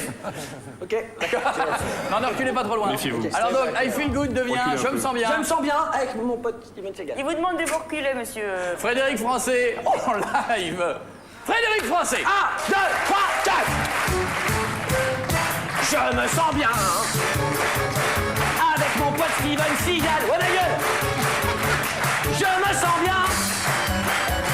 He's singing he feels good being here with his friend, Steven Seagal. Avec mon pote Steven Seagal. Je me sens I think we all got a new ringtone. bien. Je me sens bien avec mon pote Steven Seagal. Voilà, ça c'était un petit extrait. Pas mal. Steven Seagal a bougé de la tête. On y est bien. Do you know Born in the USA, you are Bruno? Do you know Born in the USA? I do know that song. Oui, Ok, bien sûr. il me regarde jamais, vous avez regardé? Non, Vous parce regardez que ou pas? s'il te regarde pas, il me regarde du coin de l'œil comme ça. Parce que s'il te regarde, il te mange. Ah, d'accord. Attention. Born in the USA, reprise de Born in the USA. Le public, vous chantez avec moi? Vas-y, ma gueule. Né à Porto Combo.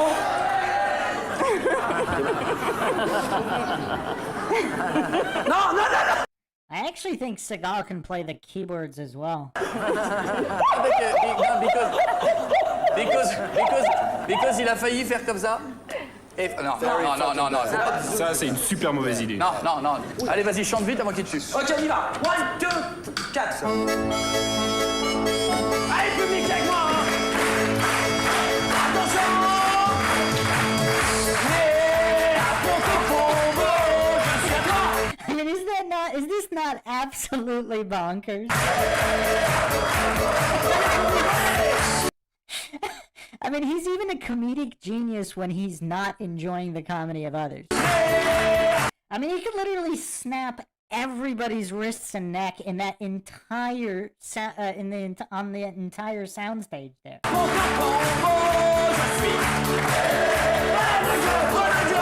I guess he does have an earpiece there.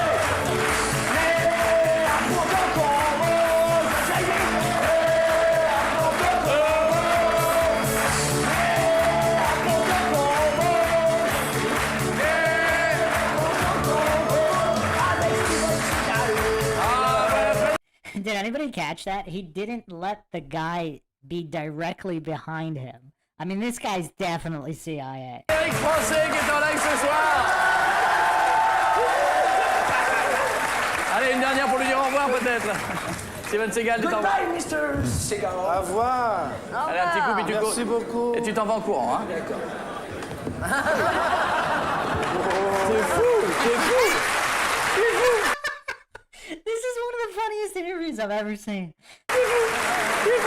En attendant, faites-nous plaisir. Est-ce que vous reviendrez dans Piège en haute mer? J'ai entendu dire qu'il y avait Piège en haute mer 2 qui se tournait peut-être ou qui était en projet avec vous. C'est vrai ou pas?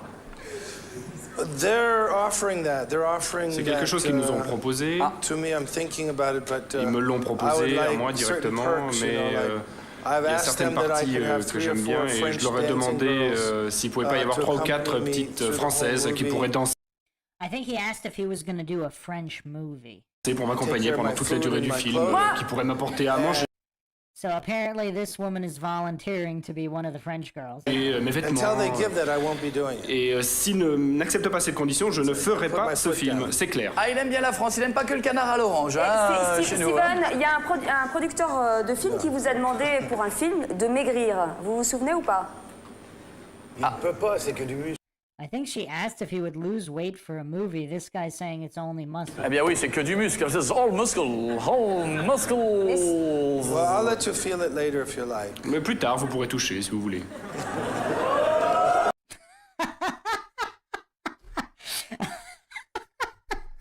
See, in America, this would have probably been another sexual harassment suit. Fini. Et non mais, je finis mon histoire, ce que j'ai entendu dire, et il paraît que vous auriez répondu « je vais aller à l'hôpital », et le producteur vous a demandé pourquoi, et vous auriez répondu « pour me faire circoncire, c'est la manière la plus facile de maigrir ». I have no idea what she's talking about, but apparently there was a reference to losing weight getting circumcised or something at the hospital. Plus rapide. Ah oui, parce que c'est... C'est comment? Oh. C'est... Oh. Ça? Oh, Ça Cécile, Cécile. Like that? Cécile, pas à toi de faire ça. Les muscles. C'est pas à toi de faire ça. Non, excusez-la, je suis désolé, je suis désolé, je suis désolé. I'm sorry. C'est comme ça?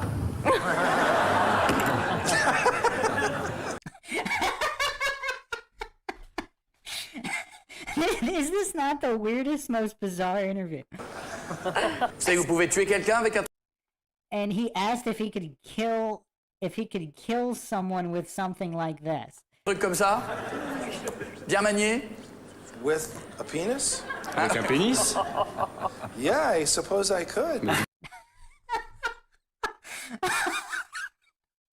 I mean, this is crazy. I mean, who would have expected this level of comedy on this French show with Steven Seagal? D'abord que je pourrais tuer quelqu'un, oui. I've tried many times. J'ai essayé à plusieurs reprises. Eh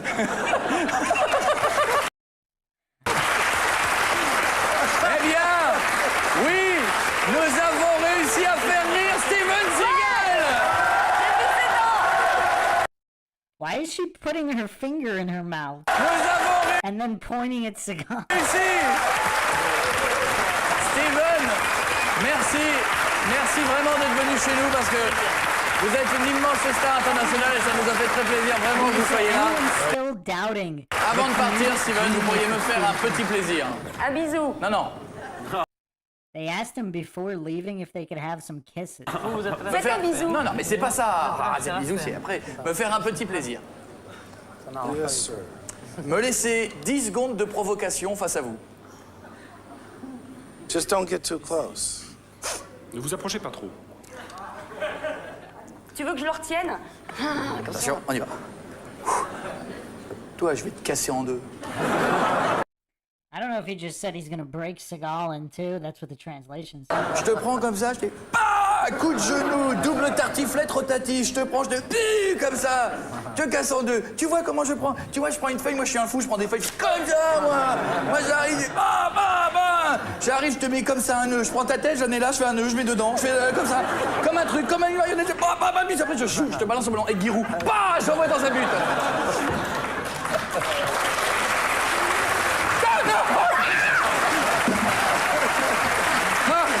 That guy's life just flashed before his eyes. Is Seagal not the greatest comedic genius of all time? Are there any doubters left? Are there any doubters left in the chat here? Je demande de faire un triomphe à Steven Seagal! Thank you very much. Thank you. Thank you so much. Steven Seagal!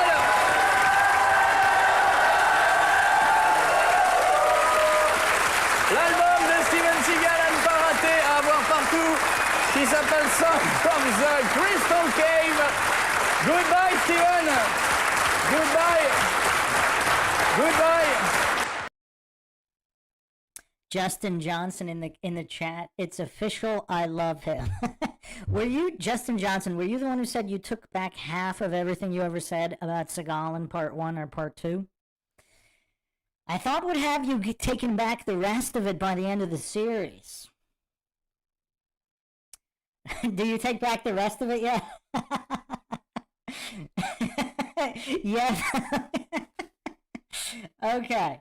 So let's continue here with the expert comedic stylings of Steven Seagal. So that was 2004 in France. Now let's go to this Russian TV show from 2009.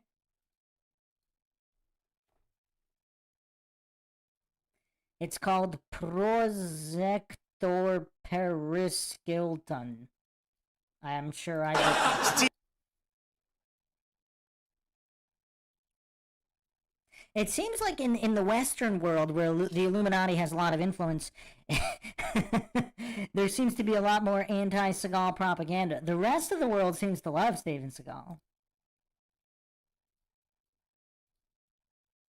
Стивен Сигал хочет сыграть роль героя русской истории. Голливудский актер Стивен Сигал специально приехал в Москву, чтобы найти материал для своего нового фильма, который он хочет сделать российско-американским проектом. He basically said, we got the subtitles here for people who can't see it.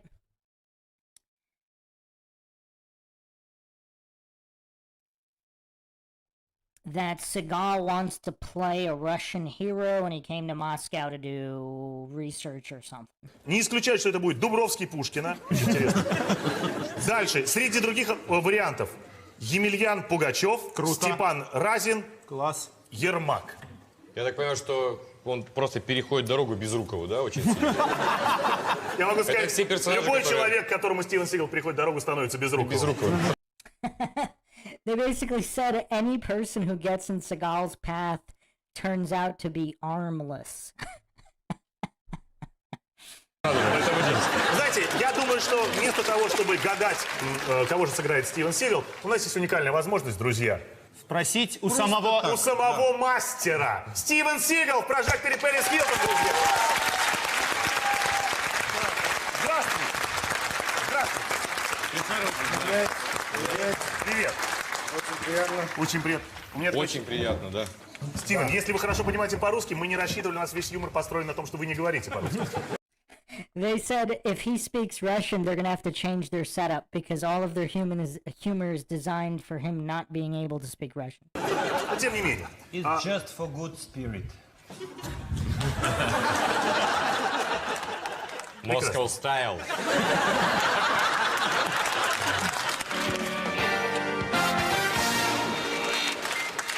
Вопрос, Стивен, к вам. У вас существует школа единоборств, это правда, которую вы открыли специально для голливудских актеров, чтобы повышать их возможность отражения удара в пах? Да. The translation is here. They asked him, is it true that he opened up a Hollywood school to teach people how to be resilient to blows to the groin? He said yes. Стивен. Капец тебе, Ваня. Часом позже, часом раньше.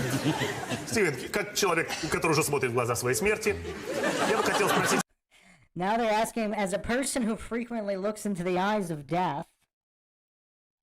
Знаете ли вы о том, что единственный русский актер за всю историю вашей школы все-таки прошел обучение в ней? Конечно. I don't know if he just said it. Is it true that the only person who went through all the training of the school is him? I don't know. And Seagal says, yes, it's true. Нет, действительно. Это точно не Пореченко в костюме Сигала? Yes. О, все, узнали, окей. Слушайте, единственный актер, российский актер, который прошел обучение в вашей школе боевых искусств. Вы его прекрасно знаете. Это замечательный актер, народный артист России, что для вас не важно. Знаменитый ученик Тостоноговской школы. БДТшник, назовем его так. Олег Басилашвили. И у нас есть кадры, доказательства того, что Олег Басилашвили прошел обучение в вашей знаменитой школе. Я прошу вас обратить внимание на наш DVD. Да. Мой хороший друг. Хороший друг. Да, мой хороший ученик. Ваш ученик. Ну, в общем, если вы обратите внимание на экран, да, вот. Это еще не он, это только телевизор. So they're going to show a video of the only actor who passed Seagal's school. А вот сейчас... Ушел вон отсюда. Ваши приемы сейчас будут, смотрите. Понял? Если допрыгнешь. Раз. Да. Оп. Узнаете? Вселенной, когда не там. Раз. Хорошо. Вот. Смотрите. Раз. Вот. Узнаю Нико. I mean, I don't know if this is... I don't know what's going on here. They're playing... Are they playing Seagal characters? I don't know. Падла. Оп. А вот смотрите, сейчас будет очень сложный удар. Раз. Японская техника. А сейчас школа пьяного мастера. Товарищ, вы не меня случайно ищете? А я вон там. Ой. Все. Дорогой Стивен. Ну, во-первых, конечно, было нелегко, потому что, как вы обратили внимание, ваш ученик боролся с представителем другой школы боевых искусств, школы Золотого Орла. Скажите, как вы оцениваете работу вашего ученика? They asked him how he would grade the work of his student. I'm guessing this random Russian actor. Олега, как вы его называли? Я думаю, что он очень улучшился, потому что раньше он просто вырубался после небольшого прикосновения, а сейчас он стоит на ногах. Стивен, а мы знаем, что вы боретесь за сохранение воды на Земле. Так ли это? They asked him that he's fighting for the preservation of water on Earth. Да. Воды. Воды, да? Воды, да. Воды. Так, может, в честь мистера Сигала мы сейчас пойдем и выпустим эту воду в Москва-река? They're gonna go dump these glasses of water in the Moscow River? What? Была бы собака в лес бы выпустили, но тут вода. Что нам с ней делать? I really don't want to drink it because I Я want не to хочу preserve it. ее пить, потому что я хочу ее сохранить. Help the Вот. environment. Я хочу Хорошо. помочь Почему вы заменяете воду окружающей виски и среде. коньяком? Ну хорошо, что делать-то? Ну, мы вам презентуем, это подарок. От Российской Федерации вот... Спасибо, братик. They just said those glasses of waters are gifts to Seagal from Russia. Уважаемый Стивен, вы знаете, мы, если честно, услышали о том, что вы скрываете долгие годы, о вашем знаменитом ударе. Эта техника называется, если я не ошибаюсь, димак. So they're just asking about the dimmock, the death touch, the secret technique, the touch of death. Why are you Зачем? asking me that? Почему вы меня об этом просите? Потому что это Вань, техника... давай я расскажу. Я хочу признаться вам. Мы с друзьями во дворе в 89 году купили кассету «Нико». The guy said back in '89, him and his friends bought the VHS Nico, aka Above the Law. И на медленной перемотке смотрели, как вы это все делаете. And they watched in slow motion all the techniques. И никак не смогли понять, как действуют эти приемы. Если возможно, And they couldn't figure out his Aikido techniques. я бы посмотрел с близкого расстояния, рассказал ребятам в Ереване, как это So делается. he's asking how to see it up close so he can explain to others how to do all these Aikido techniques. На самом деле. Dimmock is very secret. Это We очень shouldn't even be секретная talking about техника.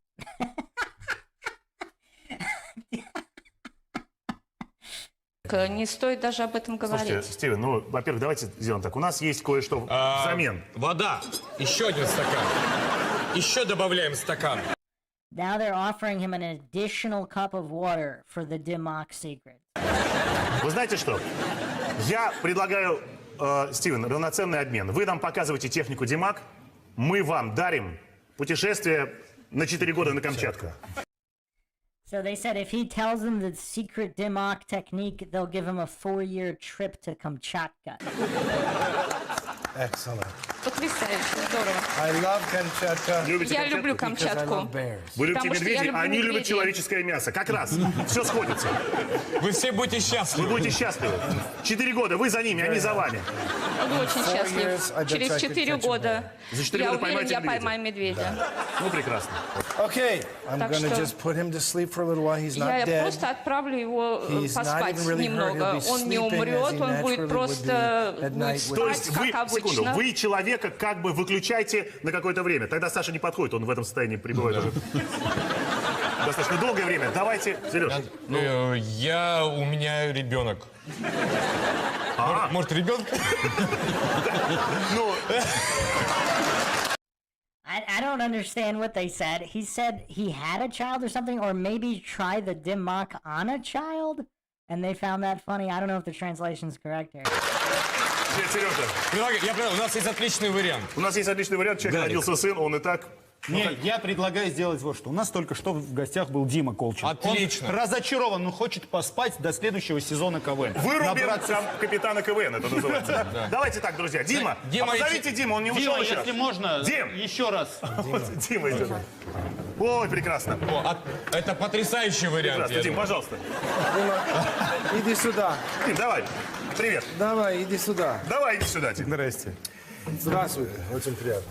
Дима. Дима, это Стивен Сигал.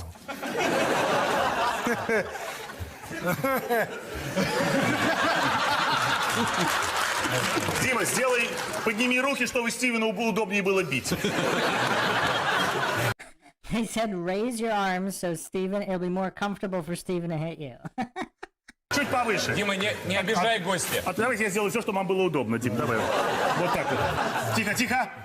Тихо, все нормально, Дима? Quietly. Тихо. Okay, okay. Ну? На русских не действует. Идите, все нормально? Короче, фуфлыга это все.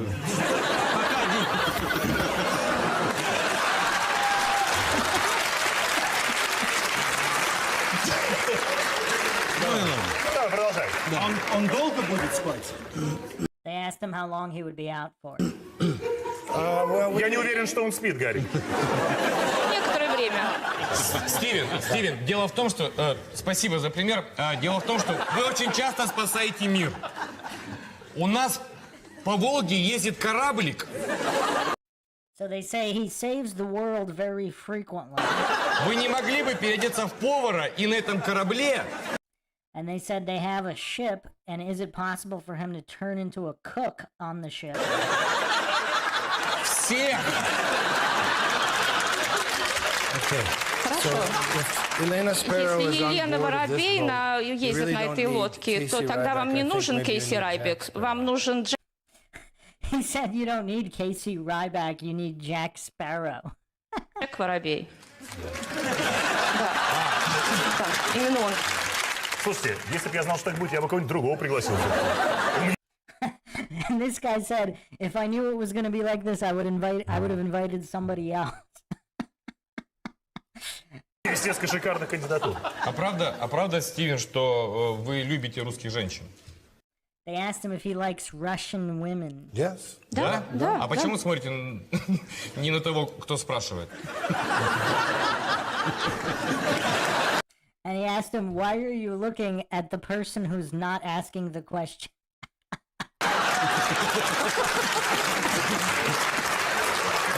Я от всех русских мужчин.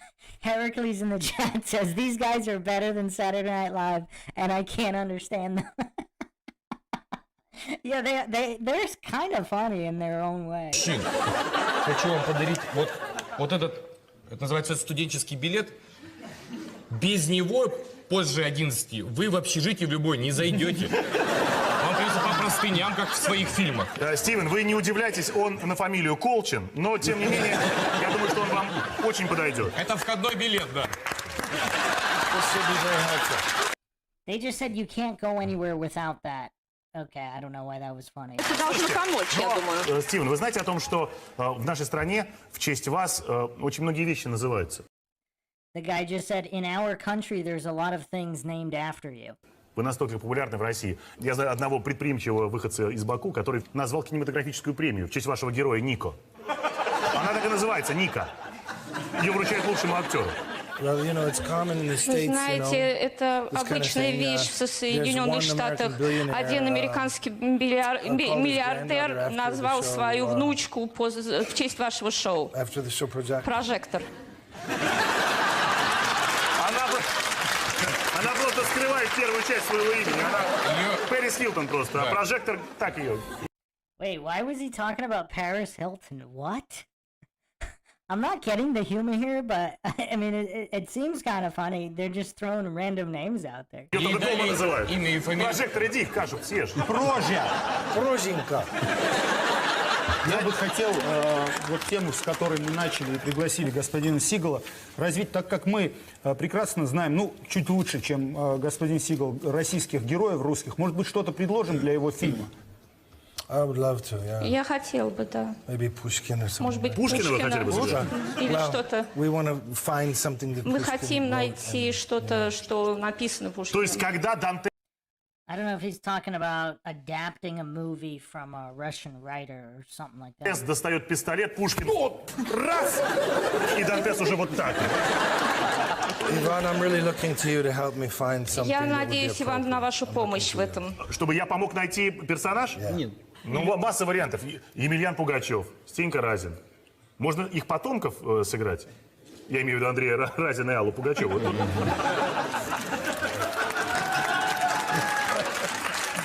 Вы вообще «Ласковый май» любите?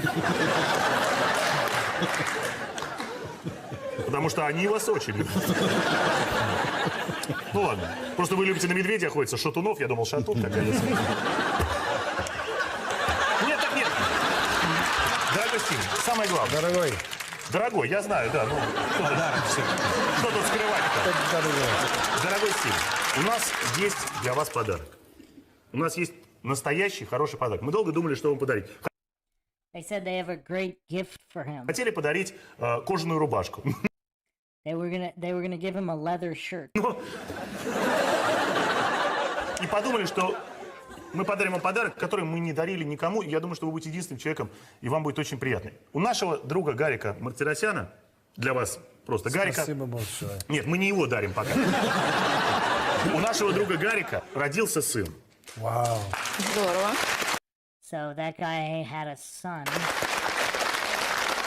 Мы хотим вам подарить, это абсолютно серьезно. До сих пор Гарик еще не назвал сына. Дорогой Стивен, мы хотим вам от всего нашего сердца, и для Гарика это тоже, кстати, новость, подарить возможность придумать сыну Гарика имя. So they said his son still doesn't have a name, so they want Seagal to help pick a name for his son. Как скажете, так и будет. Тем более, что совпадение, ведь он был зачат под ваш фильм. Не, на титрах. На титрах. Мы все ваши фильмы досматриваем до конца. Как по поводу Даниэль? Даниэль? Даниэль. Like that? Вам нравится? Гарик, сейчас, секунду. Запомни. Ask your wife if it's Спросите жену, Yes. понравится ли ей. Or I'll ask Жан, for you. привет. Или я спрошу Жан, привет. для вас. Слушай, Дай Стивену трубку. Сейчас. Ты согласна? Ты смотришь сейчас телевизор? Ты согласна? Да нет, что значит, да, Бузову надо выгонять? Да не тот канал смотри. So she's calling to ask his wife if Seagal's suggestion of the name Daniel is fine for their son. And he asked her if they were watching him on TV, and apparently she's watching a different channel. На первый переключи. На первый канал переключи. Видишь человека, который в середине сидит? Увидела человека? Сейчас просто скажи, как Даниэль там ест нормально? Я потом тебе все объясню, я не могу отказать этому человеку. Все, Даниэль, Привет, Даниэль! He said he can't refuse Seagal anything. Друзья, благодаря нашему гостю Стивену Сигалу сегодня в России появился новый гражданин. Даниэль. Даниэль На Даниэле Гарикович Мартиросян. Ура! Ну, теперь самое главное. Мы знаем, что вы очень любите и умеете играть на гитаре. Это правда? So they asked, he likes and knows how to play on the guitar. Я не очень понимаю этого жеста. Это перед ударом обычно. That guy said that's what he does before he hits you. Можем ли мы вас попросить вместе с нами что-нибудь для сына Гарика и для всех детей, и для нас, потому что мы все, когда были детьми, смотрели ваши фильмы. Саша после армии, мы, когда были... Для Даниэля я сыграю блюз. They asked him to play. Небольшой блюз для Дэниела в исполнении Стивена Сигала, друзья. Thank you very much.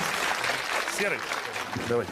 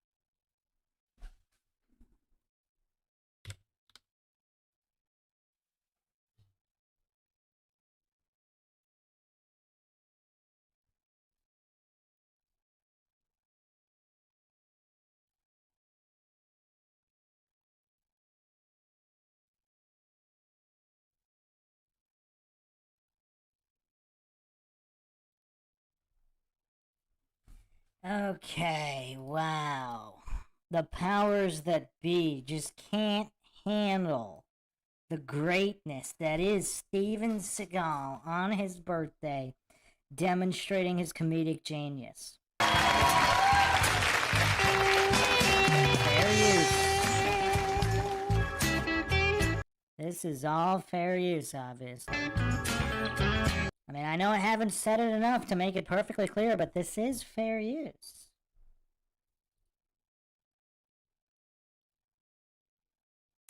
Absolutely fair use.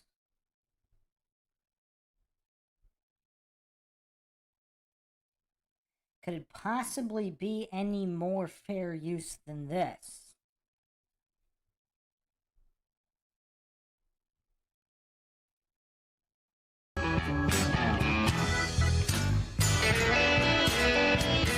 I mean, look at this master of the guitar.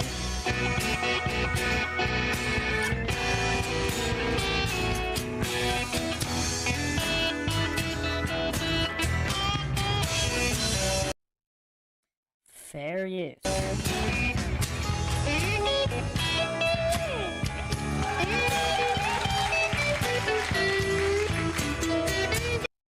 All fair use all the time here. Nothing but fair use on the Fair Use Podcast, here with more fair use and fair usage.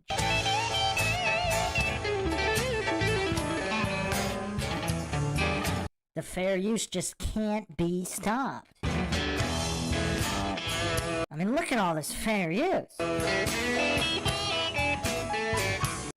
Nothing but fair use here.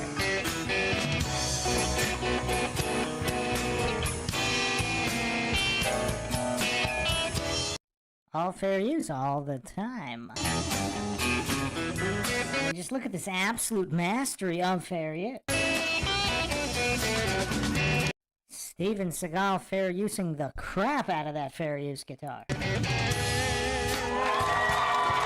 Nothing but fair use.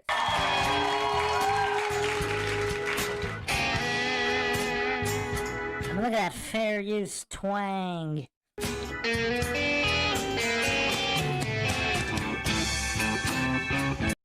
Steven Seagal, the master of fair use, as well as the master of everything else.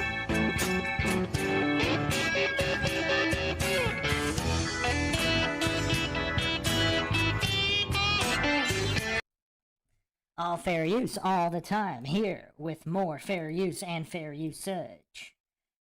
Could there possibly be any more fair use here on the Fair Use channel, streaming nothing but fair use? I mean, I probably didn't make it clear, but this is fair use.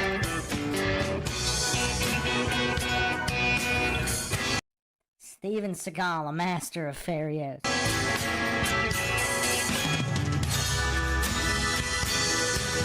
I mean, look at all that fair use going on. All that fair use.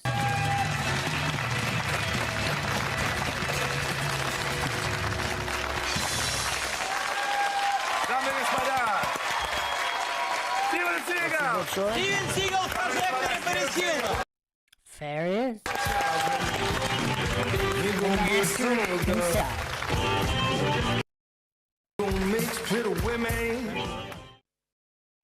Is there anybody still doubting the comedic genius of Steven Seagal?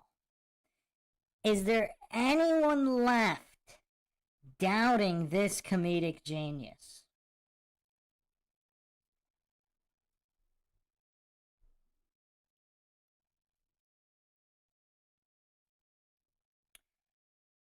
There's actually another interview here.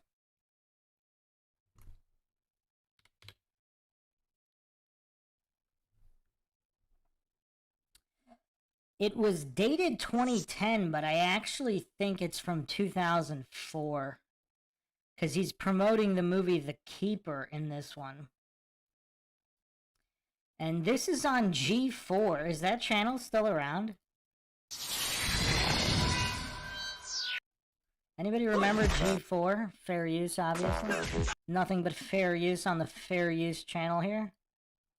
We are about to be joined by one of the world's most popular action stars, but first... I mean, look at all the fair use going on here. Here's a look at his new movie, The Keeper. I mean, look at all this fair use. Dog. You don't want to kill me, do you?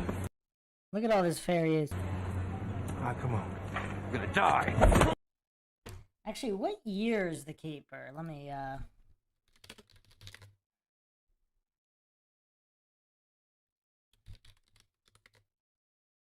Oh, actually, it was 2009, so maybe this interview is from 2010. Okay. Look at all that fair use going on his wrist. Listen. I told you. I don't like to kill children. Don't make me kill. That's what you call a bitch slap. Joining me now, Steven Seagal, everybody. I mean, look at all this fair usage going on.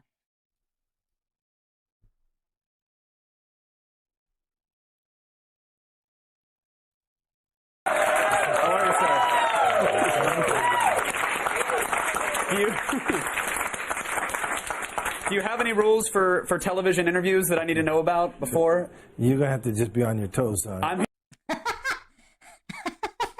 here. I'm ready. I'm worried. There must be somebody like a stock sound guy walking behind you with celery all the time, because when you interact with people, it sounds like crushing celery all the time, whether it's human bones or a neck. No, I just, you know, the original Hollywood Foley guys, I set up a special school for them. How nice of Steven. The Steven Seagal sound effects library. Right. It's all the greatest bone crushes and cracks and screams. I let them come and do all the special recordings of all my victims. I mean, is there anybody else out there who still thinks Seagal isn't funny? I mean, is this guy not the greatest comedian of all time? But it seems, but meeting you... Fair use. Look at all this fair use going on.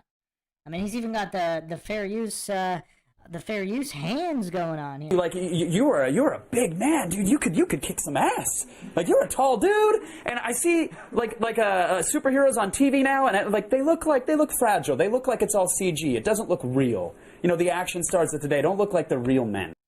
That guy, I mean, this scrawny soy goof has a point. He has a point. You know, I do like real action, and I do like actors and directors who love real action, and what that means to me is that they really are using people who can, you know, somehow... I think I actually did see this movie, but I don't remember anything about it. Perform or personify real action, and that the director can kind of shoot it that way rather than... I might have seen it right when it came out. Everything being computer generated, because, you know, CGI, you know, you could make anything look like anything, but... I mean, wise words from Seagal. You can make anything look like anything with CG. CG is probably the downfall of all of Hollywood, actually. To the real folks, you know, it gets a little bit... You get guys looking like marionettes in front of big green tarps, and then all of a sudden they're kicking ass when they really couldn't do that. For me, it's disturbing, and I think I belong to a group of people that also agree with me, you know. The Keeper, which we just saw a clip from, this has everything. It's got throwing knives, guns, you've got elbows snapping and shattering.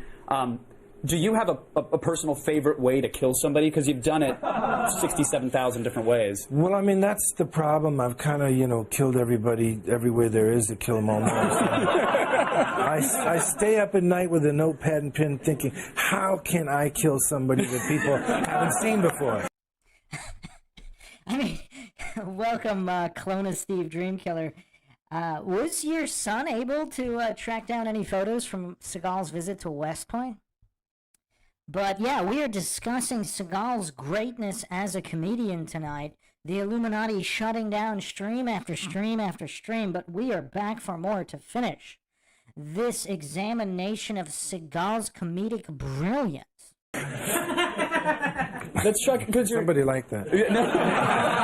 He's a resident guy who's shanked a man every single way a man can be shanked. So don't worry about it. You paid him. No. I mean, is that what keeps you up at night? Is thoughts of No. What keeps me up at night is trying to come up with a great story that will pull the heartstrings of the people and make them laugh and make them cry and make them care. But conversely, you know, really Hollywood and the audience. I mean, look at all that fair use going on the screen. Generally, if it's somebody that's been, you know, written to become an important bad guy in the film, they always sort of want me to kill him with my hands rather than with a gun. Right. And speaking of that, like, justice is sort of a through line for all of your films. Is that because you want to bring that to every film, or is that just they're coming to you because that's the through line? That's the most. Oh, cool. Clonus Steve Dreamkiller in the chat. He mentioned in the previous episodes that his son actually had a visit from Steven Seagal at West Point, no camera crew. The comment here, he's doing some training with the guys in England this week, but he's going to check when he gets back. He said he thinks some of the guys snuck some shots. Most important thing to me, one of the most important things to me in my life is that, you know, somehow, once in a while, we can still see justice.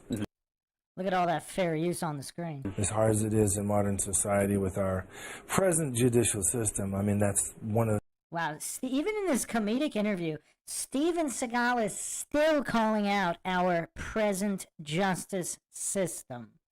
The things that we all... And the audiences, they really want to see that. They don't get it in real life, so they want to see it in films. How astute of an observation from Steven Seagal. But you dispense it in real life as well. I do. You're out there, lawman. I love that. I love it. Thank you. People think this is something that you strapped on the Kevlar vest and you went out there for a season, but this is something you've been doing for a while now. I've been doing this for 20 years without any cameras and without anybody knowing about it, you know. And did you show up one day and say, hey guys, can I get some cuffs and some mace? And they're like, of course, you're Steven friggin' Seagal. No. Go out there and bust some people. I mean, when I was in Asia, I did special security operations. When I came to America, I did go to one police academy and get some, you know, courses that would lead up to a post.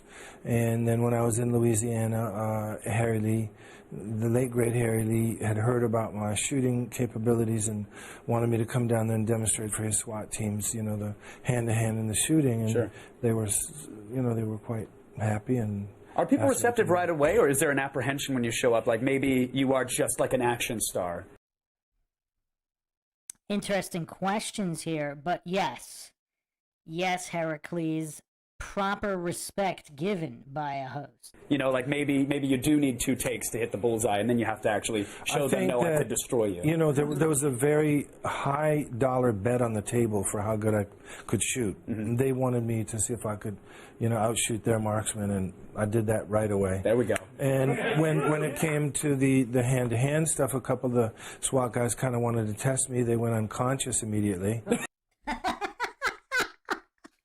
You didn't even touch them. It was just a glare, and boom, they dropped. Once people, you know, went unconscious and they saw my shooting, there was no more apprehension. Yeah, they're like, let's scrape up the dollars, guys. We're good. We're fine. Yeah. Bets are off. Yeah, we were okay after that. I love that you can have such a... Yeah, in the chat, Dub. Yeah, there's a lot of Seagal haters out there. I mean, the Illuminati said jump, and they jumped. I mean, here we provide the receipts of possibly the most accomplished human that has ever lived. I mean, we really have to start asking if Steven Seagal is the Messiah at this point. Just a stockpile of ability and skill. You look at your wiki... A stockpile of ability and skill. That's a good way to put it. That's a good way to put it. Wikipedia, and the first paragraph has more accomplishments listed than the sum of the entire website combined. You've done... This guy's on point. So much, and yet you also have a sense of humor, because one of my favorite roles for you was in the Onion movie. You were the puncher. Are you allowed to say on this television? Well, we just did, yes. I was told I couldn't even say. Really? How did anybody have the balls to tell you you couldn't say something? That's what I want to know. That's a good question. That's a good question. And is he in a hallway right now in a puddle of his own urine and blood? Because he needs to be. You are funny. Thank you. But puncher. You said it again. I'm saying it again because I gotta get the story. That's 3 Is that an email that comes through, or are they worried about, hey, Steve, listen, I got this great role for you, that you show up on set and they tell you what it is, or are you totally game for that the moment you hear the role? You know, I think that was the Zucker brothers, wasn't it? Yeah. Those guys are amazing legends in Hollywood, and they always come up with a lot of really funny stuff. And I think they came to me with another gentleman that was one of their producers, and they said, man, we got this concept, and they threw it at me. I said, man, look at all this fair use going on the screen. either people are really going to love this or they're really going to hate it. And in the end, I really wasn't sure which of those it was going to be, but it seems like most people thought it was pretty funny. I think people absolutely loved it. I mean, especially here, the movie aired on G4, and people... Is G4 still a channel? I loved it as well, but here's the thing, to harken back to it, you're a filmmaker, you're a cop, you're a musician, you're an activist as well, you're all of these things, but what's next for you? I just wrote something called the Hands Off List, which is a really kind of cool, controversial story about, what's happening in Afghanistan and Iraq and places like that. I have something else I bought called The Swordsman that I'm rewriting, which is a Chinese movie about a Chinese swordsman. I mean, he really doesn't get the credit he deserves as a writer either. We haven't even gotten into his writing skills. Well, I'd love to make you a deal as well. You are welcome back here anytime, sir. Thank you. It's an honor to have you here. And Thank you so much. It's just an absolute pleasure to meet you. Thank you so much. You guys, Mr. Steven Seagal, The Keeper, is released on DVD tomorrow. Okay, so, I mean, no shortage of comedic genius from the one and only Steven Seagal. There's actually even more comedic genius from Seagal, which we'll have to save for the next episode because there's just way more. I mean, this one's already been going a couple hours once you combine all the broken up streams because the Illuminati's been shutting this down. They do not want the greatness of Seagal to be known, but here on MindShock, of course, we are after the truth in an objective, logical fashion. Hope everybody enjoyed another edition of the MindShock podcast. We'll be back for plenty more Seagal to come in what might become the longest running series on MindShock. If you want to help support the podcast, you can donate to our PayPal. Just check the link in the description. Make sure you subscribe to the channel. Hit that bell for notifications. You can also become a YouTube member right here on YouTube. Help support the channel that way. Like and share Twitter, Facebook, Reddit, Patreon. This is Bruce McGuire signing off. Catch you guys next time.